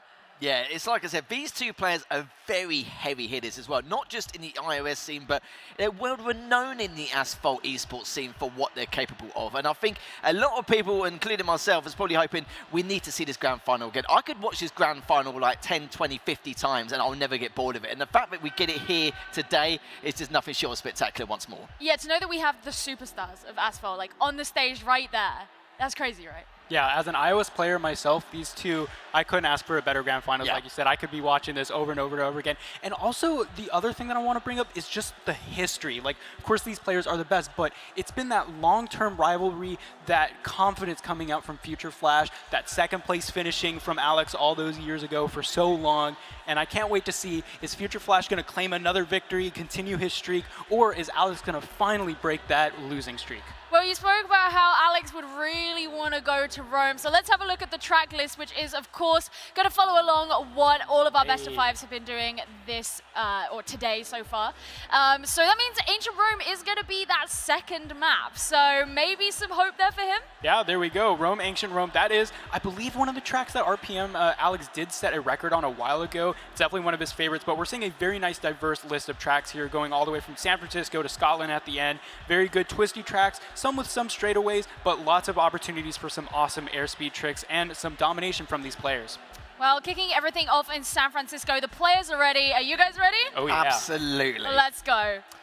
Grand finals time. Track number 1, it will be a best of 5 to see who's going to be the winner of the competition on the iOS side here. And Marv, I'm more than ready for this. I think this is the outcome we kind of expected between these two huge juggernauts in the iOS scene, and now we finally get to see it once again between Alex and, of course, Future Flash. Yep, absolutely. Crack your knuckles, put on your racing gloves, put the pedal to the metal, because we are getting ready for one of the most epic best of 5 grand finals you'll ever see in Asphalt history.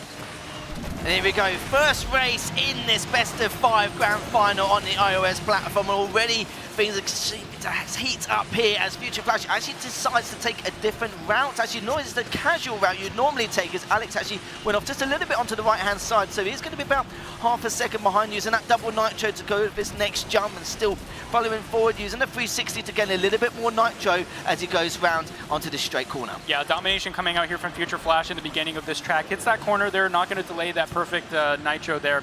And yeah, lots of barrel rolls here coming into the straightaway section. Are we going to see them pull that railing trick where they try and go on it for that extra airspeed? We'll have to wait and see. Future Flash, I know he's confident, but he's not going to go for it. He knows he's in the lead. He's staying cool, calm, and collected, not going to go for those extra airspeed tricks. Alex tailing just behind. Bit of a lead getting closed up here by Alex as we go into the final section of this first lap. Airspeed coming in with this huge jump coming out into the final straightaway for the second lap. And yeah, Alex, he has to pull out something really cool in order to gain this lead because Future Flash is going to be playing so confident, not going to make many mistakes here coming into this second lap. Against players like Alex, there's absolutely no room for error, but obviously no room to play safe either. So it's not entirely into it, but Alex had a tiny bit of a fumble there, but managed to get a bit more nitro in the lead time. But the following is so, I don't think it was worth the sacrifice in terms of speed here. As Flash is continuing what he does. It's very smooth, clean, concise, and also very precise with his lines here, as Alex is trying to do the same thing as he's trying to play the catch-up game here, using that shockwave to come from that last corner, and is going to continue on with a nice barrel roll, continuing that shockwave once again over that previous jump. Yeah, something you guys have to keep in mind as well is these races are 2 laps. Normally in multiplayer, when you're going head-to-head, usually it's only 1 lap. So the way that these players take into account that second lap is very important to how they perform. You'll see them taking different routes because they're starting at their top speed for that second lap. But as we come to the finish line of the first lap, or for the first track, excuse me, it looks like Alex is going to be behind, and 1-0 is going to be the name of the game for Future Flash as he crosses the finish line. Great stuff on Future Flash, very clean there. You see 1.2 seconds he was in the lead and just navigated up at all in the slightest, barely any mistakes and very little room for error here, but Alex did a great job just trying to keep up with the game. You can hear all of the Future Flash fans in the crowd there. They know who they've come for. And I mean, look, so far this is following the precedent that's been set over the last however long at this point, a couple of years, that constant Future Flash getting the one up on Alex. But as we spoke about, it's really this next map where we might be able to see that be equalized. Yeah, absolutely. I think Rome, like I said, is the name of the game for Alex. He has to win this map. Otherwise, he might feel defeated. He might feel like there's no hope. And yeah, this is probably the most crucial map in this best of 5. Like I said, Alex knows this track really, really well. Of course, being Italian, he should. But if Future Flash does get this victory, talking about the other side of this bracket, if he wins, that confidence level is just going to go to 11 at that point. And, we could just see a 3-0 sweep. What car would you guys like to see him play? It's not even about the car. I just kind of think to myself, actually changing the topic a little bit.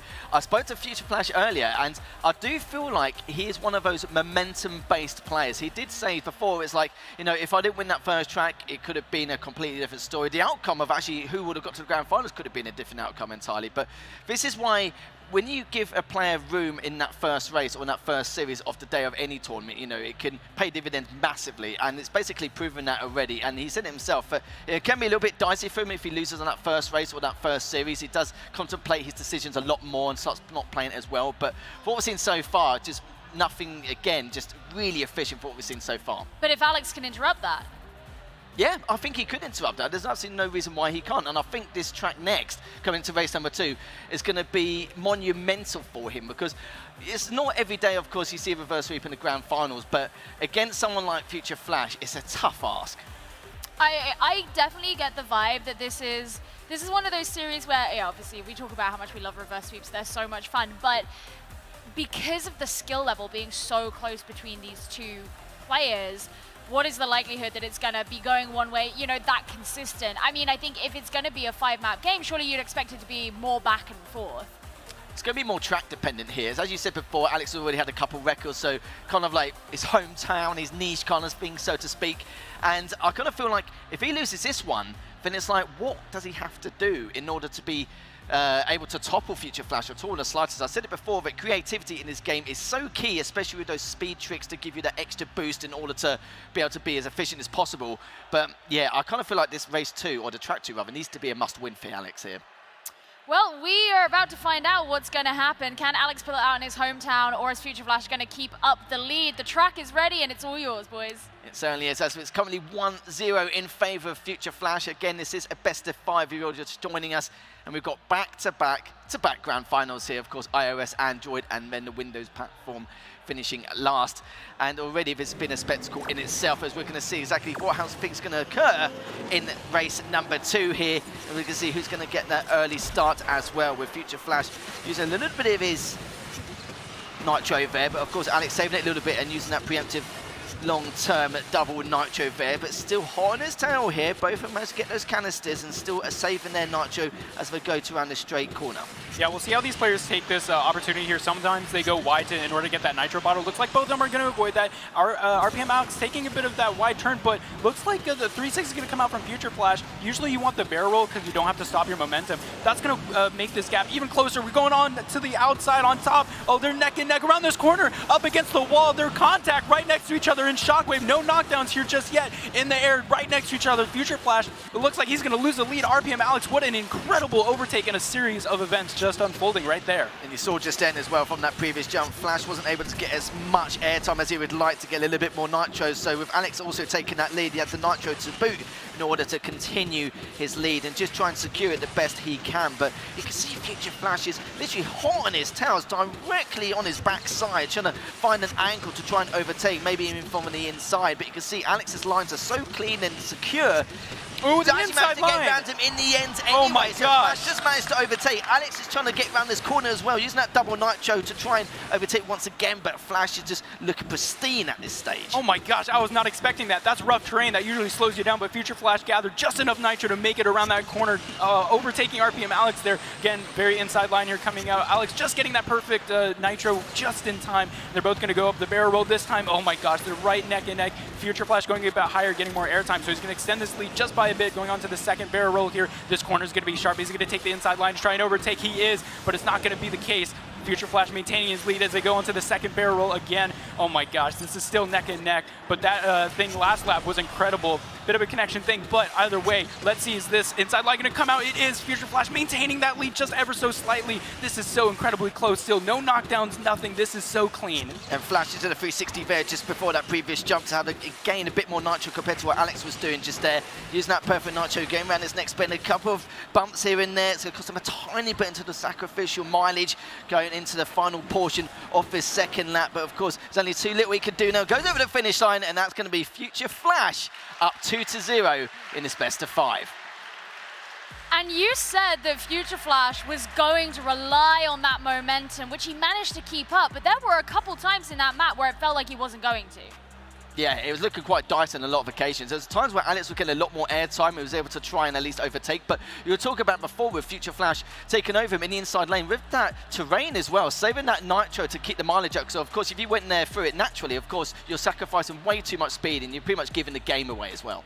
Yeah, I mean, that Nitro that Future Flash used basically allowed him to win the game. Yeah, absolutely. If you go over that rough terrain, like you said, without using Nitro, you're just going to get slowed down a lot. And I was honestly not expecting that because that's not something that players have to keep in mind because, again, a lot of these races that they'll play normally are only one lap, so you don't get to go around that corner like Future Flash did at top speed. And that ability to know that they're playing 2 laps, he should save up that Nitro to go around without losing the top speed on that rough terrain. That was incredible. Like I said, I was not expecting that, and I think that was definitely the decisive moment right there.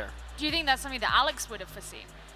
It's hard to tell. Maybe he didn't assume that. That's why he wasn't actually keeping hold of that inside lane. But maybe he didn't have the Nitro to do it. But maybe he was saving it for another corner or another jump, which is perfectly understandable. He's just going back to what he's normally doing with his routes. But Flash had to do something. And he was holding his tail the whole time. But you could see at the same time, Alex was making sure to have these clean, refined lines, but also keep an eye on where he's going to go and how he's going to try and overtake him. But I think that was the least expected. And Flash knew that he had to take advantage of that opportunity. I mean, we spoke about how if Future Flash were to lose that map, maybe it would be a bit harder for him in map 3. Now, he obviously didn't, but the question is Alex going to find himself in that predicament? Is map 3 going to feel a lot more draining? Is he going to feel boomed after that? Yeah, it gets to a point where he's probably thinking to himself, what do I need to do now to try and defeat him? Like, he had to lead a few of those occasions. He was able to maintain it to a certain point, but Flash just seems to be a really incredible driver. It seems to be really efficient, just no matter what track it's on. It's just, again, the pedigree of individual skill this man has in order to accomplish such greatness here. And already going up 2-0 in this best of 5, like one track array, one race in order to secure victory here in the first offline Asphalt Esports event we had in 4 years. And funny enough, the person who won the previous one was, funny enough, Future Flash. So he wants to try and keep that back-to-back record. I mean, yeah, he's got a record to keep up. I mean, the next map that we'll be going to is in Auckland. How are you feeling about that, just quickly before we head in? I think it's on straights and hairpins, isn't it, again? So again, another reason to, not too many risks in terms of the jumps, but just more of effective play in terms of his driving skills. So we'll have to see how that goes. Well, I don't think anybody wants to wait around, and the players are ready to head into map number 3. So boys, let's see how it goes. Well, Marv, it could be the final track. Hopefully not, fingers crossed, but we've seen some crazy things there, of course, in the Asphalt esports scene. But for Future Flash now, he needs to be defeated 3 more times. We need to see reverse sweep coming out from Alex in order to try and secure himself victory. But this is where some players, when they've got this kind of lead, especially in this setting, can get a little bit too comfortable. But I think Future Flash has been in that circumstance before. He's had his huge lead, but knows not to get too comfortable or overconfident in that retrospect here. As you can see, Flash, again with that early lead, Alex just trailing behind. It's basically been the story here, but he gets a tiniest a bit more airtime there compared to what Flash had. So a bit more nitro in his hand, trying to get inside the inside lane, but also trying to not to bump him either. Oh, there we go. There it is. And Flash does get taken down. Alex room here to take this third race. I think that's it right there. Future Flash has barely any chance to keep up. The good nitro efficiency for the career GT is going to let him get up to the top speed very quickly, but Alex has to seriously mess up in order to get this loss. So I think we're going to be extending play here in this best of 5, and it's already getting very exciting. I mean, we could see that 3-0 because Future Flash is just so confident, but that early knockdown is really going to secure that for Alex. He has to take advantage of this. If he doesn't, it's going to be over, and he's going to feel so terrible. Yeah, Flash is a rare breed indeed in this game, and he's one of very few people who can close the gap and make it look so easy. But Alex, though, again, a different kettle of fish in terms of competition here, looking very strong indeed. Flash now trying to at least catch up as much as possible using the shockwave, go to that previous jump. He's got to go around this next bend before we head over to lap number 2. And you can see from there as well, just trying to refine everything he can into his nitro management. But it's caught by about half a second, I'd say, considering what we've witnessed so far. But Alex is probably way too far ahead for him to do anything unless Alex majorly fumbles. Yeah, you can see the gap, as you said, is becoming a little bit closer than it was previously. But again, I think what's happening here is RPM Alex is just playing super cautiously, making sure not to mess up. And I think if he continues playing like this, again, as long as he doesn't make any too grave mistakes, I think he can pretty much secure this just by playing safe. Even if Future Flash does come out with some incredible stuff, I think Alex, as long as like we've been saying, just doesn't mess up, I think this is going to be extending play here for this best of 5. And I'm really excited because, well, we all want that juicy best of 5, and I think we're going to get it. Nothing we could do here, considering what we witnessed so far. It's not normally a mistake we normally make Flash make, but of course, with all the content which was made at the beginning, it's very hard to decide what the outcome was going to be. Can be a coin flip in a lot of his scenarios here. Alex just continuing on to do what he does best, is playing it safe, cautious, no need for anything to escalate in terms of ridiculous speed tricks in order to overtake or anything like that at all, as we're now just going to come across the final bend here, as Alex now is able to try and complete this race. He'll be able to take this race number 3, and now it's just a 2-1 lead now for Future Flash. 2 more tracks for Alex to try and secure his own victory. I mean, that was quite the victory there from Alex. Talk to me about that takedown. That was definitely the deciding moment right there. It was a very early takedown, as we saw. So we saw that gap being getting closed by Future Flash over the course of the whole race. So maybe if there was an extra lap or 2, we could have seen that. But because of the 2 laps, and also Alex was just playing so concisely, he knew he had everything to lose. He couldn't mess up. He had to play precise and safe. And we saw that on that last lap. Instead of taking that ramp, he chose to play safe, cross the finish line without too many mistakes, like unfortunately Afiq did previously. But that guaranteed that they're extending this best of 5. And I'm excited because this could be a very awesome series. I was definitely worried about the Afiq thing happening here, because you just never know after that happened that one time.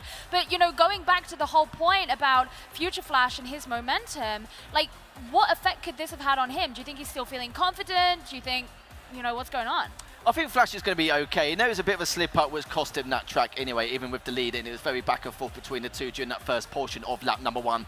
But I think the question is going to be how he's going to perform in this next one. And I feel like he's still going to be very confident. He knows he's got like a couple of lifelines before leading to track number 5. But the problem is, if track number 5 does go their way, or it does end up being 2 apiece, then Alex is going to be full of confidence going into that last one, and he's going to feel like he's got the potential to do it. Because at some point, you know, when you're knocking on the door to first place every single time, it does be a bit of a kick in the teeth. You start like second guessing yourself, you start overthinking, and then just considering to yourself, you know, am I capable of ever getting first place? Am I ever going to be able to reach that first place position rather than just getting a podium finish every single time? And it's really difficult. I've seen a lot of players in the past who get countless second places and never reached that one victory. But for his sake, I hope he does. But for him to fumble on Future Flash's side, and this is now room for him to make something happen here. Oh, it's huge. And I just want to quickly mention, just because we saw a couple of connection issue messages pop up on the screen while the players were, you know, competing. It's actually a spectator issue. Neither of the players have a genuine connection issue. It's just something on the spectator side. So if anybody was concerned about any kind of competitive integrity or anything that was going on there, there's really no issue. So that's the perfect way to set up for our map number 4 now. Guys, take it away. Yeah, track number 4. We weren't even thinking about it at first, but now we're getting to that stage where we have to see if Future Flash's consistency will pay off. But the thing though, like with Flash, or sorry, with Alex rather, you can't sleep on this man.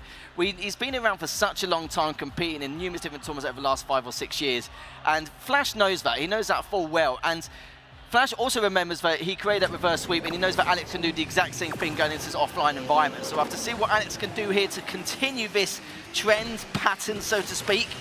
And Flash, again, with that very early nitro. Something he's been favoring quite a lot. Ooh, almost hitting the bridge there, but luckily Future Flash just below it. Didn't get that wreck like we saw previously. And yeah, so as they go into the straightaway here, it's going to be interesting to see how they take that next corner, because sometimes you'll see them. Ooh, a bit of a missed barrel roll. Luckily, he recovers it just in time. Alex going on the inside. Future Flash overtaking on the outside. One incredible sequence there. Future Flash going to be leading on the straightaway here with the Porsche 911 GT2 RS. This is one of those cars with a bit of a higher top speed, and we can see that ringing them out, all the performance on the straightaway. How are they going to take this corner? One of them going to go on the inside? No, pretty similar lines here. Future Flash maintaining the lead as they go into this next straightaway. And again, this is going to be the final wall ride here on this first lap. Future Flash maintaining Shockwave, going to get that air top speed a bit quicker now. So we'll have to see how these players approach lap number 2. Sometimes you want to take that first section there a bit carefully. Oh my gosh, no! Oh no, what a mistake, a blunder coming out from RPM Alex. He tried to take the risk of going on that second ramp, and it didn't pan out for him. Future Flash has a massive advantage now coming into the second lap. I kind of felt like Alex had to at that stage in order to close the gap. We saw he was about half a second, 3/4 of a second behind, and there's very little he can do. And he realised that if he doesn't take that jump, it's going to be over for him. But it looks like it's going to be over for him anyway. He needs to wait for it to massively fumble, but he's already made a little bit of a mistake himself there, even though he did make that previous jump. But again, this is a tournament for Future Flash to win here. RPM Alex trying to do the best he can to try and keep up and try and make this as competitive as possible. But against the likes of Future Flash, it looks like history is going to repeat itself once again in the previous 2 grand finals. Looks like it's going to be happening again in another grand final, with sadly Alex falling behind just that fair amount due to that previous jump. It must just be destiny here as Future Flash is about to cross the finish line in our iOS Best of 5 finals. Alex, unfortunately, coming second place yet again, and Future Flash is your winner. Congratulations, Future Flash, taking the grand finals 3-1 on the iOS platform. Just an absolute animal in terms of the grand finals and just keeping that streak alive. It is not the first time he's done it, and maybe it won't even be the last. I'm sure that's heartbreaking for Alex as well. I mean, that fumble. It was kind of like, it wasn't even an enforced error, it was just something he had to do. There was a reason for it, and sometimes it's like I said before, mistakes can happen in terms of fumbles, but it was a mistake which he needed to make. He had to make that jump in order to keep himself in that matchup, because against someone like Future Flash, you need to pull out every trick of the trade, don't you, in order to be able to compete against him. But just one of those things, it happened. I respect the decision he made, because I feel like it was one of the very little things he could have done on that track in particular. But yeah, again, congrats to Future Flash, but commiserations to Alex in the end. Yeah, and I mean, ultimately, Future Flash, he just looked so composed, he looked so technical, he looked really calm the whole way through. Even when we saw on the player cam, you know, at no point did he look stressed. Yeah, absolutely. Future Flash coming in with the confidence, and he got that confident win as well. Alex, another second place. It just, I don't know, maybe it's just destiny at this point. I'm not sure. It's just adding up, isn't it, at this point? We'll get the opinion of Future Flash as he's waiting on stage with Bryn to talk through that victory. He certainly is, and I tell you what, you almost made it a clean sweep of no losses all the way through to the final and to win this one, but there was that moment, wasn't there, where you lost one of the races. What were you thinking at that point when it went to 2-1?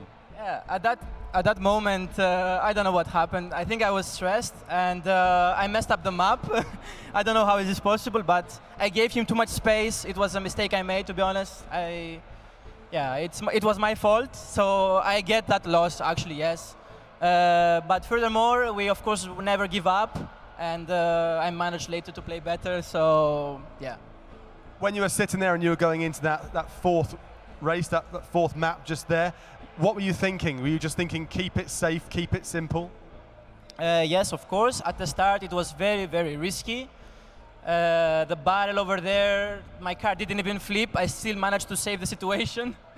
It was very scary, but somehow it was pretty close. But then I got ahead, and he made a mistake, apparently. He wrecked. I don't know what happened. So then I decided to play safe and keep myself calm, because in these situations, with so much stress, you can mess up very easily. So I played safe the second lap, since he already made a mistake, and I managed to get the win, get the W. That you did, and you're going to be taking home one of these beautiful Tag Heuer watches as well. Not this one, because I'm taking this one. This is mine. But no, congratulations to you. A great win there. We've now seen the winner in iOS, and we're going to move on very quickly to Android. Over to you, Gio. One grand final down, 2 left to go, and just as Bryn said, it's going to be the Android grand final next. So we know that once again, this is going to be a grand final where these two players are coming from different parts of the world, but they're also teammates. Yeah, it's going to be incredible to see. Of course, Mjun from South Korea. I've only seen one Korean in an offline environment take a tournament, and it was only a player I've actually seen compete in a tournament. He took Gamescom in 2018. So we're going to see if it's going to be another situation here. But Jagermeister is a tall feat in itself, an extremely, incredibly gifted player, and we've seen it again and again as well of how he's been performing. His accolades in terms of his achievements in the past basically pays off in terms of like the amount of wins he's had. He's been winning on Android countless times, or at least been having a podium finish over the last 5 tournaments. And how do you guys think their playstyles are going to match up? Because we have Mjun, who had this very patient technical way of playing, and then Jagermeister, who seems to have trailblazed like the way to play on Android. I would probably say for Mjun, he's more technical, but Jagermeister's more creative, and I think it's going to be battle in terms of play styles as well. And it's going to be extremely tough to call, because for Mjun, I've not really seen him compete against a lot of his EU or NA players, so this is an entirely different experience for me, and I'm sure it's going to be for these two players as well, because yes, they're teammates, but I think there's going to be a lot of mind games to be had. They know what their strengths and weaknesses in terms of a lot of their tracks, and they know the do's and don'ts of what needs to be done in terms of the pros and cons between the two. I mean, we know that Mjun can go fast, right, Mark? Because he set 3 of the best times while qualifying for this very event. So do you think there's something in the back of Jagermeister's head that's like...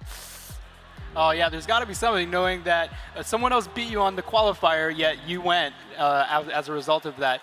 But I'm really excited to see, because like we've said, they're teammates, they know each other. And so again, like I've said earlier, teammates usually share strategy. So one of these two, maybe they've kept something in their back pocket that they haven't told someone else, and maybe that'll be the deciding factor. It's just like, okay, we're usually friends, but like now we're kind of frenemies, because we got to like keep our secrets apart from each other. I mean, I really want to point out as well the fact that Jagermeister was really so sweet about Big 71 after their game that they had against each other. Meanwhile, Mjun was like, I just want to beat Jagermeister, you know? So maybe there's like a slight, you know, difference in attitude here. One of them really wants for blood. Yeah, Jagermeister was quite chill about it, but Mjun's like, I want this dub. Like, you know, I want to come in and actually just breeze everyone else, which is kind of the passion you have. Again, you know, the work ethic which he has coming into the scene. And that's what I like to see. That just shows a lot of confidence between the two. But Jagermeister is probably quite chill, but he's always been like that, hasn't he? He's always been quite a chill, calm, collective player. Of course, how he shows physically on the outside is not how he is internally going into the game. It's an entirely different person. And this is where I'm very interested to see how these two are going to go against each other. I was saying before that at least 16 knots here, that gives Jagermeister not, of course, a free win or free victory going into the Android platform, but Mjun is going to be a cause for concern for him, and I think he realizes that. Well, it's time to see these two teammates meet together on the stage. Bryn, introduce them. You know what, South Korea versus Poland, this one's going to be very exciting. Neither of these two have lost a race, have lost a map yet, so something's going to change very, very quickly. Let's welcome for our second final of the evening, Mjun and Jagermeister. Here they come.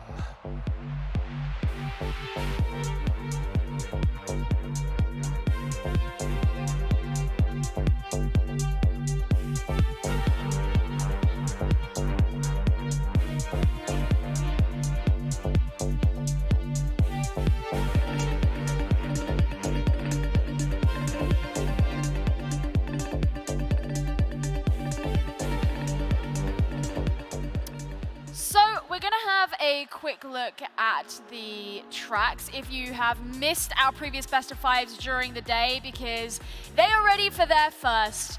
And we're used to them by now, but just to remind you guys, and we know what to expect at this point. We have Roller Coaster Ride, Ancient Rome, Straights and Hairpins, Paradise Resort, and Wildlands. Kicking things off on that San Francisco map, what are we expecting? I think we're going to expect a bit of carnage at the very beginning, especially to try and go for that. Well, it's more the airtime, really, and who's going to be benefiting from that most. And especially during that first part of each lap, it's going to be extremely crucial for them to... Sometimes some players would rather get the lead to get a bit more airtime and feel a bit more comfortable. Some even don't like playing from behind, because if they do land on top of each other, then of course it can be a little bit of a coin flip in that retrospect. But honestly, it's one of the toughest matchups to call, because I know very little about Mjun and how he plays, and I know so much about Jagermeister. I know exactly what to expect from him, but no idea, because we've only seen him play 2 tracks for Mjun, and honestly, we could be seeing one of the closest matchups here, we'll have to see. Oh my god, you say you know a lot about Jagermeister. Name one tactic you would put money on seeing Jagermeister pull out. I was going to say, if it was Himalayas or anything like that, he wall rides for days on that map, and this is every single time. It doesn't matter which track it is on Himalayas, but we're not going to witness that, sadly, but it's all about Jagermeister's efficiency, but his creativity on the Android side is so good, and he's very successful with pulling a lot of his speed tricks as well. We've seen a lot of players in the past who have not been very successful, but his probability rate in terms of pulling off some of the hardest tricks is quite high, so this is something Mjun is definitely going to take into account. I mean, Marv, what do you think? Oh, I don't know, man. This is going to be nuts. I'm super excited because Jagermeister, he's so humble, yet when it comes to playing the game, he goes absolutely nuts.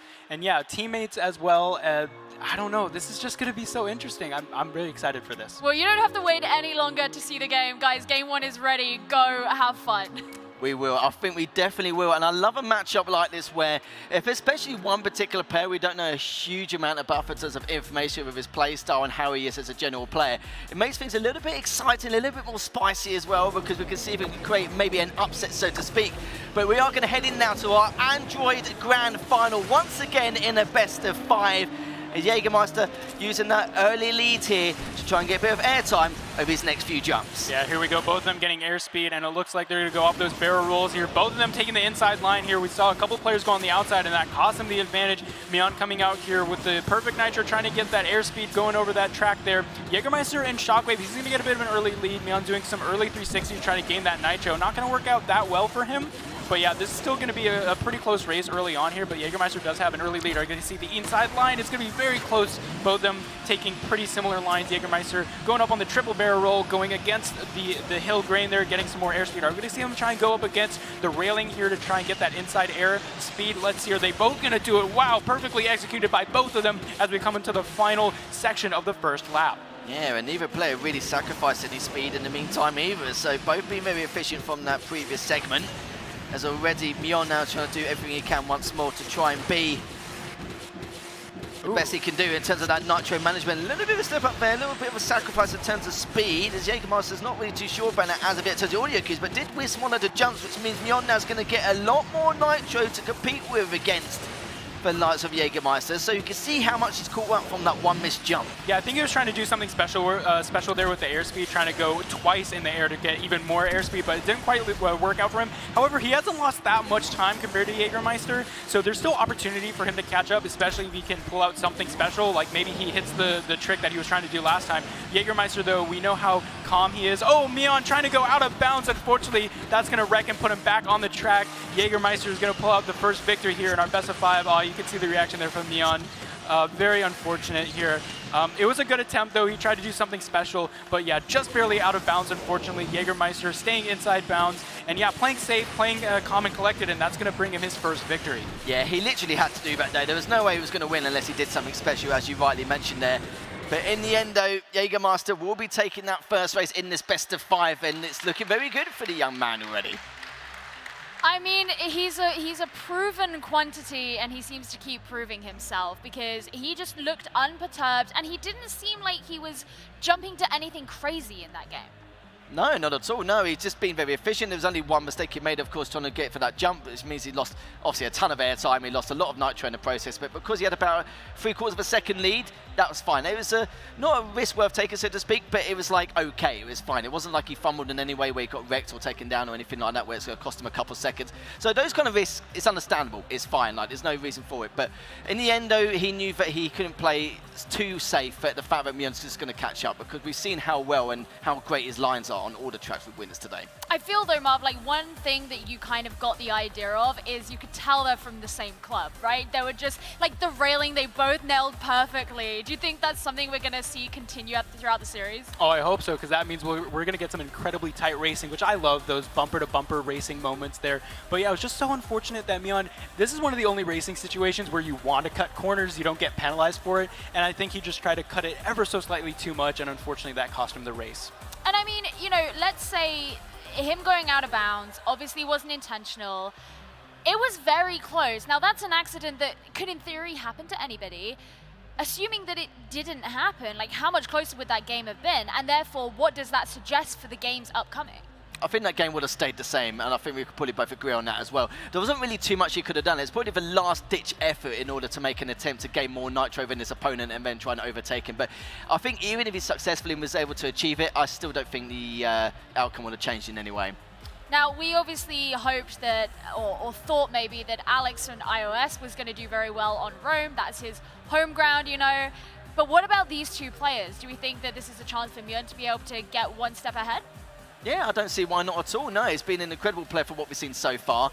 And I think for what we witnessed, I think he can continue to contend with Jagermeister here. Well, we're about to find out because map 2 is ready. You ready? I sure am. We're ready. Mate. Let's go. Going into this grand final, we're going to the second race now. Currently, who knows, but Jagermeister, not really too much of a surprise, obviously, winning that first track here. But it needs to be careful, though, because Mjun has always been hot in his tail, and he's been extremely good. And I think he's realised that there's not really a safe boundary for him in terms of being able to be too cautious here, as now Mjun now is trying to overtake just a little bit early. Jagermeister now with a decent sized lead here from the very get-go. Of course, the start of a lot of these tracks are very, very important here. Mjun now just hot in his tail, looking to see what he can do, and he's going to take a different route this time round. Yeah, this is very interesting. It might be for their advantage, though, because this Porsche Taycan, it's a D-class car, so you play it very differently compared to others, and of course you have that perfect nitro top speed advantage there. But Jagermeister taking advantage of all those barrel rolls, and as you can see on Mjun's screen right there, that just catapulted Jagermeister into the lead. And as they come out onto this tight little corner here, Jagermeister is well and truly ahead. Oh, just barely out of bounds, but Mjun recovers it really nicely, makes sure to not wreck. That was a nice recovery there from Mjun.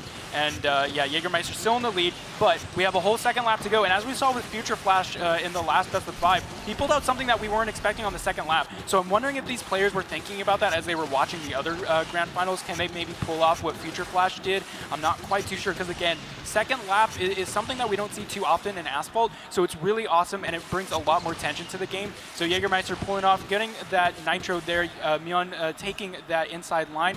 Oh, Jagermeister, and both of them actually are going to go for that inside line, going off terrain, but making sure, of course, to maintain that top speed. And coming into the second lap, not much has changed. The gap is still in favor of Jagermeister, but again, we have a lot of opportunity for him to fail, so we'll see what happens.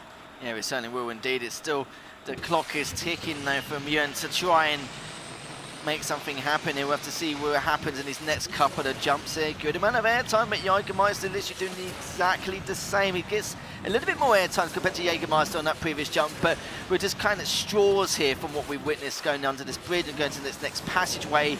As he is able to get that perfect line over this next jump. It's actually crawled back a little bit by a couple of tenths of a second, and you saw how close Mjun was in the inside lane of that last jump to try and bridge the gap, and he has done. He's only a few tenths behind here. Still has a bit of nitro in his back pocket to use after that last 360. I think we saw an extra 360 coming out from Jagermeister, so maybe see a little bit more nitro coming out from him during the last stages of this second lap here, but it's still kind of extremely close. And Jagermeister, I'm sure, is hearing it from the audio cues directly behind him, and it's just a matter of time. A little bit of that bump may have sacrificed a little bit too much for him to try and overtake here, and it's going to be Jagermeister taking that second trap. And you can see the guy is very happy, but very relieved as well at the same time. Yeah, I mean, look at that reaction. I get the feeling that Jagermeister kind of thought maybe it could have gone a different way? Yeah, I mean, we saw in that second lap, the gap was getting pretty close there, and you see Mjun going up against those towers. They're going well, truly above and beyond there, and it looked like Jagermeister was taking a bit of a safer route, and it could have had the potential to get that overtake, but Jagermeister pulled it out at the end. I feel like that's one of the things with getting to have these 2 laps is you get an idea of where the person behind can start to catch up or can start to close that gap, whereas maybe you wouldn't have previously. I think as the player in front, you're just going to make the assumption they're going to come from the inside lane just because of the speed you're able to get past them, but also at the same time, it's like a natural thing. You don't really have the momentum and speed you're going to have going from the outside lane because it's just not possible, is it? It's just very highly unlikely. Unless they somehow clash against one of the corners or one of the railings, then it's just not going to happen. So what they normally do is they don't just go in the inside lane to be more refined and just creating those perfect lines, but it's also the fact to stop any kind of overtaking happen. And if they want to, they need to be considerably faster to actually overtake them from the outside lane if they wanted to achieve that. Marv, talk to me a little bit about your feelings about the car that they used and how that affected the decision-making that was happening in that game. Well, we saw that the Porsche Taycan has a really nice nitro efficiency, but it also has that top speed advantage where other cars don't. If you go into perfect nitro with the Taycan, you actually go a bit faster than normal nitro, so we saw those players taking advantage of it, especially in that second lap, learning from Future Flash, going above that rough terrain there, making sure to not lose any top speed, but, well, both of them did it, so sort of canceled each other out, but yeah, it was very interesting to see them take advantage of that long nitro efficiency. So heading into our third map, what car would you like to see be used there? Like, what kind of advantages do you want to see the players be getting? I think the 918 Spider would be probably the most interesting because it has probably the highest skill curve of any of the cars we've seen so far, just because its acceleration is absolutely incredible, but all the other stats are, well, they're at a section where you need to really take advantage of the car's mechanics in order to win your races.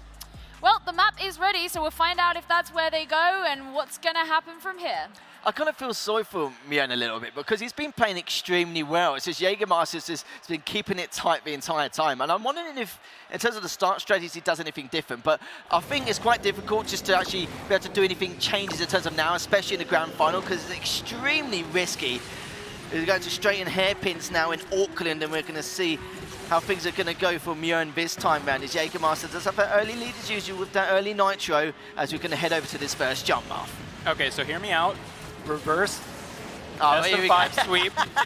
Possibly? Yeah, no? Maybe. I mean, so far we're seeing Jagermeister in the lead, but it's a very close, very tight here coming into this section here. The green players looks really awesome, but again, this is based off of real-life racetrack in Auckland, so this is all about efficiency and those tight corners. They're using the Porsche Carrera GT, which is an awesome car for these tight corners. It has amazing handling. Top speed is pretty good, nitro is pretty good, so it's going to come down to how close these guys can take these corners. Both taking very similar routes here, double barrel roll coming onto the straightaway. Will they go for the railing grind? That's going to make or break the situation. They both do it and both execute it very nicely, but Jagermeister loses just a tiny bit of speed on the inside line. Mjun overtakes. One incredible overtake. That is incredible. Wow, this is actually really close. I'm really excited to see what Jagermeister has in store for the second lap because he has to do something about it. And this is the first time we've seen Jagermeister to play from behind, so we're going to see how different this is going to be. It's actually quite a lot. I think it looked like Mjun actually sacrificed a little bit of speed earlier on, and you saw there Jagermeister initiating that shockwave a little bit earlier than Mjun, but Mjun also managed to get a lot more airtime from that previous jump. Not a huge amount, but it's obviously going to make the difference here by a tenth or two of a second as the shockwave comes up for both these players as they head into the first jump on this second lap. Still continuing on the warpath here. Is very close behind it, only by about 3 or 4 tenths of a second, but you saw they're just going over a little bit on the terrain. Doesn't sacrifice too much, not enough to really turn the tide anyway. Getting that last canister to go into that perfect nitro, and still it's so tight-knit between the two. Yeah, I don't see any other mistakes coming out from these players. It's so well controlled. And yeah, I think Mjun has this in the bag as long as he cannot make any very obvious, egregious errors here. Jagermeister has to do everything in his power. We'll see maybe again with this little trick here, doing the railing grind. Is that going to make or break this time? Mjun going for it. Oh, actually not. Playing safely. And yeah, that's going to guarantee that he stays in this lead. And yeah, that's a really good move coming out. And he's going to still maintain this lead, like I've said. Almost done with this second lap here as they're going to go around the final hairpin turn in a couple seconds. That's also going to be pretty critical. But Jagermeister's just so far behind at this point. The lead is actually accelerated. So I don't know. I don't think he's going to take this. No, I don't think it's at all, unless something miraculous happened on this last bend with the drifting, but I don't think it's going to happen at all in the slightest. So it's going to be Mjun who takes his first track in this final in the best of 5. So we have a game on our hands here. Ain't no 3-0s going to be happening here. maybe they will in the Windows final, but Yeah. we're yet to get there. We're yet to get there. Talk to me, Marv, about that overtake that Mjun got. Oh my gosh, that was so clean. He used the advantage he got in the rail grind to go on the inside line. Jagermeister fluffed the landing just a bit, and it was so perfectly precise, so close, that Mjun slid right through at the very end there, towards the end of that corner, and that was just a sight to behold. That was beautiful racing. And as if that was the only mistake out of the entirety of that track. That's how great these players are at such a high level. Just a tiny bit of sacrifice from the railing. That was all it was that cost him the track. What was it that made it so impossible for Jagermeister to be able to actually catch up and close that gap? So what happened was, when he was trying to rail off, he just came off a little bit weird, so to speak, which is going to cost him at least about 50, 100 kilometers an hour, which is going to be a huge amount considering the speed that these two players go. And when I witnessed that, I thought to myself, at some stage, Mjun, in the next 5 or 10 seconds, he has this window, probably the only window of opportunity to pull in the inside lane and overtake, because that's when you saw Jagermeister pulling off on the outside a bit more than he should have done. So literally gave him the opening when he maybe could have blocked him off, but of course it wasn't a guarantee where he was going to be positioned, because we were going through a straight part of the track. So it wasn't like if we were going around the next bend, there's a good possibility that, of course, Jagermeister is going to go this side of the bend and the inside to block him off. So it was a very tough call for Jagermeister to make, but again, it's like I said, that 5-second window that Mjun had took it instantly. We've had a lot of reverse sweeps today. We have. And I know your face says, I know what you want. But what do you think the odds are that we actually get another one? Well, I think the odds are actually pretty high because, as you've said, and as we pointed out before, these two are on the same team, and we've seen those races before. The lines that they've taken are so incredibly close to each other. They're basically a single file line the whole time until someone makes just that slight difference in that move. So honestly, I think we could go all 5 maps here. Well, we won't know until we get through map 4, which is ready now, so take it away. Well, we'll be heading to the Caribbean this time round, and it's just incredible how that tiniest, I wouldn't even call it a fumble, it's just coming off the railing not the best way you wanted to, and the fact that that small cost is what was the changing factor here. And there was moments as well where Mjun was actually able to extend it a little bit, but Jagermeister was calling it back, so you can see how efficient both these players have been just in general as drivers. As we go into track number 4, 2-1 in favour of Jagermeister still, but is this going to be the track where he's able to take the Android platform, or is Mjun going to take us to a track number 5? Double barrel roll coming out from Jagermeister, that's going to give him a bit of extra nitro coming out. Going on to the inside line, oh no, the knockdown coming through. I think Jagermeister tried to cut it too close there on the corner, and Mjun's going to take an early victory. But again, it's so early, there's a lot of opportunity for Jagermeister to catch up, so we'll have to wait and see what he can pull out in order to get that victory. But it's not looking likely now. Mjun's going neck break down the straightaway section here, breakneck speed. And yeah, I think this is looking pretty impossible for Jagermeister now. That was ridiculous start, because you saw from there as well that Mjun actually fumbled a little bit in terms of getting that 360 from the previous bridge, and then you saw straight afterwards, Jagermeister was obviously taken down straight afterwards. So this is Mjun's to lose pretty much. You know, it's impossible for him to almost lose his track number 5 unless he does something ridiculous. The but recovery. I love that. The recovery 360 as well to make sure he stays on track. Of course, I'm not too sure if Jagermeister was actually close enough to even witness it. I think he may have just been able to see that. So he's realising that, okay, he may have dropped about half a second to a second from that last blip. And now maybe it's time for him to try and at least play the catch-up game. Yeah, Mjun sweating a bit, looking at his rearview mirror, saying what's happening with Jagermeister, but he has nothing to fear at this moment. Ooh, Jagermeister, again, another good recovery here coming out from these players. They know really well how to avoid mistakes. That's the other thing, is if you play clean and concise, sometimes you don't have to go for all those risky maneuvers and just wait for your opponent to make a big mistake. But unfortunately, since both of these players are playing like this, I think that one little thing is going to make or break the whole difference, as we can see Jagermeister falling behind on the second lap. Yeah, clean and concise, both these players are perfect examples of what we witnessed so far. As Mjun now just extending his lead, just getting well carried away with himself, playing it quite safe and still able to contain this sizable lead here as we're going to head to the final section now of this map, as it doesn't matter at this point, as Mjun now is able to take it. He will do in race number 4, and we're going to have our first map number 5 going to this grand final. Guys, I thought Jagermeister was out here supposed to be the face of Android Asphalt, and suddenly now his teammate is on even footing with him in this grand finals. What is going on? This is what I love about it as well. The fact that if it's not an unknown player, but of course he is part of the same team anyway, but the fact that because we don't really have much or very little info on the player themselves, that's what makes it a little bit more exciting. You could say it's an underdog even though on the same team, but with very little experience to come in an offline environment and to be able to bring it back, considering it's in a tournament setting, setting is a huge feat in itself. I'm just hoping he doesn't fall at the final hurdle like we saw in the previous series.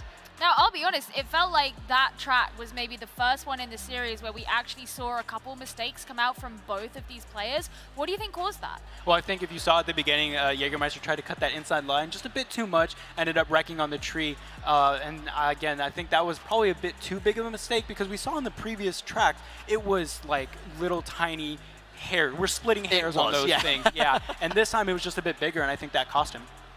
I mean, do you think it came from just sort of like, I just want to push this over the line, like I just want to finish this now, and maybe a bit of overconfidence or a bit of cockiness that just kind of fired back in his face? No, I wouldn't go as far as that, but it wouldn't surprise me with some players as well, don't get me wrong, but I think he was just trying to maintain that lead and just keep it going because he's the sort of player who likes to get off the gates very strong and then go from there and maintain the lead. You get some players who'd rather, again, keep the nitro for themselves and maybe use it a little bit more efficiently later on, or they'd use it at the very beginning and just take advantage of the lead, which is understandable. So a lot of players have their own preference in terms of the beginning matchup. And because Jagermeister was kind of struggling a little bit, it got a little bit risky right at the very beginning, but in the end, it did manage to cost him as well. But I think it was going to Wildlands next in Scotland, and if we either, my goodness, this is going to be a real treat in itself. What are you expecting there? Well, misery for one of these players, I'm sure, but I'm hoping for Jagermeister, considering he had such a miraculous lead so far going into it. It's some huge talking points as well. Of course, one of the first bends, you have to be so tight and so efficient on that, and there's a couple of jumps which you can easily miss if you're not on par with things. Before we head into the map, we getting reverse sweep? I hope so. Go on, we'll give it, yeah, go on. Well, it's time to find out, boys. Head on in because you're going to be calling it the whole way through. Lovely. First track number 5, race number 5 in this grand final. And we're going to see who's going to take it on this Android platform between the likes of Jagermeister, of course, Mjun, and Mjun residing from South Korea. Of course, Jagermeister based in Poland. We're going to see out of the two who's going to be able to topple each other in this Android section. Of course, a little bit of contact really early on. It's going to be Mjun with the early lead. Yeah, it looks like Jagermeister trying to do a 360, trying to get that floaty drift. Not going to work out because he does that extra one. So a bit of an early lead, coming up from Mjun just because of that 360, that extra one. It's not going to be too big of a lead. Definitely something that Jagermeister can recover depending on what he does later on in this lap. But I think Mjun's going to be very, very confident now, especially due to that extra 360. It certainly will do. One missed jump may cost him, but it still might be able to maintain the lead. We'll have to see later on and see if he does make any slip-ups. But he's actually wall running quite a lot. It's not something we anticipated here. So Jagermeister does retain his lead, as we're still, remember, in this first lap, as Mjun gets an incredible airtime from that previous jump and makes it under the underpath as well. So we're about to claw back by a couple of attempts, but God knows what happened. It looked like he was doing a couple of 360s, but just kind of mishandled his vehicle a little bit. I think the exact same thing that happened to Jagermeister happened to Mjun, where he tried to do that floaty drift using the 360, but unfortunately, he accidentally did a double 360, which cost him the round in this one because, fortunately for Jagermeister, he had a lot of room to recover that corner afterward, but Mjun hit straight into the wall, and that was just so unfortunate. Now, this lead is getting ever so slightly closer here as they go onto the second lap. Mjun taking a very tight corner there, so maybe he can recover this, but Jagermeister's going to have to make a big mistake in order for that to happen. He certainly will do. We're just waiting to see if he does collide with anything or create a fumble, wreck, anything like that in order to give Mjun that victory. But Jagermeister looking pretty damn good so far. Good consistency coming from Mjun here, and he's going to be kicking himself, especially with those 360s after that last previous jump in lap number 1 as Jagermeister flying away at the moment. But Mjun's actually creeping up a little bit. Good nitro management so far. You can see Jagermeister playing it very safe. Good nitro control coming out from Mjun. Good controls on the underpass as well. And you can see still about half a second behind Earmarth as they go towards one of the very last jumps. And still trying to go behind, he's going to be able to overtake it. Will he be able to? There we go. He does. Goes for that last jump, and see Mjun now trying to make his way on towards the finish line as Jagermeister still a bit behind. He's not getting used to nitro. Mjun what an incredible finish. What a great grand final to finish things in Android. What an end to that grand final. Oh my goodness, it looked like he wasn't going to be able to recover from that. Oh my gosh, my hands are shaking, my heart's pumping. That was one of the most incredible finishes I've ever seen. Jagermeister just barely lost his nitro at the end of the rough terrain. That meant that Mjun had his split-second opportunity to take advantage of it, and what an amazing finish here. I feel like we're going to end up, you know, having some video on YouTube called The Rise, Fall, and Rise Again of Mjun, just about that track, because that's exactly what happened. He had the early lead, he lost it after a fumble, and then managed to regain it. Yeah. That was like a dream mistake, wasn't it, for me? And when he saw that, he was probably thinking, my God. But then again, Jagermeister was playing it safe, but you could see Mjun was clawing back a couple of tenths of a second every 10 seconds throughout that last lap. And I was actually quite surprised to the point where for some people, they would probably be close to giving up thinking, I've lost it, I'm done, there's not really much I could do. But the fact that he kept that high level of pressure, and Jagermeister was clearly feeling it, and both of them making those fumbles in that first lap with the 360s from the first bend, in terms of Mjun as well with his fumble with a couple of 360s, or the extended 360s, so to speak, from that previous jump. Just unbelievable. That was probably the perfect way we could have handled that track number 5. Well, we have a new celebrity of Android Asphalt, and he's on the stage ready to talk to Bryn.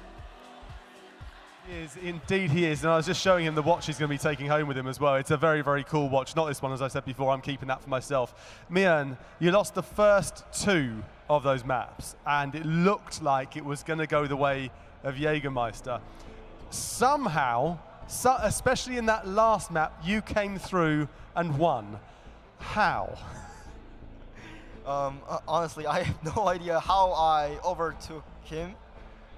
So yeah. So tell me quickly, what's it like for you then to come all the way over here to Barcelona, to the Big C, downtown Barcelona, and win this championship? How do I feel? It feels yeah, really great. Yeah, really great. Phew, I wonder what you were going to say just there. It felt really great. There you go. Well done to you. You are the winner. We'll give you your trophy and things a little bit later on, but we now move on to our third and final.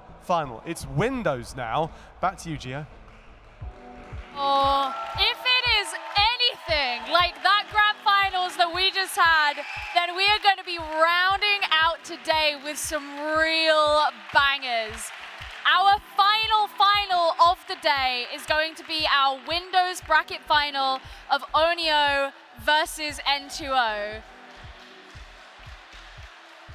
It's going to be a pretty good game, but we are going to just hold it there for 1 second. I'm not trying to tease you. We'll be back after this break.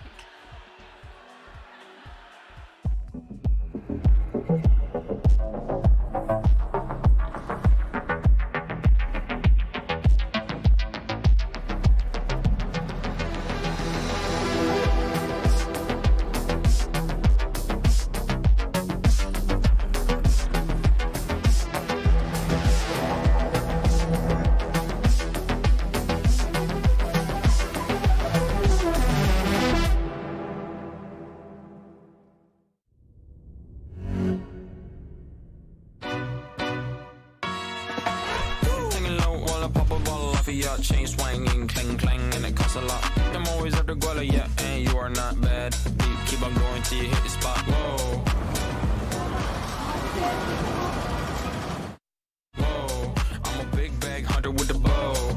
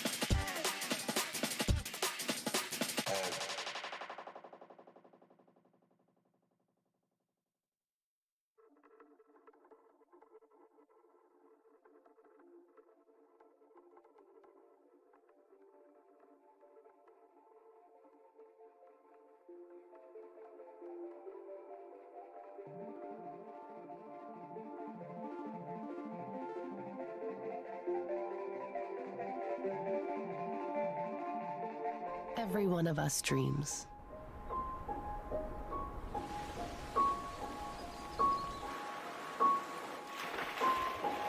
Some of us chase them.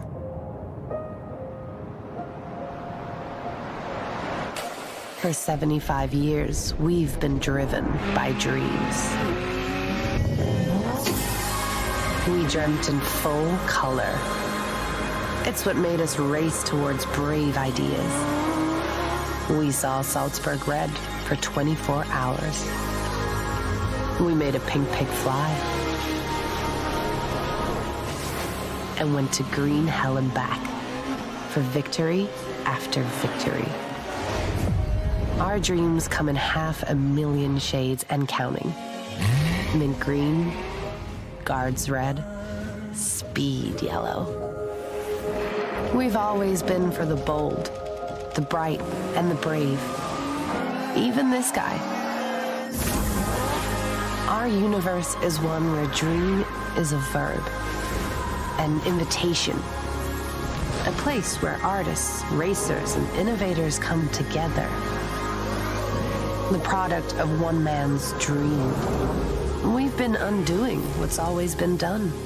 Together, our dream will color the next 75 years. Open your eyes, take the keys. Join us here.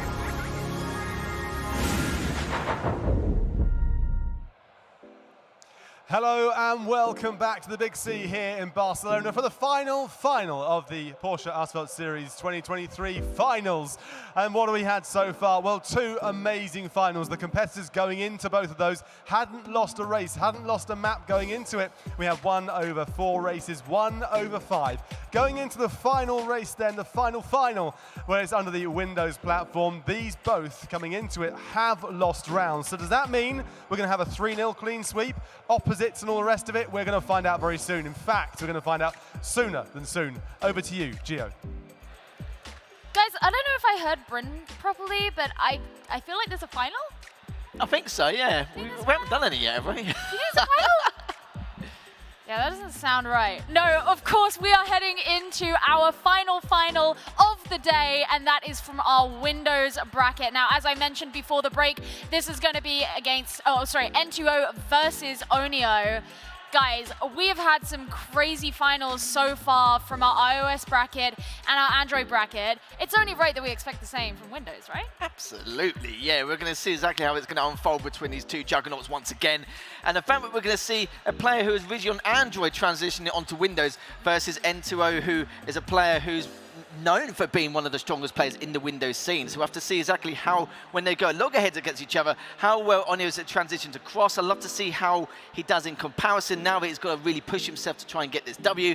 And again, it's like I said before, Oneo was one of those players which, so to speak, was in Alex's shoes and still is in Alex's shoes. He might not be if he wins this, but if he gets another second place added to the charts, then those two are just, I just feel so bad for them, man. I mean, Oneo did a really good job in the bracket stage of the bracket, I guess.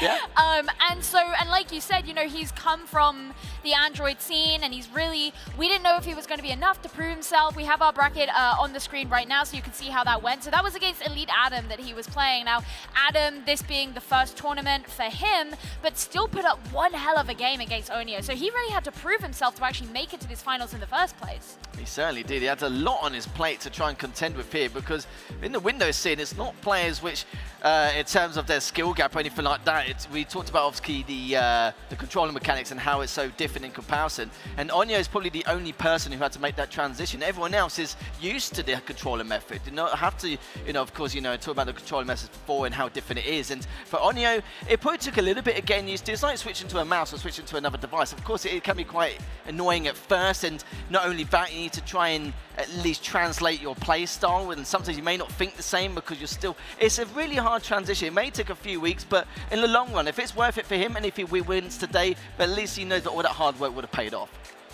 Well, it's time to see the players take it onto the stage for the very last time today. Bryn, over to you. Thank you very much indeed. Yes, it's the final matchup, the final of the final. Here we go then. It is Germany against Peru. Oneo versus N2O. Here we go then. Our final finalists for the final. Here they are.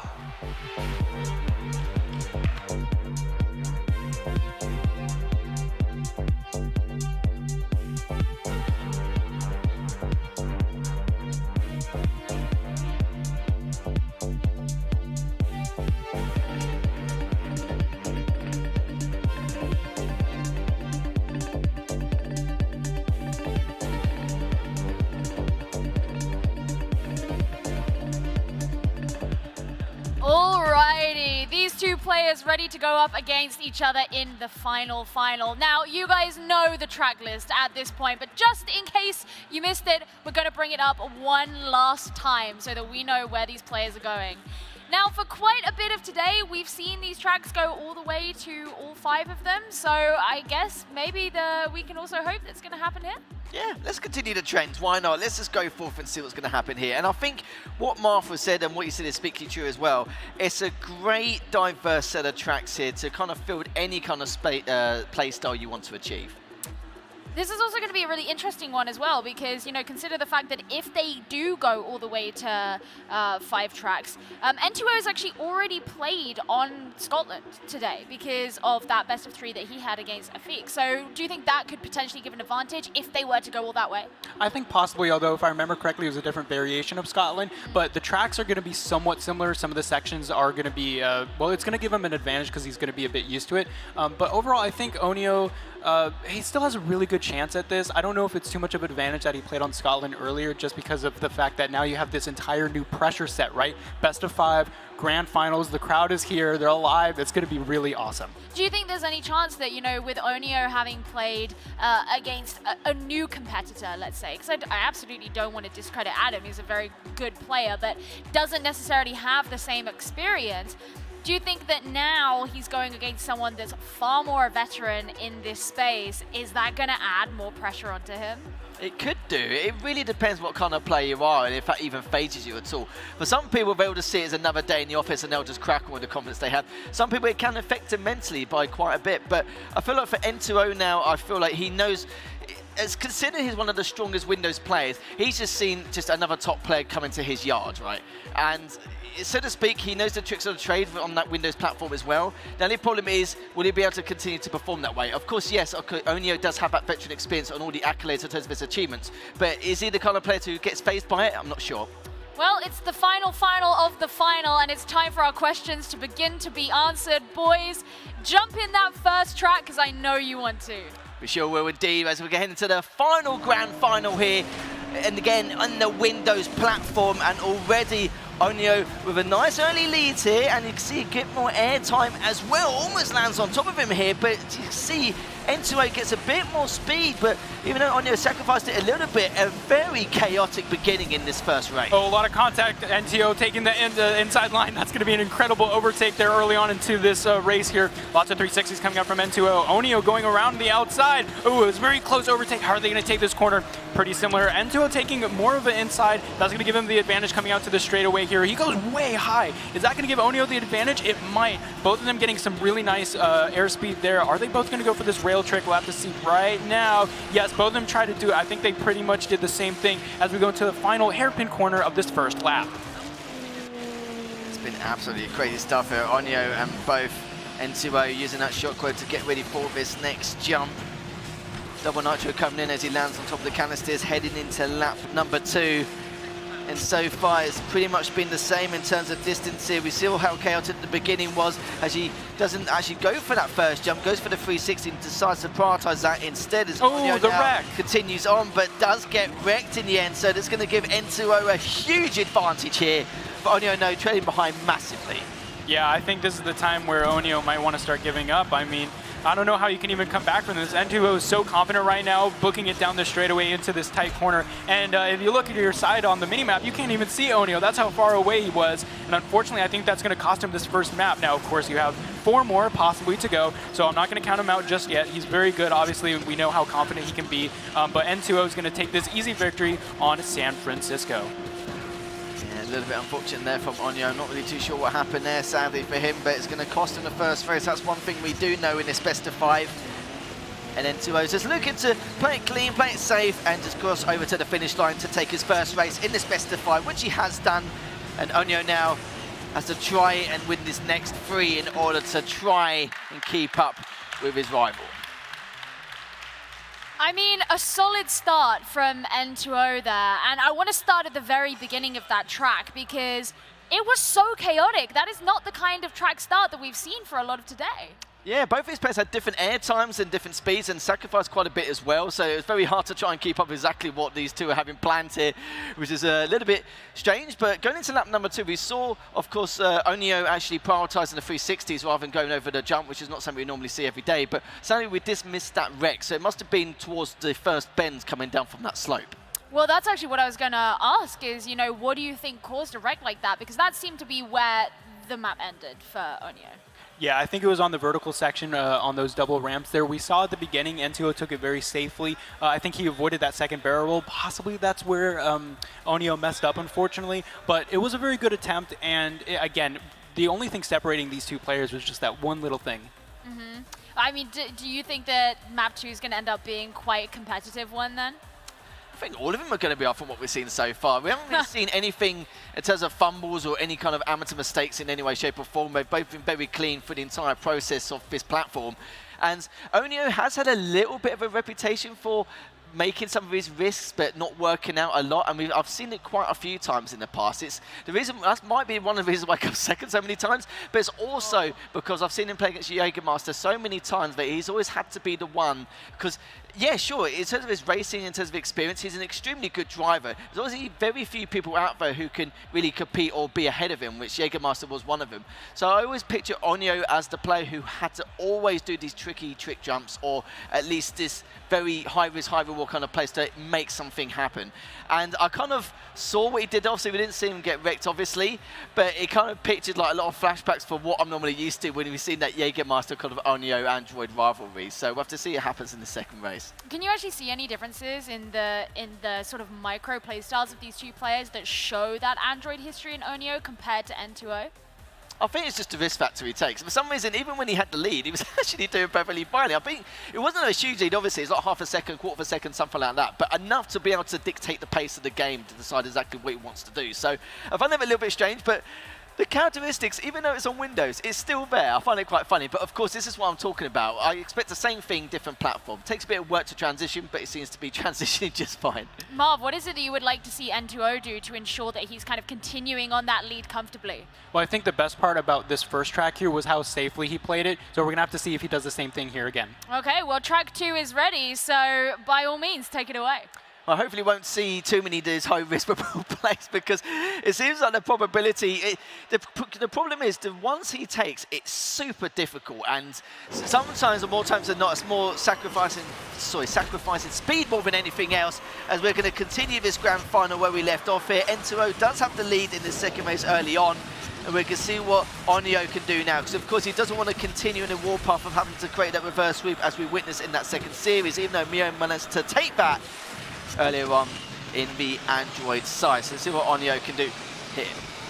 Yeah, it looks like Oneo taking, actually both of them taking a very close inside line, using perfect nitro to make sure they don't lose any speed on the rough terrain. Oneo falling a bit behind, and we'll have to see if he pulls out anything crazy on the triple barrel roll. Usually you can go over the buildings. That's actually what we saw earlier, which was an incredible overtake over at Jagermeister. Will they both do it? No, they won't. Both going for a safer, lower route makes it so that there's still a pretty sizable lead here with N2O. It's ever so slightly being gained, though, because he didn't use any nitro, but out of this corner, it means that he can use it more faster, and that's going to let him extend this lead coming into the final section of this first lap. Although you can see on the minimap, it's very close. Again, we're talking only like hundredths of a second between these two players, so we're going to have to wait and see what they do on the second lap, because again, it's very different compared to the first lap. Oneo's lines over the last 20 seconds have been very clean in comparison, just to help him edge himself further, as you were mentioning before. As you see here, lap number 2 now. Let's see if N2O can actually show off that consistency and things pay off here, but it's been looking very good so far. A tiny bit different in terms of strategies here, but we'll have to see what he can do. I think he may have missed one of those canisters, but it doesn't matter anyway. He would have been close enough to that shockwave, so to speak. We're going to see exactly how N2O is going to continue to maintain the this lead outside and make it to a 2-0, but it does make the jump anyway. Yeah, I think Oneo tried to do the wiggle drifting in order to get Nitro, whereas NTO opted out of doing that, and that extended that lead a bit more. But Oneo, obviously you saw at the beginning there, he tried to take that inside line, and so that gap was ever so slightly increased, taking the wall right as well. He's going to go for the insane speed. No, actually N2O he's going to pull that off, but they're still close. Oh my gosh, this is going to be close, but if N2O doesn't mess up, he's definitely going to take this. He certainly will do indeed, as Oneo is still hot on his tails here. 360 both of them for that extra Nitro coming off that last bounce and still continuing on forward. But it's getting tight here. It's getting very close to the finish line. There's still Oneo trying to do everything he can. His lines wasn't as clean as they were in that first lap, but still been efficient enough to keep at pace with N2O. But you can see N2O still looking pretty hot at this stage, winning the second race as well. Now coming up 2-0 in the series in this best-of-5 grand final. And N2O at the end there looks pretty unfazed. Like the whole time he's felt calm, his playstyle's been pretty calm, and it seems to be working out really well for him. Yeah, this is really interesting. I mean, I haven't seen a 2-0 lead in a best-of-5 grand final before. Have you guys? I don't think so. I don't think I've ever seen one in my life. It's just madness. We can't have another one. That'll be ridiculous. I mean, it always seems to be on these series where you're like, no, because this one player is just doing too good. He's just doing too good, and so you never want to feel too confident about it. But after everything we've seen today, like, you can't rule it out. You just can't. This is the issue, and it's a lack of experience as well. I've seen a lot of people in my time where they have a 2-0 victory in the best-of-5, and the question is they get too comfortable. They're like, oh, it's fine. I can take some risks here and there to either secure it, or I can just go head forward. It doesn't matter. I can enter a 4th, 5th race, or 5th map, 5th game, whatever you would like to call it. But now we've seen it quite a few times here today. This will be the 3rd time we've seen it, maybe even 4th, depending on what we've seen so far. And it's just always been a best-of-5, and this is why I like a best-of-5, just due to the fact that the potential to create that chance. And you feel like there's a lot of pressure off your shoulders at the same time when you're 2-0 down, but at the same time you've got to remember it's your final lifeline, so you kind of backs against the wall, so to speak. Yeah, and I think the thing with some of these like players that we're seeing today is you're just getting such an appreciation for the complexity of those micro decisions that's being made. Like you were bringing up the wiggle drifting to get the Nitro, and it's like that's a tiny decision you can choose to make, not make, and it can make such a difference. Yeah, you're absolutely right, because every little thing counts, every little millisecond adds up over the course of those 2 laps to make or break a lap. And we've seen in the past some of those mistakes coming out just because those players need every little thing that they can get, but unfortunately sometimes it doesn't work out. Yeah, these things happen, I'm afraid, but it looks like now, in terms of predictions, it's like N2O is looking very good. I think Oneo, I'm worried that Oneo will have that pattern of what he's been doing in the past and then may do a risk, which is obviously it's going to be worth taking, but might not go in his favour because his probability has not been as high with some of those tricky jumps what we've seen in the past. But for him, no, we'll have to see. Like we've said it before, he's basically was the Android version of RP and Alex in terms of the achievement list, but I think you may have to add Windows to it at this point. Potentially. I mean, let's not forget, of course, N2O last year, he came in the top of his bracket in the Lamborghini Challenger tournament. He could be about to do the same thing again here today at the Porsche Asphalt Series. We're about to find out, boys. It's map number 3. This could be it. You take it away. We certainly will do indeed. It could be our first 3-0. It's all been going to race 4, race number 5, hasn't it? And the players throughout the entire tournament have shown incredible pedigree of skill for the entirety of today. And to consider the wait times as well, having to play the semi-finals and then a few hours later to get those grand finals, those few hours is brutal because there's some players out there where if they've got like a 2 or 3 hour gap before they've got to play their next match or anything like that, it's very easy just to relax and chill and not warm up or anything like that. But most players, or most very good players at that high level where they experienced it in an offline environment a huge amount, they will practice an hour solid or half an hour solid before they play. So at least at the same time they kept warm, but they also don't burn themselves out either. Yeah, well, something that I was discussing with Oneo earlier today was I was like, are you nervous or anything like that? And he said, no, not really, but maybe 5 minutes before it starts, I'm going to get nervous. So maybe that's what's happening here. Yeah, I'm back, by the way. We're just waiting for a player to get back in the lobby, so hi. We're postponing this map number 3 because we know what's riding on it. And like you just said, Oneo saying maybe 5 minutes before the game, I'm about to get nervous. Now that this is being elongated and he's got to, wait to get back in the lobby, like, how do you feel those nerves are going? makes you think, oh, well, probably at the time they were probably ready for it, but now it's just like eagering the tense even further. It's just going to be a real pain. And going back to what you were saying with Oneo, yeah, he's again another character, quite chilled and like very sociable, lovely guy as well, and not someone you see get too nervous. But I think that a lot of us would be in the same boat, wouldn't we? Would be the fact that, of course, 5 minutes before and it hits you think, oh God, you know, everything I worked for, not just the qualifiers, but just all the time invested leading up to this moment for months and months. You think, oh God, it hit me. Like, you know, I've got to make something happen here. And he still has the chance, don't get me wrong. We've seen some miraculous things, some crazy stuff, almost miracles at that point, especially that final track on the Android platform earlier on in the grand finals. We could see more of that. I would love to see more of that, don't get me wrong, but the question is, like, as Oneo, is he the sort of guy who's be able to do that? I think he can. NTO, we've seen some few weaknesses here and there, but I don't think it's going to be enough to differentiate the clean sweep. Well, I think the important thing that we have to remember about Oneo, of course, is that he kind of like Afiq is one of these players who's had a little bit of a break. He's been out of the competitive scene for a while, and this is kind of his first resurgence back into it. Now, he's obviously doing fantastically considering that. He's made it to the freaking grand finals, right? But is that kind of going to have that effect? Like, you know, you've got this far, but you just need a little bit extra time before you have the polish to win. Yeah, I'm really great that you mentioned that because, as you mentioned earlier, N2O had that tournament victory earlier last year, whereas Oneo was kind of absent from that. So I think coming into this, maybe the nerves are getting more to Oneo than he really wants. Well, we're about to find out because both our players are back in the lobby. Map 3 is ready. Lovely. Thank you very much to DGO, and thank you for your patience at home as well. Sorry for the slight delay, but we are going to be getting underway very shortly here. And I say shortly, I mean right now, going into race number 3 here in this grand final. And N2O just needs to win one more race in order to take victory here in this tournament.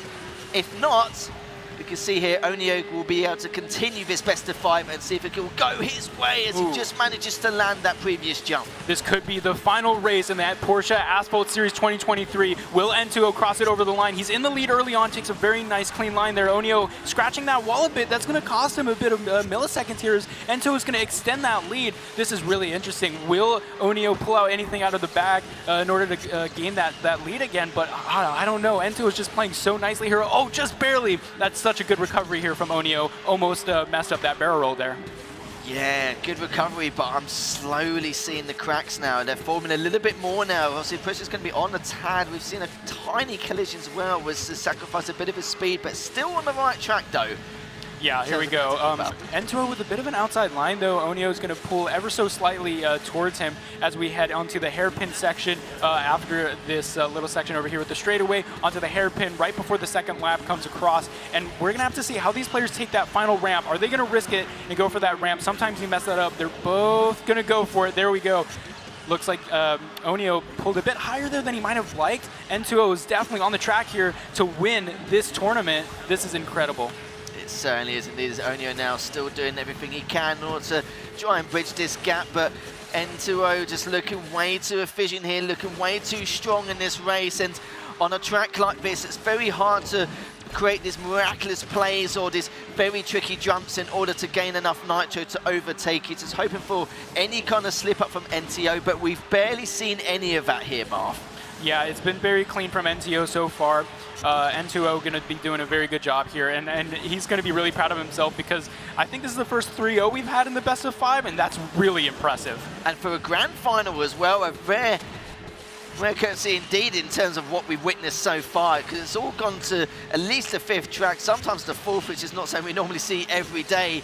And N2O now is looking to try and clean this out nicely, or finish this out nicely rather, as he's going to use that barrel roll to go for the shockwave. Oneo's doing the exact same thing as we're going to head for the final drift here, Marv. As we can see, N2O is going to be your Windows champion here in incredible fashion in that 3-0 victory. So it wasn't quite a reverse sweep, but it was an impressive victory from N2O the whole way through, managing to maintain his composure, show those skills, and prove that he truly is the best here on Windows. Yeah, what an incredible performance by N2O, previous champion here on Windows, and I think Oneo unfortunately just kind of crumbled under the pressure. Yeah, it's kind of been the talk of the town, really. It seems that's happened to him quite a lot. I feel sorry for him as well. Again, same as Alex, just another second place added to the list, but on a different platform this time.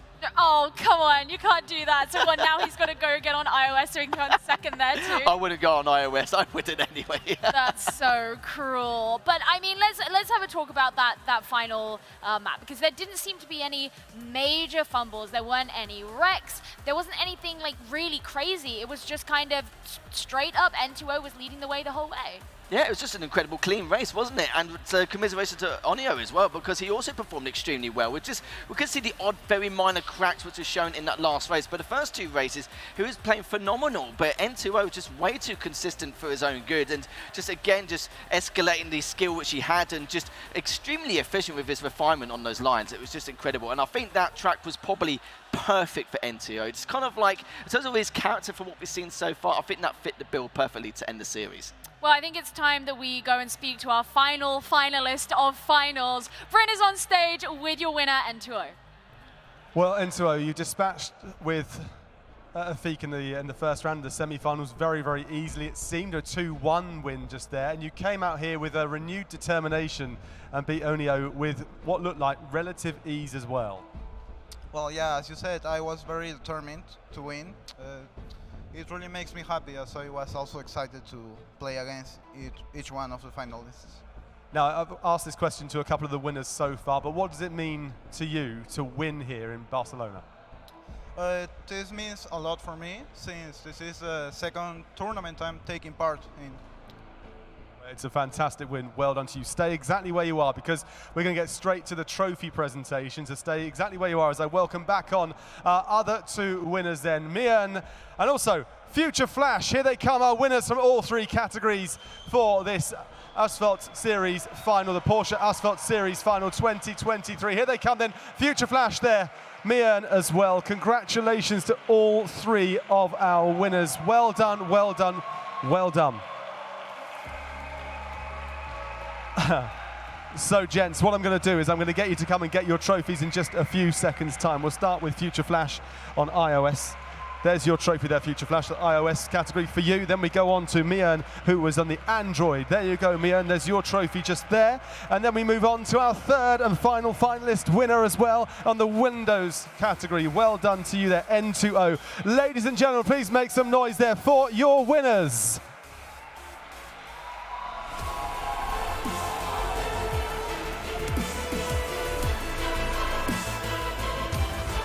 Amazing stuff, amazing stuff. And as the celebrations continue, don't forget, at home, you can get yourself some unique liveries. There's a code on your screen. If you use that code in the next 24 hours, you'll get those 8 unique liveries. Make sure you do it, because in 24 hours, those liveries, that code will no longer work. So get them while they're hot. How about that? We've had 3 fantastic finals, 3 amazing winners. It's almost done here from me. Let's hand back over to Gio, though, to wrap things up before she comes back to me for the final farewell. Thank you so much, Bryn. And just before we finish everything off here today, another quick shout out to Recaro Chairs for not only giving us the comfort that we've had all day throughout all of these reverse sweeps, all of these finals, but also just being a fantastic support to the tournament. Speaking of the tournament, let's just go over what's gone on today, because it has been a long one. Let's start getting these brackets up, okay? iOS, I think that's where we have to start. Feels like it's been a millennia ago now. 3 players coming into the iOS bracket, performed in that round robin, and just that's where everything just started. Yeah, it was just great all round, wasn't it? A great display of skill from every single platform, and I think iOS was a good taster, and it was a good start to the day, wasn't it? The fact we've got a potential grand final in the second match, and maybe got that grand final again. So we had 2 in a row pretty much. Wasn't really too shabby as well. But every single player showed, again, like I've said, a great display of skill overall, and I think it's really good for the asphalt scene as well. And for any players out there who wants to compete in the scene and get involved, you can, you know, it's free to download, and if you want to try and compete against some of these guys and having the best of the best and you think you can do better, go for it. Yeah, I mean, this could be you up here on this stage. It won't be me, because I suck. It could be you. You're pretty good. I'm pretty good? Well, I'm assuming you're pretty good. I mean, usually I can talk faster than I can drive, but, you know, we'll see. On the same, don't worry, mate. All right, well, moving on from iOS, let's have a talk about the Android bracket, because that was where we had these kind of new players pop up. You know, players like Mjun, who's not necessarily new to the scene, but is new to a lot of, for example, the Western audience has had a lot of, you know, performance in Asia, did really, really well in the qualifiers. But for those who are more used to like the European scene, the North American scene, it may have been kind of strange to see this guy they'd never heard of just come up and then now be a winner. Yeah, it's wrong to be teammates, don't get me wrong, but because we know there's a little bit of history in terms of how he does in the Asia-Pacific region, but we don't know these players in the Asia-Pacific region. So we know that Kay's been a champion, he's obviously got the confidence there to build himself up going into this offline finals, but we didn't know what the caliber of skill was in that region as well. We know that some of the players in the Asian scene were very good in the past, but of course it's been quite a few years since I witnessed that, so I wasn't entirely sure what to expect. But he created, him and Jagermeister, probably some of the best grand finals we've seen to date. Yeah, it was so entertaining. And I mean, even before the grand finals, you know, we have players like the Big 71, his first ever tournament, put up a really, look, if you're put against Jagermeister for your first ever tournament, like, very few would show up in the same way. It's rough, but at the same time, do you know what? Fair play to him. Made a good go of it. Yeah, I mean, who was your favorite from the Android bracket? Oh, that's a great question. Honestly, I have to give the biggest props to the Big 71 because right out of the gate, new to the tournaments and just pulled all of the most crazy, insane tricks. Didn't work out in his favor, but I'm sure next time he's going to do it and he's going to get another win. And obviously, the very last one was Windows, where we saw Oneo finish in the finals as the victor. Oh, sorry, Oneo go up against N2O, where N2O finished in the finals as the victor. Sorry, Oneo, I know that you're used to coming second place. I didn't mean to do that to you.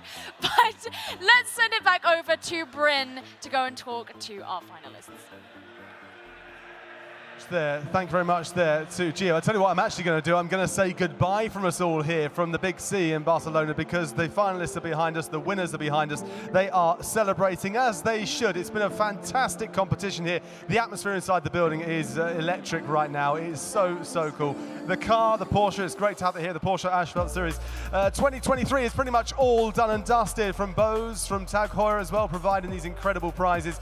From myself, Bryn Lucas, from Lethal, from Marv, from Gio, from the entire team that put this event together. Hopefully you've enjoyed it. We certainly have, and hopefully we'll see you back here in Barcelona next year for the Series Final 2024. See you then.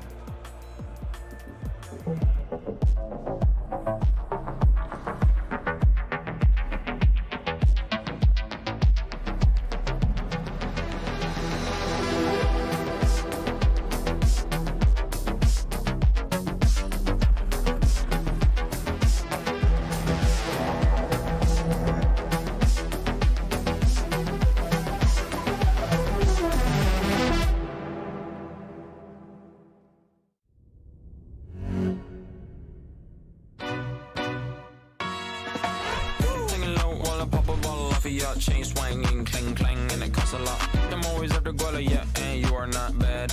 Keep on going till you hit the spot. Whoa. Whoa, I'm a big bag hunter with the bow.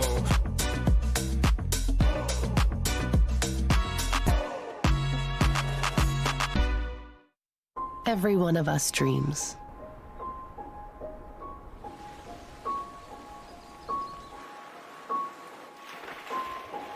Some of us chase them.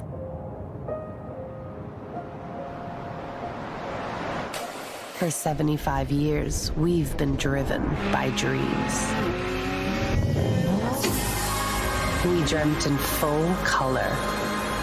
It's what made us race towards brave ideas. We saw Salzburg red for 24 hours. We made a pink pig fly. And went to green hell and back for victory after victory. Our dreams come in 500,000 shades and counting. Mint green, guards red, speed yellow. We've always been for the bold, the bright, and the brave. Even this guy. Our universe is one where dream is a verb, an invitation, A place where artists, racers, and innovators come together. The product of one man's dream. We've been undoing what's always been done. Together, our dream will color the next 75 years. Open your eyes, take the keys. Join us here.